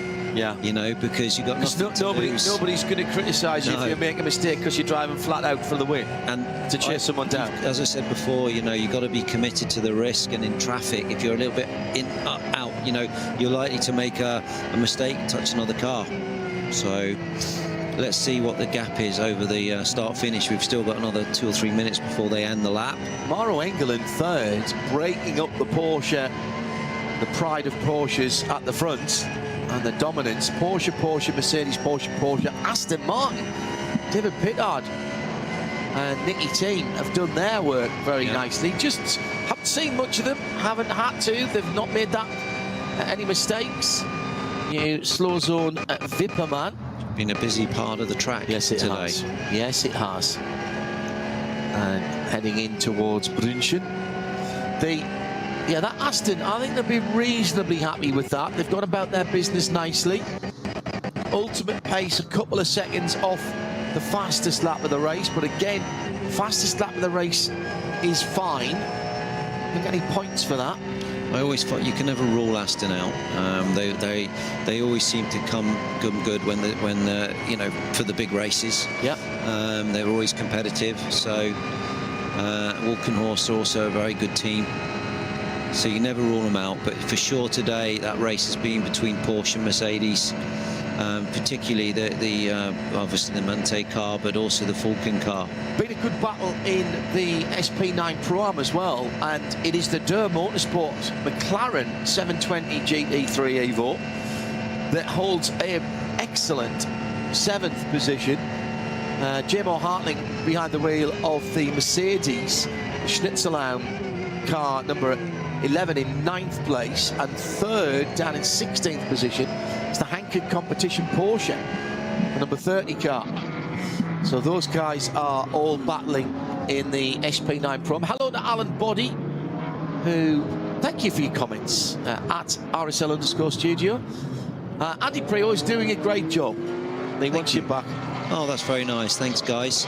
I love being here and listening to Radio Le Mans for many years, so it's great to be giving my bit of knowledge to you guys. And we're not letting Andy get away at the end of this race, because we're going to haul him back into what will become the Ford Performance Global Broadcast Centre for Mustang Challenge from Laguna Seca today, later on, much later on in Europe, and tomorrow as well. So if you haven't had your fill of Prio, good news, there's more to come. Installments 2 and 3 to come. Looking forward to that. Doing a bit of very different style of racing, because that's sprint race. Sprint race, one make. Let's see how the Mustang Challenge. Have you driven that car? I haven't. No, I've driven the Dark Horse, but not the Dark Horse R. So it looks like a fun car to drive, I would say. Those cars will be at Le Mans this year. They will. For the non-championship race. Absolutely, that is a real bonus for anyone wanting to get Le Mans experience. Has never been there before. It's a no-brainer opportunity. Well, let's have a word with Ford, John, see if we can get you in the car. That would be awesome. I think I'm rather too busy. I think you might be a little bit busy that weekend. I think the responsible adult Eve might just have a word to say about that. Seriously, I actually got an offer of driving in the Porsche Sprint Cup race that is at Le Mans in a Cup car this year, but I had already promised Ford that I would do the World Free commentary for Mustang Challenge, and it's too close. Absolutely. And I think you've got to concentrate on one thing if you're going to do that, particularly in a field of cars at that speed. You've got to prepare for that. You've got to have your head in the right place. Being able to do these big races and being a racing driver is a full-time job, and that's why I admire these pro-ams, because the gentleman driver, I don't know how they do it, because if you're not thinking about it all week preparing, you're not really ready. So don't forget, at the end of this race we have more endurance for you over on RS1, where you can tune in for the bulk of the race of the FIA World Endurance Championship, third round of the season, last round before Le Mans.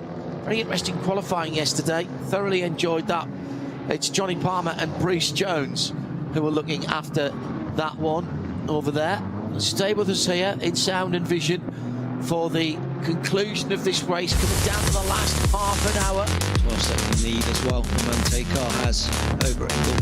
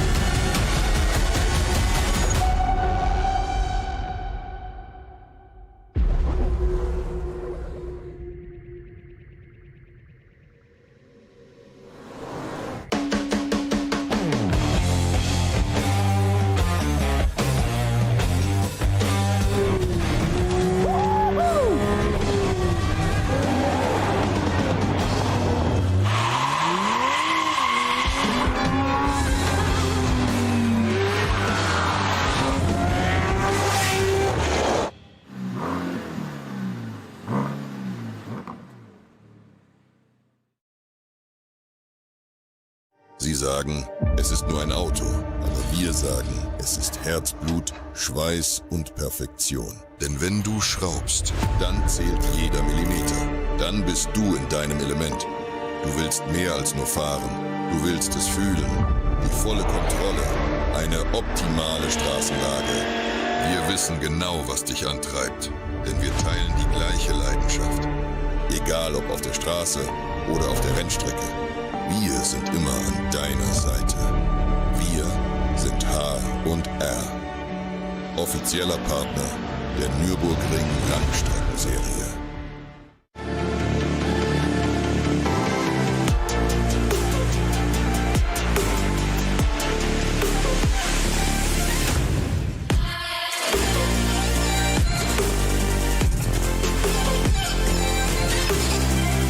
Faltenreifen.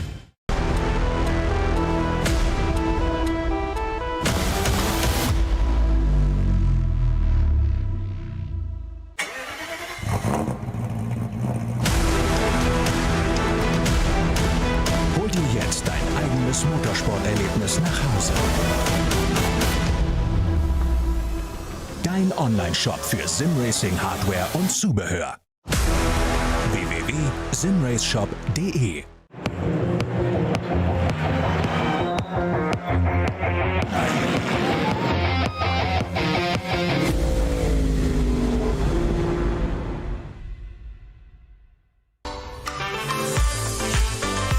Liebe Fans, Lovely fans. besucht uns auf unseren Social Media Kanälen. Follow us. Auf Facebook, Instagram, YouTube und TikTok. Willkommen bei der NLS.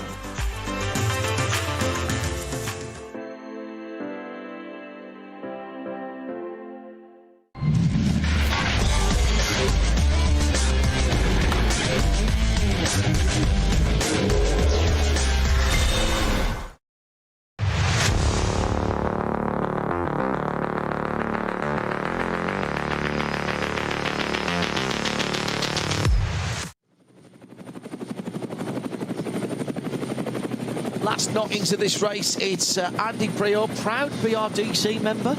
Yes, very proud BRDC member and board member, actually, director of sit on the board, which I love doing. It's a real eye-opener with what's going on at Silverstone. The British Racing Drivers Club, yeah. If you don't know, who also obviously have a massive role to play at Silverstone as well, the home of the British Grand Prix. A lot of BRDC drivers will be here. BRDC members are here, racing in the States this weekend. It's an honour to be part of the BRDC, Andy. It is. It is. You can't just fill a form in, can you? No, it's a bit like an MBE for motorsport, I would say. I like having that. a BRDC badge, and very proud heritage of motor racing, and a fantastic club, but a club full of high achievers in the sport, both associate members and race, and full life members as well, and just an amazing amount of knowledge and expertise within the club. You were talking about running a couple of London marathons. You did that for BRDC Charities, didn't you? Darren Turner's done it. Ollie Gavin is exceptionally good.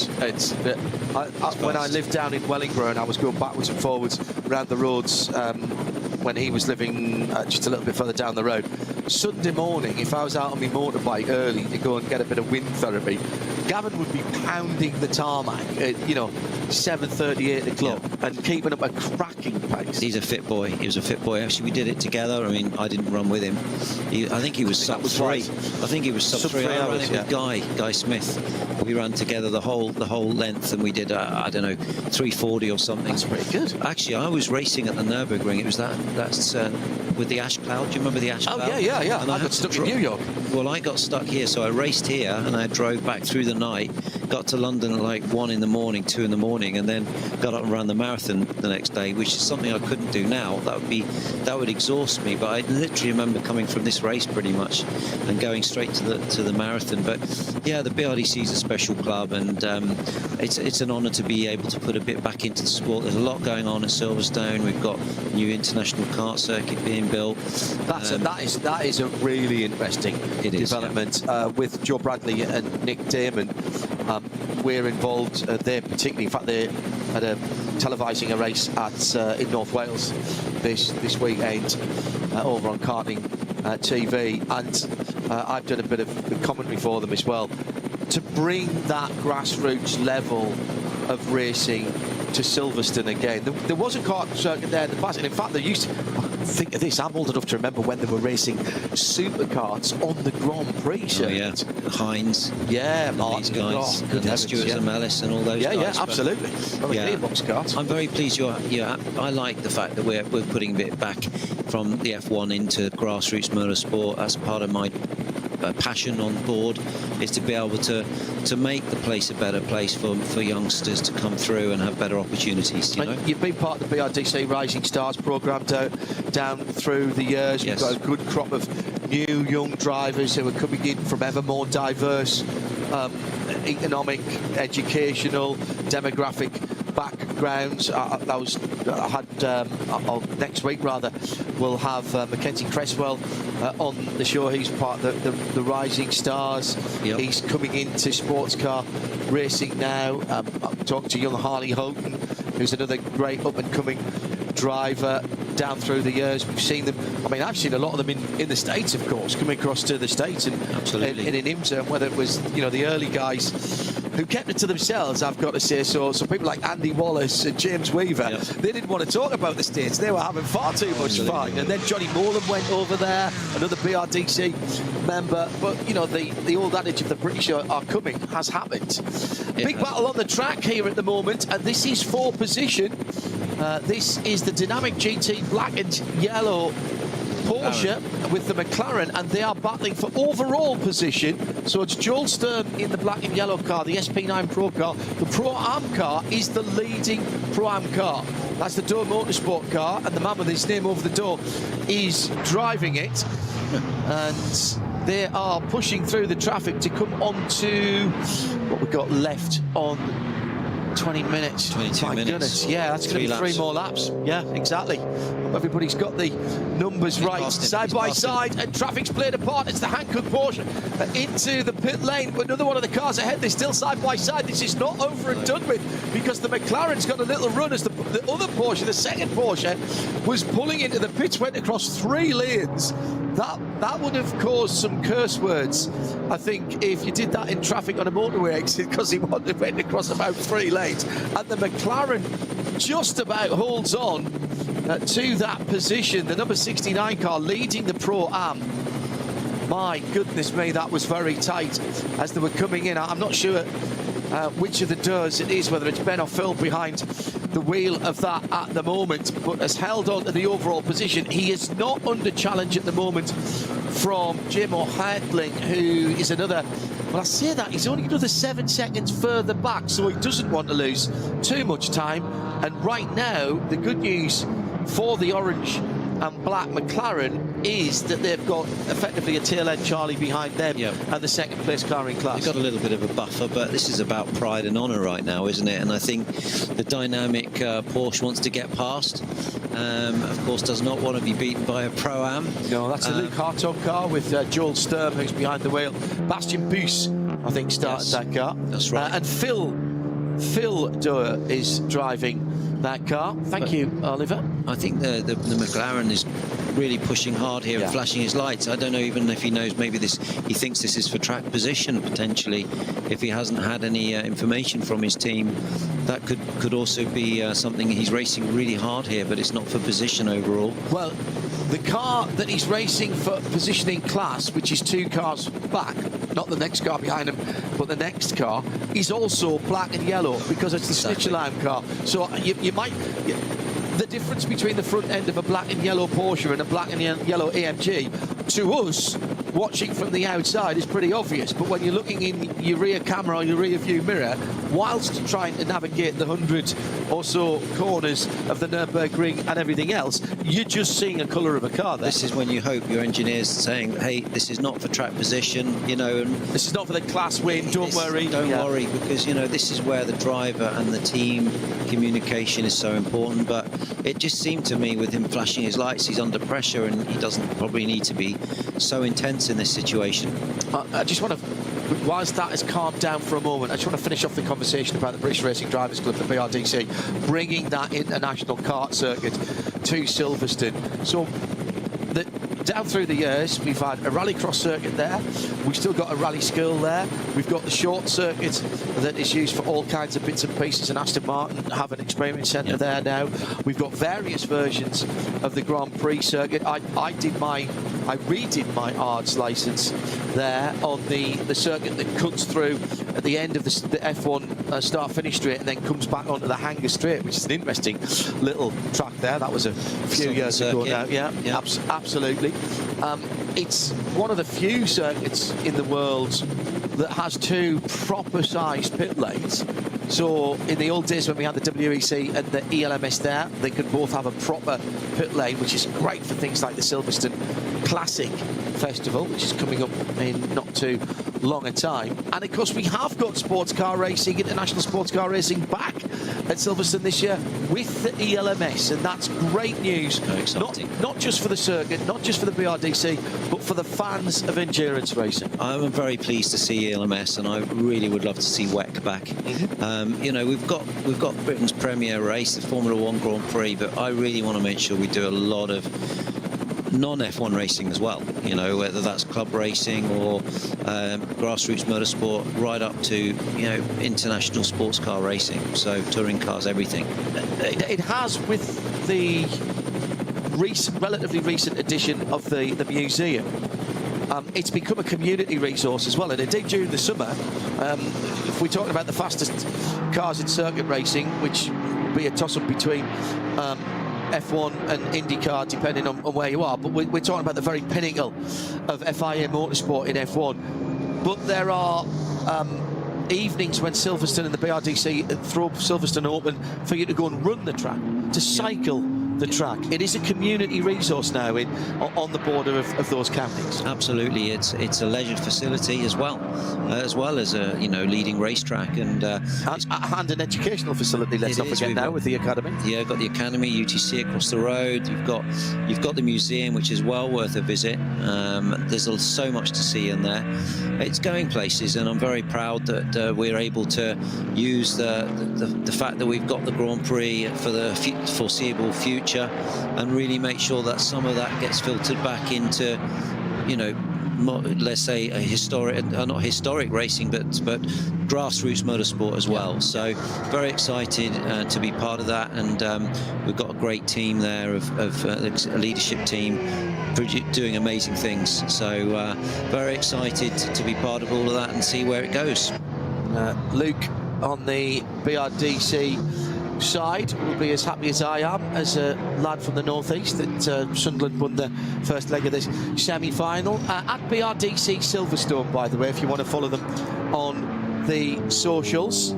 Andy Prior, proud BRDC member and director, alongside me, John Hindhoff, as we are into the last couple of laps, I reckon now, and that gap all of a sudden has reduced, by the way. It has reduced, and this is what we've been noticing all the way through the race. It was 12.5 seconds, and it's come down. If I can scroll back to the top of the timing screen, but we've been noticed that the Manthey car has been just taking a little bit of time in the middle of the stint, and it's come down to 10.3 seconds at the end of that lap. However, Thomas Preining has just taken around about half a second out of Maro Engel on the Grand Prix track, because I'm now going to look at every split as they go through. It has reduced a couple of seconds, so with only 15 minutes to go, I don't think that's a realistic delta to close up on, but you know, it's always possible. You never give up, and you keep pushing right to the end. That's Preining's had a really good second sector of the circuit. That's the first part of the Hatton back onto the Nordschleife, taking a full second out of Engel. And now, look, traffic giveth, traffic taketh away. A full green track at the moment. So this is the time to make hay. If you've got performance, you've got to use it. Engel coming down through the foxhole has had some traffic there, and he hasn't been able to maximise that run down through there. And the difference between a production-based touring car or one of the Cup 3 or 4 cars and a GT3 car through the foxhole, where you have to follow them, that's going to lose you a lot of time there. Seconds. Absolutely. 1 or 2 seconds for sure. Just trying to find your way past. And, you know, let's put it this way, Engel's not going to be an easy guy to gap. So, you know, if Preining's putting a delta to him, then he's doing a great job. And the Manthey car is definitely coming up with the goods right at the end when it matters most. But you can never rule out Engel. Engel's got a bit of a buffer to Muller in the Falcon Motorsport car as well, so I think it's kind of reached that point now where we're gonna see the 1, 2, 3. Let's not give it the curse, but you know, we've got no yellows. It's a full green track.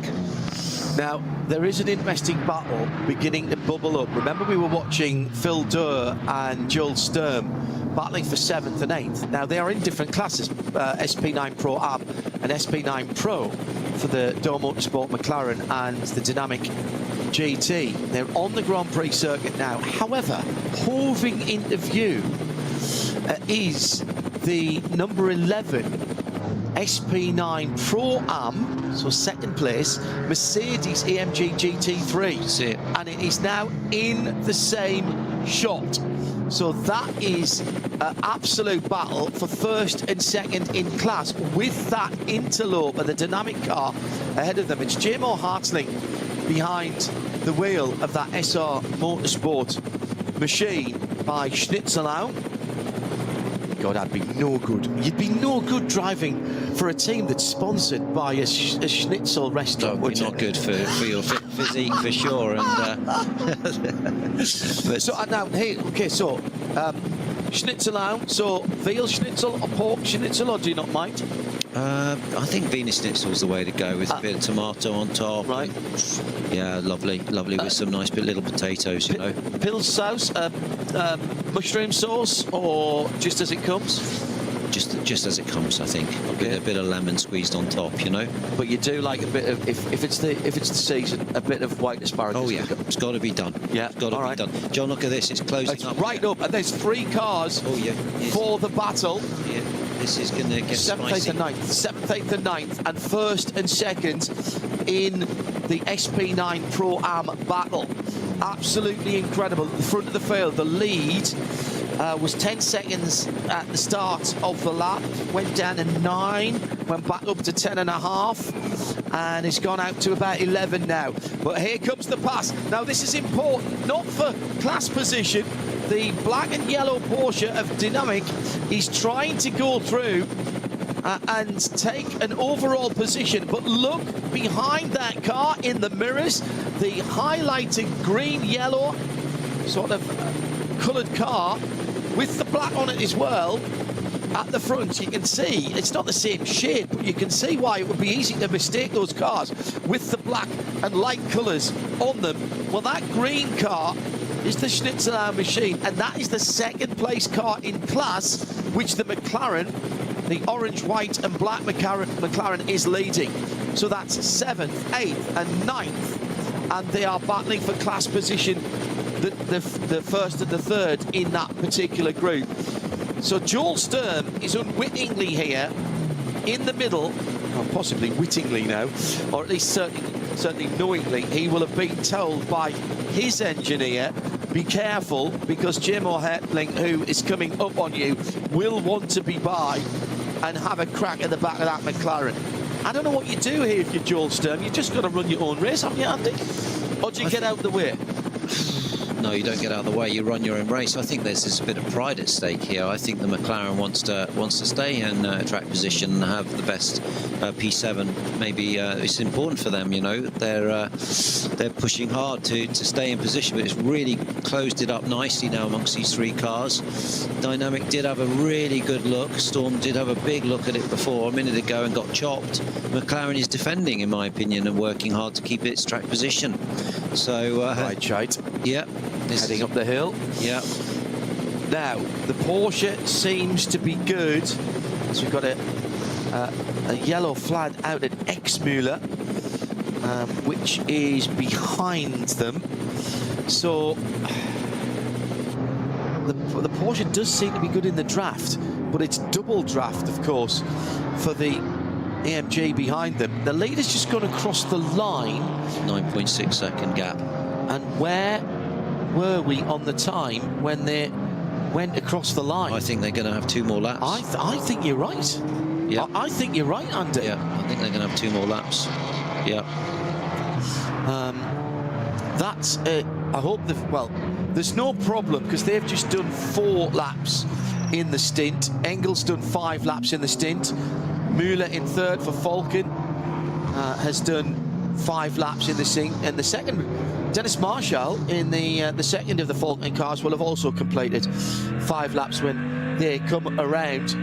I'm keeping an eye on that McLaren Porsche AMG battle for 7th, 8th and 9th. Oh, huge amount of traffic at the Kleiner Carousel, but dealt with really well by Phil Dorr in the Durr Motorsport McLaren. Could have easily panicked there and locked up. He didn't, and in fact he's made ground as he came out of there. That's smart driving, Andy. I think that's clever. He's used the traffic to give himself a gap, and he's going to need it because he's still got 2 more laps to go now with the this will be his last. He'll do 1 more lap after this. So yeah, it was really good to see that. He's using it, but he's getting pulled quite close now by Storm. Again, is reeling him back in. I would say the Storm car, the GT car, the Porsche 911 is a little bit quicker at this stage of the race, but finding a way past is not going to be easy. Gaps first to second, 9.6 at the line. Run out a little bit on the Grand Prix circuit. It's Manthey from Mercedes team gets speed from the 2 Falcon Porsches. They're 11 and 25 seconds further back, respectively, for the top 4. So the top 3 at the moment, barring incident, accident, loss of concentration, or an act of God, I think are pretty much nailed on. Yeah, I agree with you. At this level of driving, if it was me in the front car, there's always an opportunity of me getting distracted by a squirrel on the side of the track or something like that, and ending up putting a wheel off. Tracy Crun has just put the fastest lap of the Cup 2 clap category in the number 935 on an 8:43.0, and leads. Sorry, no, and is 11th in that class in Cup 2. But that is the fastest lap of that class. Now, is that Tracy behind the car? No disrespect to the tall Texan, but Johnson tends to be the quicker car. Although Tracy has a lot of experience now and has done a lot of GT3 Cup Porsche driving in other series. So here's this trio that is forming the 7th, 8th and 9th battle. Now, you might think, why are we concentrating on the 7th, 8th and 9th battle? Well, because it's the best battle on the track. It's 3 different manufacturers, but the McLaren as the first car, the leading car in that trio, and the AMG Mercedes, which is the 3rd, that is the battle for 1st and 2nd in the SP9 Pro-Am category. The dynamic GT Porsche in the middle of it, that's the Luke Hartog car, isn't it? The 54, yes it is. Joel Sturm driving that car at the moment. He is, well, he's got the best seat in the house because he's watching both of those cars. For the moment, they are equidistant as they go across the line. It's just on 7/10 between Durr and Sturm, and just on 8/10 between Sturm and JMO Hartling. They've got traffic, and of course, whatever else you say, Andy, if you're at the front of a queue, as the McLaren is at the moment, you're the one that hits the traffic first. Yeah, you are. You're the ferret that they send in and try and jump. I like that. Jump on a little mistake or whatever. For sure, you can, but you can also try to trip your opponents up as well, and place the car maybe at the inside of the corner and then get through and then balk your competitor. So you're definitely playing chess at this time. It amazes me always that you pro racing drivers, whilst driving the car at the very ragged edge of adhesion on, particularly here, the most demanding closed circuit racetrack in the world, and if anybody wants to disagree with me, you can, but you're wrong, I'm afraid. Absolutely. And you are really pushing the car as hard as you can. The screen is covered in bugs. You might have the sun in your eyes at the end of the day. 4 minutes left, by the way. So doing all of that, having to pass slower cars, and at the same point you're going, right, I'm going to have to get past this car, but if I pass him right away, it's going to give my opponent an advantage. So what I'm going to do is I'm just going to back off and sit alongside him until I get to the corner, and then I've backed everybody up. The fact that you have even got the excess mental capacity to think like that stuns me. It's amazing what you can achieve when you've got your contract on the line. You just want to win. Yeah, it's true, John. You have to play the chess. You have to play the game. You have to learn, from your time behind the wheel, how to play the traffic at its best. And these rhythms come during the race, and it's so funny, but by the end of the 24-hour race, it really becomes second nature. But at the beginning of the race, you'll You're learning your opponents. You're learning how to play in the traffic, and every driver's different as well. Who's in the car? How does he turn? You're trying to learn, but towards the end of the race, you've got much more competitive drivers in the car. I'm keeping an eye on what's going on at the front of the field as well, by the way. We're not neglecting that. Thomas Preining for Manthey led across the line to start, which I think this will be the last lap, actually. Just, well, I think it might be. 9.6 seconds. His first sector time was 105.6. Engel, 105.8. Second sector time for the leader, 104 flat. Engel, 103.9. 158.7 for sector 3. 158.7 for sector 3. Those guys, they could be racing door to door because they are racing hammer and tongs. That's something I love about this circuit, Andy, that they are racing 10 seconds apart, but they are chipping little tenths and half tenths away from each other. You don't have to be side by side to be racing. Those guys are properly racing. Those guys are racing for their averages as well. Good point. You know, they are absolutely racing to be looking in a good way in the averages, and you know, even if you're 10 seconds back, you're still going absolutely 10 tenths. Yeah. Because you're judged, as we always used to say in the old days, you're only as good as your last race.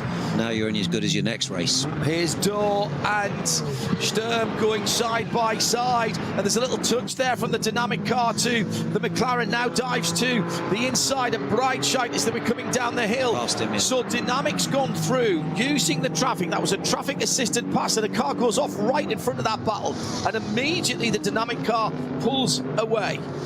However, what is left now is a battle for the lead in SP9 Pro. As the leader goes across the line, Andy, you were spot on. One more lap. One more lap.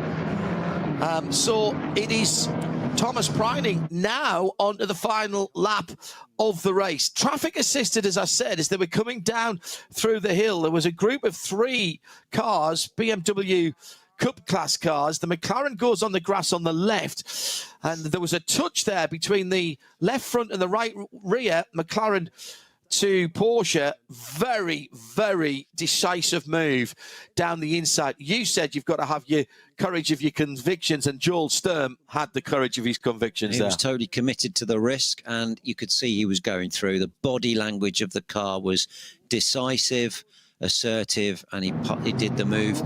Now, of course, the McLaren is now going to have his mirrors full behind him, so this is now for position. So I would love to watch this last lap to see what actually happens here. They're in the Kleiner carousel, and a little mistake actually by Joel Sturm in the dynamic GT Porsche, and the McLaren's got a much better run towards Galgenkopf. There's more traffic ahead, but then of course the long run down the Duttinger Höhe, and the car at the back will get the triple run in terms of the slipstream. A little bit of movement in the McLaren there. Didn't look like Phil Dorr was overly confident on how he turned the car in there. He didn't look like he used all the road there. I think maybe he was a bit focusing on the traffic, and he didn't optimize his line, and you can see that the absolutely dynamic cars pulled away. Did you see how he nearly got spat out of the carousel? Yeah. You can go into that carousel too fast, and you can actually have quite a nasty off there, and it can throw you out of the carousel. Yeah, that was the full carousel, excuse me, the Cracchiola carousel. They've just gone through Bergwerk now, so Rundstrecken now, sorry, I'm taking them backwards around the track. That would be interesting. Yeah, that Porsche's gone now, so that is not a factor. Oh, traffic really playing into the hands of the McLaren driver, Phil Dorr, but now he's got more traffic ahead of him, and this time he is slightly held up, and here comes the AMG. This is the fast run down through the S's at the Stefan Bellof Essen, heading down as they come down to the bottom of the hill, and Schwalbenschwanz, Swallow's Tail into the Kleiner carousel. I just wonder if that AMG has lost touch now in terms of getting into the slipstream. I think so, and he's just given himself a big scare. He was half the car on the grass, in that section, so that's not going to help. But the tyre's going to be a bit dirty. But you notice how quickly the dynamic car, John, has pulled away. Yeah. That is how easy it is to get stuck behind a slightly slower car and hemorrhage lap time. You would have thought that with that performance advantage, the pass would have been easy. And it's not round here, is it? No. What's that? 15 minutes, 2 laps? He's worked for a while to get past that car because he played defensive, and you can be, it's so frustrating, and that's what you get pulled into, these mistakes at this stage of the race where you've got to pass, you want to pass. He's driven away, but you feel it's almost, you're losing so little time, but then when you pass them and clear them, you drive away. 6 seconds he's pulled out. There you go. Easily. Now, so this is the, I believe, the off for the McLaren, yes. For the AMG. The AMG, that would have given him the scare right through there. That's fast, very fast through there. You got to pick a side, haven't you? Am I going left? Am I going... Oh my goodness. The Schlitzerland car's in the pits. Have they miscalculated the fuel? My goodness me. Or maybe is there a slow puncture? All these cars in GT3 have the tyre pressure monitors. They're fueling. Oh, so that wasn't quite the battle that we were hoping for. Yeah, that's annoying. You know what that is, though, Andy? They weren't expecting that extra lap for the leader. It's the leader that determines. That was the end of their 8-lap stint. Correct. Spot on. Wow. Spot on. Wow. So that just goes to show how you can be beaten by the pace of somebody else's car. It's not over until it's over, hey? You're talking about a car that is 4 minutes up the road from you, going across the line to make you having to do another lap. Yeah. So half a lap up the road. That's it. And your afternoon's turned a bit sour. Now, the good news is Jay Moy's not going to lose the 2nd place in Pro-Am, but he's lost the opportunity to lead and potentially win that. So he was battling, he was hoping that the checkered flag was going to come out and he could have a run at that McLaren. So you got to be on the phone now to Phil Durr and say, Phil, back it off, mate. Back it off. Hopefully, back it off. Hopefully they will. Because he was really working hard the last 2 laps, so he needs to relax a little bit, otherwise he's gonna potentially make a mistake, you know. But yeah, so you're so right there, John. That's how the Nordschleife works for you, and it's all strategy. And yeah, you could easily still lose it on the last lap, so it's not over until it's over. It looks like the Share Sport Porsche made another stop as well. Yes, it did. So that'll be exactly the same, I reckon. Although it's got to Patrick Niederhauser had only done 5 laps, so maybe they just didn't put enough fuel in, because they've done 4 stops to everybody else's 3 as well. Potential splash and dash. Oh, and another. Now this is the 444. Oh no, he's got going. Red, white, and black Porsche Cayman. That car is one of the cup classes. Had a little off. Oh, that's the Korn family outing there in that machine. Yes, just gather yourself back together at this point. Don't bother trying to make it all up on the next corner. It's never good. I tell you what, there's a lot of people heading into the pits at the moment. The Max Cruz Racing 644 82 leader is in the pits, and the Manthey 718 is behind. Oh, the second place car in that class. I was just about to say that car will come through to potentially take the lead, and it's off on the run. Has that run out of fuel? Well, that's on the run up the Starstrecker, isn't it? So that's close to Tal as well, or somewhere near there. Mundkurv maybe. But my goodness, that car's run out of fuel, or it's certainly come to a halt. It's Kesselchen. So yeah, that run up there towards Mundkurv, car pulled over driver's left. So the leader now went across the line with 10, call it 11 seconds. Thomas Preining in his pocket. He took out a full second in sector 2, half a second in sector 1. It'd be interesting to see if Engel does lose a bit of pace, because maybe he's fuel saving, you know, to get the car to the end.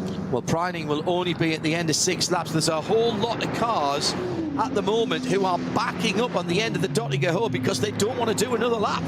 They know they haven't got the fuel. It looks like everybody backing up to go for a qualifying run at the moment. And anyone who's got a bit of extra fuel at the moment is really doing well. The lead has gone past, what, half a dozen or 10 cars? That is extraordinary. David Pittard has, I think I saw the Volkenhorst car in there.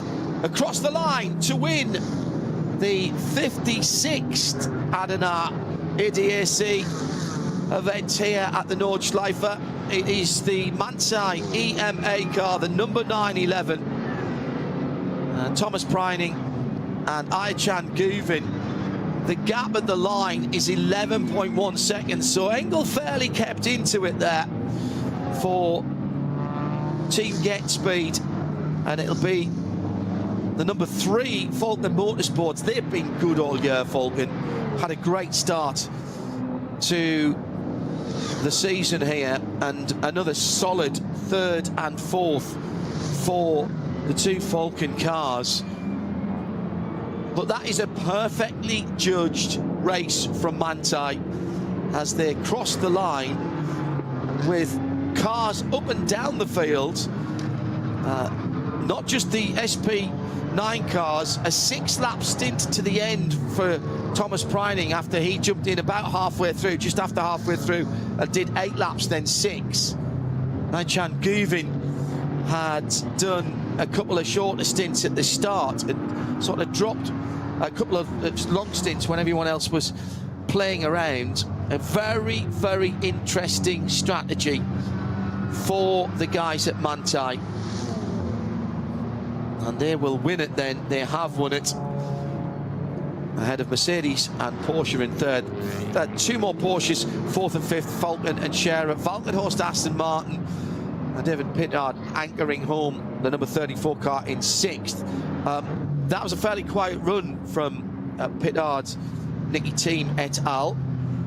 Joel Sturm comes through in 7th, having had that battle with the McLaren of Fildo behind the wheel of that car. But they will come home. The McLaren of Dürr Motorsport comes home, winning the Pro-Am class ahead of JMO Hartling. They must still be out on the circuit at the moment, but that's surely that splash from from Hartling, excuse me, is taking that car away from any chance of a lead. They lost 46 seconds because of that stop. Just hoping that the Dürr car actually has still plenty of fuel in it. Only the top 6 have come across the line, still waiting for some of the other cars to come through. This is the joy of racing on the Nürburgring Nordschleife, and that's Aston Martin and Porsche together. I may have called that a little bit early, as David Pittard has a Porsche up his tailpipes. In fact, actually, that's the opposite way around. Pittard has gone past Niederhauser. That's a change on the second half of the last lap. And David Pittard brings the Aston Martin home in 5th position. So I just wonder again, Andy, whether that was down to just a little bit more fuel in the car towards the end, and they were able to run full reach, because that was quite a big gap that David Pittard closed down on the Scherer Sport Porsche. Looks like he was just stroking it to get over the line, to be honest. I agree. Yeah, look at the last lap from Pittard was at 38, Niederhauser a 9:24. Yeah, he's just fuel saving. Yeah, and that's what happens. It's something that I love about endurance racing. It's not 122 laps, it's 4 hours, and the 4 hours is up only when the leader finishes. So actually we ran nearly 4 hours, and well, the leader ran 4 hours and 6 or 7 minutes. Those guys are coming across the line at 4 hours and 12 minutes. Yep. And there's still racing going on, by the way. So let me go down. So Niederhauser in 6th. I'm waiting for Joel Sturm to come through. Yes, he's come through in the Dynamic. Dürr Motorsports come through to win Pro-Am. Excellent. Then it's going to be the Shearer Sport Audi, number 15, in 9th position because of that stop by Jim O'Hartling at the end. And he still hasn't crossed the line for the 2nd spot in Pro-Am. So will we see Dirk Müller go past him as well and elevate the HRT Ford Performance Mustang GT3 into the top 10 of the overall? That is still a possibility. Let's see who comes across the line first. I'm now checking the times as they come through. No, there goes Hartling. So he is 2nd. And 2nd in class. Then it'll be Müller. Then it's all the Cup classes coming through. Cup 2 Pro are in 12th, 13th and 14th position. Thomas Preining out of the winning car, down in the pit lane. Well, Aycan Guvin played a blinder, did exactly what he was expected to do, Andy Priault. There was fuel saving, there was tactics, there was a little bit of defensive driving when required, but there was an overall plan from the Manthey EMA crew, and they executed it par excellence. They did. They were super clever. They deserved this win. It was a hard-fought race, and very, very impressive performance from them all. Congratulations to all the class winners as well. All of the results at vln.de. As the formalities are about to start down in the pit lane, I'll say thank you to all of our production team at the Nürburgring Nordschleife and in London. For Andy Priault, I'm John Hindhoff. Thanks for being with us. Join us at the next NLS event. Bye-bye. Ja, absolut. Wir hatten ein mega gutes Rennen, hatten richtig Spaß bei dem Wetter. Am Ende ja, hat uns die Crew knapp geschlagen.